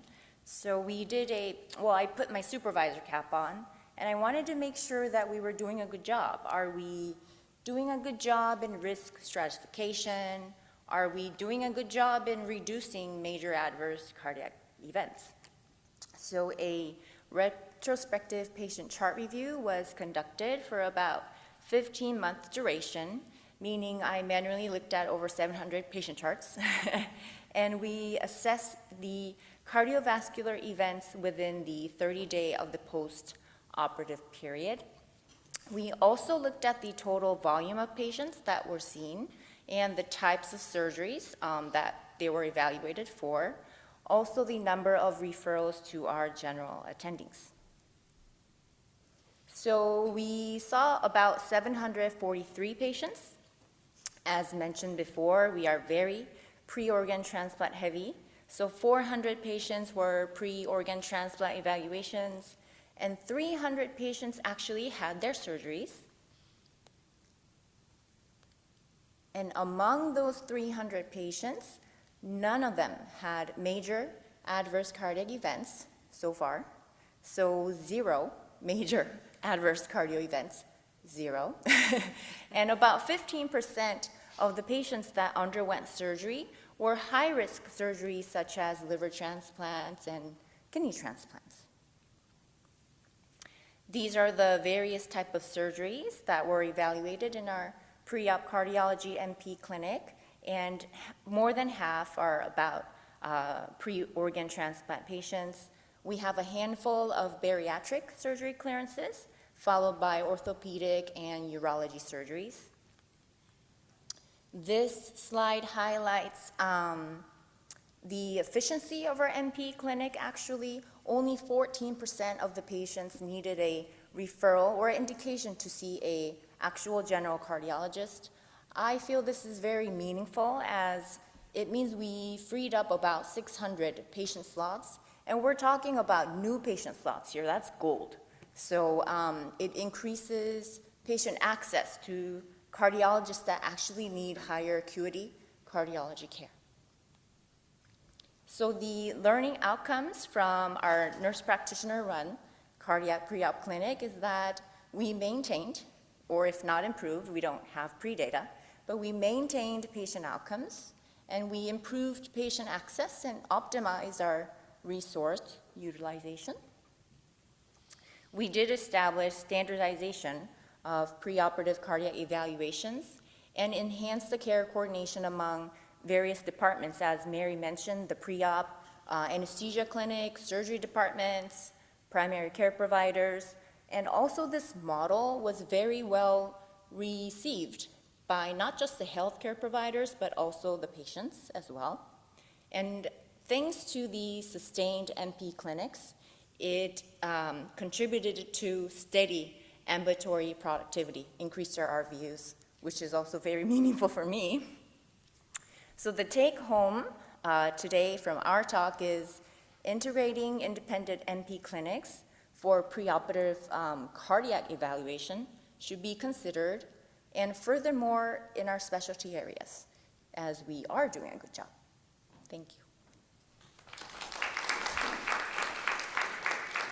Does anyone have any questions for any of us? All right, good. All right, so we'll go on to the last talk of the day.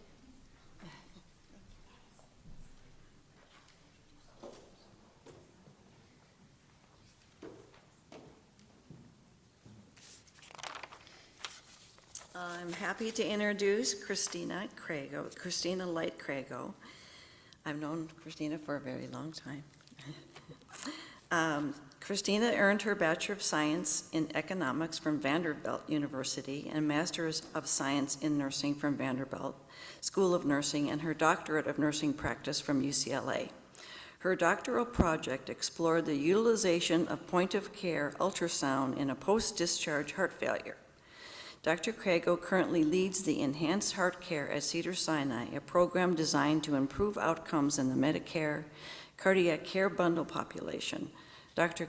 Crago is an assistant clinical professor at the UCLA School of Graduate Nursing and is currently serving as the American College of Cardiology Cardiovascular Team California representative. She's also responsible for this whole program today. So, Christina? Yeah.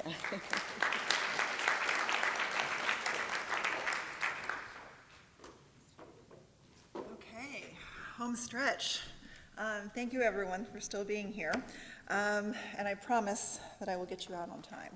Okay, so value-based care is something that it's one of those trigger things that it's the new emerging trend. It's like SDOH was a year or two ago. And if you haven't heard of value care, you're going to in the next year or two, because it's a very contemporary word and way of looking at things, and it's current to healthcare today. So our learning objectives, I'm going to go over some of the new universal definitions of heart failure that were based on the 2022 guidelines, because it really backs up the need to do value-based care, because we have so many more heart failure patients. We don't have those end-stage patients anymore. We have a lot more patients. I can't go back.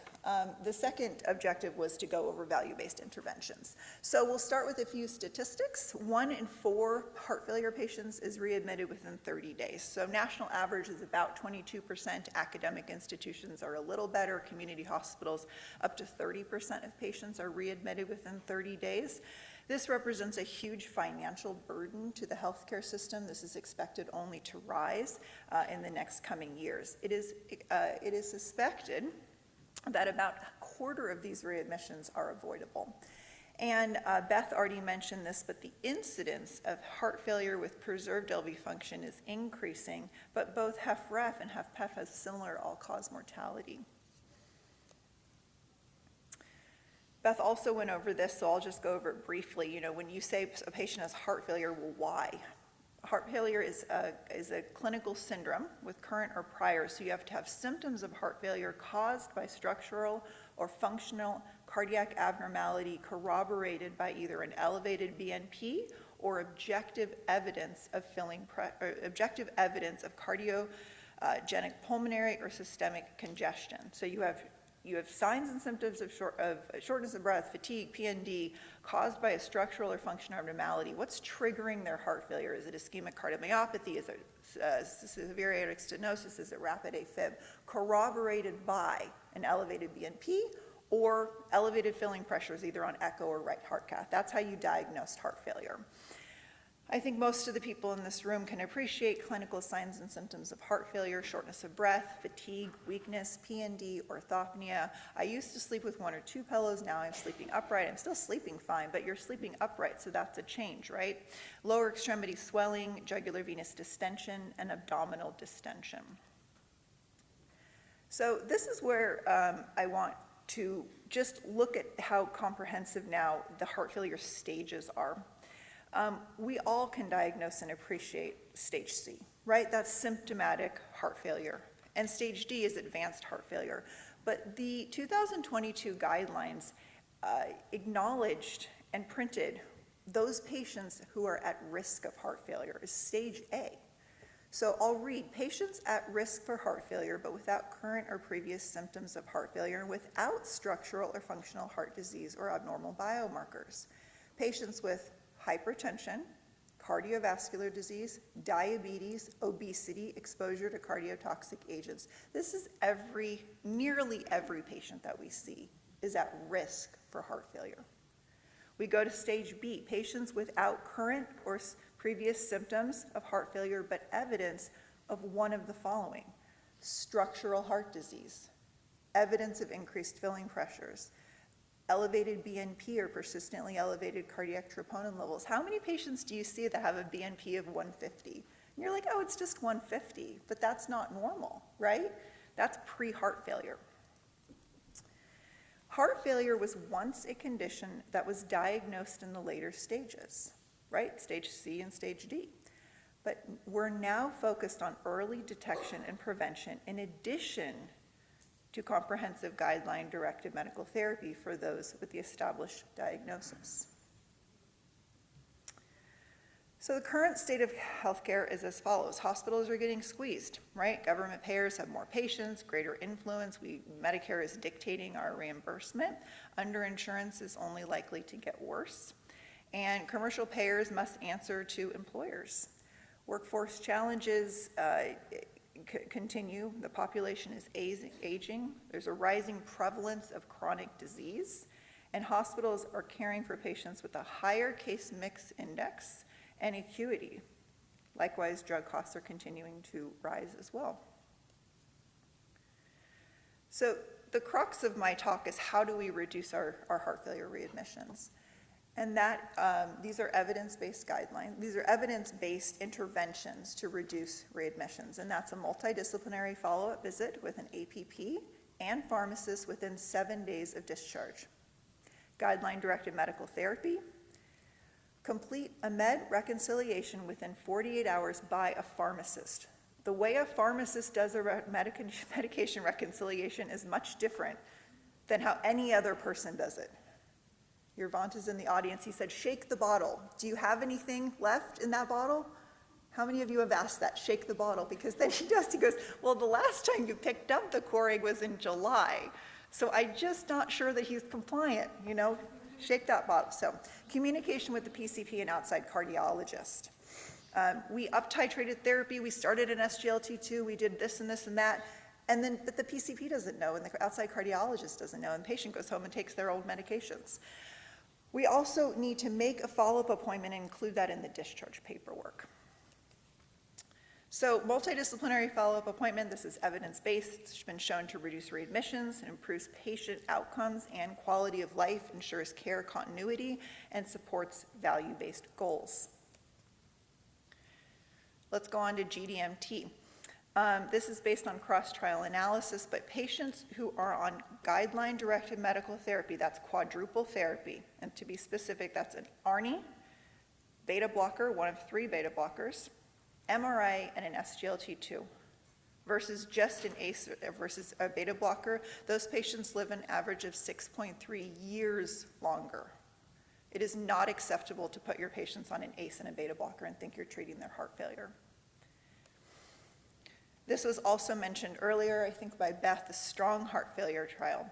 So this is on patients who were on subtherapeutic doses compared to optimal doses. Those patients in the high intensity group felt better and they lived longer. If you come in and your patient's blood pressure is 120 and they're on Coreg 6.25, that's not optimal and it's not acceptable. You need to be up titrating that therapy to max doses. This is an old study, but patients are not getting enough education, and that's part of our program is that we're providing education. But this was back in a 2013 study that showed 45% of the time patients rarely or never receive 60 minutes of education. This is now included in the guidelines that patients with heart failure should receive specific education to support to facilitate heart failure self-care in a multidisciplinary manner. For patients with stage C heart failure, you should avoid sodium intake, but it's really self-care is the most important thing. Patients need to know how to weigh themselves. They need to know, this is the next, excuse me, this is what we teach our patients. Once outcomes improve when we teach our patients to be actively involved in their own care. So patients need to have a digital scale. We say step on the scale every morning, void your bladder, same pajamas, what do you weigh? If you gain more than 3 pounds in one day or 5 pounds in 1 week, that's too much. You cannot eat that much. That is fluid. And patients need to be educated that that warrants a phone call. You say, if you gain 3 pounds in one day, I want a phone call. If you gain 5 pounds in 1 week. Oh, I can't go back. Shoot. We also counsel our patients to adhere to the DASH diet, a 2,000 milligram, not gram, 2,000 milligram sodium, to read labels and really just to avoid processed foods. You can teach your patients to read labels all day long, but if patients just avoid packaged food, processed food, anything out of the frozen food section, they are really going to do themselves a favor. And so that's generally what how I teach patients. We've had a lot of luck in our clinic with point-of-care ultrasound. We know that persistent congestion and heart failure is a risk factor for rehospitalization. But congestion can manifest several days to weeks before heart failure symptoms, such as weight gain and dyspnea, present themselves. And POCUS can be a valuable tool to help identify patients who are volume overloaded and at risk of readmission. So this is what we do in our clinic, minus the decorative rug. We look at the inferior vena cava, and it's good to trend the number because everyone kind of has their own IVC.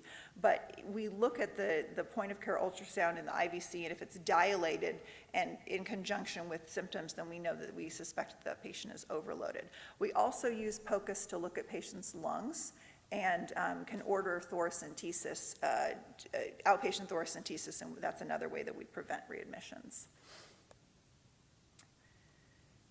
So cardiac rehab is covered for HFrEF. It is not covered for HFpEF, but it improves, I always tell patients, it improves all of the metrics: functional capacity, quality of life, hospitalization and mortality. You name it, cardiac rehab is going to help you with that. It remains underutilized in patients with heart failure, only 10 to 30% participation rates. This is dismal.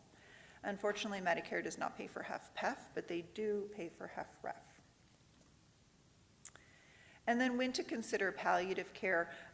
You know, these patients, we have a service at Cedars called the Supportive Care Medicine Service, and it's kind of rebranded as palliative care. But patients who are hospitalized, we created our own criteria, but essentially patients who have multiple comorbidities in addition to heart failure and have had more than 2 hospitalizations in 6 months meet criteria for supportive care medicine consultation to identify goals of care, to document code status, to complete those advanced care planning documents.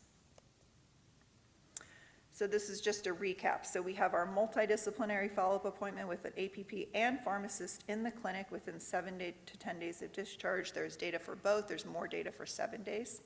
Guideline-directed medical therapies, we talked about up titration of therapy and quadruple therapy, completion of a med reconciliation within 48 hours by a pharmacist, communication with the outside PCP and outside cardiologist, and establishing that follow-up visit before discharge, to be included in that discharge paperwork. So I'm going to describe the program that I work with called the Enhanced Heart Care Program. This is an internal program here. It's a 3-pronged approach. We start with inpatient rounds, where we encourage use of standardized order sets. We ensure guideline-directed medical therapy in collaboration with the pharmacy team, and we provide patient education. We do the transition of care. There's a specialized transition of care pharmacist that calls patients within 48 hours to go over medication reconciliation. We have an ambulatory care management team, which is composed of LVNs, and they reach out to patients to ensure follow-ups are established and offer any assistance, support, and make any referrals. We have a community health worker who also helps, that's an unlicensed person that helps to support those patients who are at highest risk for readmission. They can help complete Medi-Cal paperwork, arrange for transportation services, identify caregivers, just fill out the forms that a lot of patients need help with. And then that transition of care is the appointment in the post, or then going on to the NP-led post-discharge follow-up clinic. That's within 7 days of discharge. We can identify patients who are fluid overloaded. We also administer IV Lasix in our clinic if necessary. Program enhancements was the addition of the community health worker, started about 1.5 years ago. She's been really instrumental in taking care of those high-risk patients that need extra support. We have patients seen in the emergency department are released and now referred to ED Assist, which is another program where they have a case manager follow them after being released from the emergency department. We have value coordinators, nurse practitioners who specialize in value that are establishing those early post-op visits and really communicating with skilled nursing facilities to make sure patients are being seen by their PCP or cardiologist. Use of point of care ultrasound, as we discussed, and then collaboration with other value teams. This was our program timeline. It started a couple years ago at this point, but we had the program finalized in 2021. They started a phase 1 with ambulatory care management, pharmacy, readmission reviews. The APNs were hired later on. We began with inpatient rounding and then started seeing patients in the clinic. We added IV Lasix for phase 2. We started, 2022 happened to be a really good year for readmissions, and then it went up 2023, and it's kind of crept down. It's a difficult population, but we have had some improvement in our heart failure readmission rates. And this is the length of stay index for heart failure. You want it to be less than 1, and right now we're meeting our goal for length of stay. Another really important aspect of taking care of heart failure patients is identifying healthcare literacy. Risk factors for low healthcare literacy include advanced age, limited education, a non-native English speaker, and low income. We have translated all of our educational materials into 7 different languages, and that had a profound effect on our readmission numbers. Low health literacy is associated with increased risk of heart failure, exacerbation, hospitalization, and mortality. So dual eligible patients compared to Medicare, patients with who are dual eligible are those Medi-Medi patients, so patients who are eligible for Medi-Cal. Those patients are higher risk for everything. They have higher risk for readmission, higher risk for mortality, and we have slowly narrowed that gap. You can see in 2022 that the Medicare patients did a lot better than the Medi-Cal, than the dual eligible patients, but we've managed to narrow that gap in the last several years, and we're very proud of that. We think it has a lot to do with translation of materials and our community health worker. So challenges along the way. New programs are always faced with challenges. Confusion of the role and unfamiliar staff of what triggered their awareness of the patient's hospitalization, who are we identifying and why. Perception that the clinic visit was redundant to an MD follow-up. The 7-day post-discharge appointment oftentimes occurs too soon after discharge. The patient says, I just got out of here. The caregiver is still tired.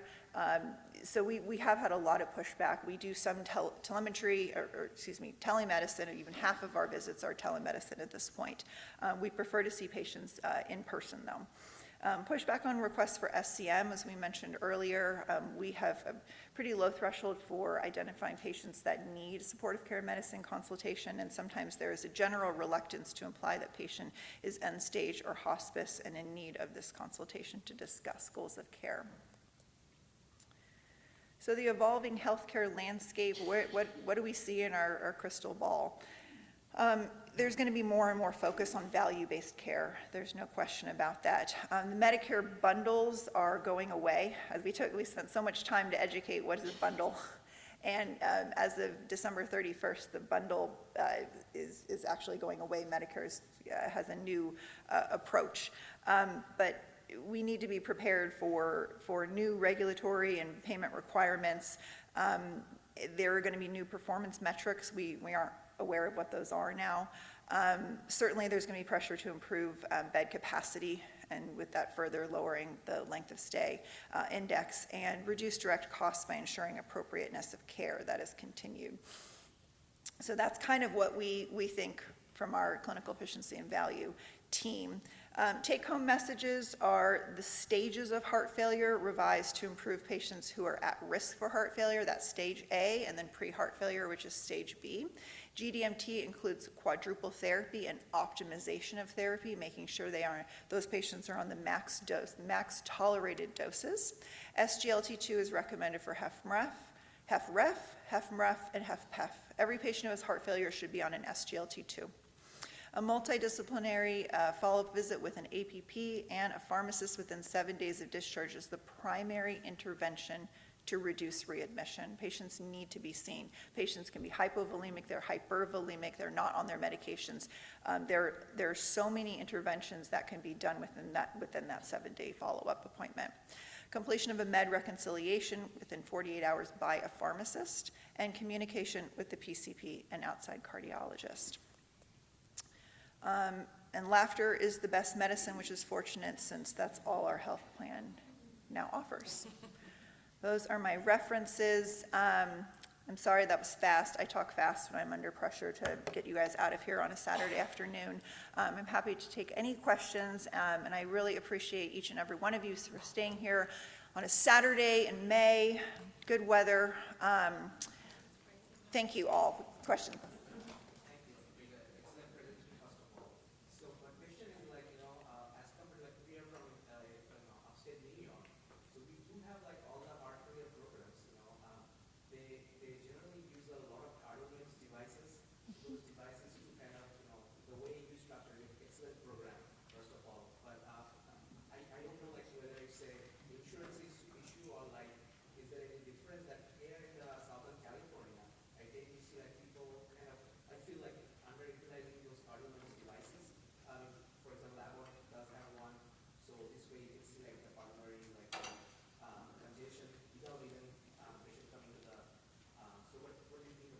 Yeah, I think the larger institutions who have a full team of APPs can support cardiomems. The problem with cardiomems is you need a full-time nurse to monitor those cardiomems. So people, at smaller institutions that are doctor-based and don't have a lot of help or support, it's really time-intensive to monitor those numbers. So that's what I found, because I've worked at smaller institutions and I've worked at larger institutions. The heart failure clinic here, the cardiomyopathy group, they implant a lot of cardiomems, but they have an incredible staff of people, nurses and nurse practitioners, who are looking at those numbers. And it's very effective if it's fantastic. But you have to have the support. Yeah. Any other questions? Mary.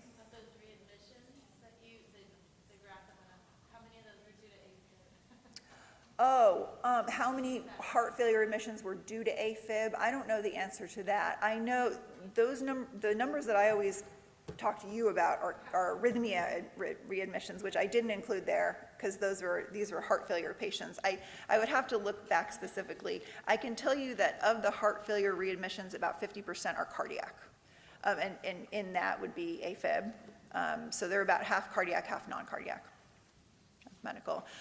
For CE, you will receive an email on Monday, because it's going through CEDAR's CE, and so you should receive an email for evaluation and CE credit, and I will email what is on your sign-in sheet.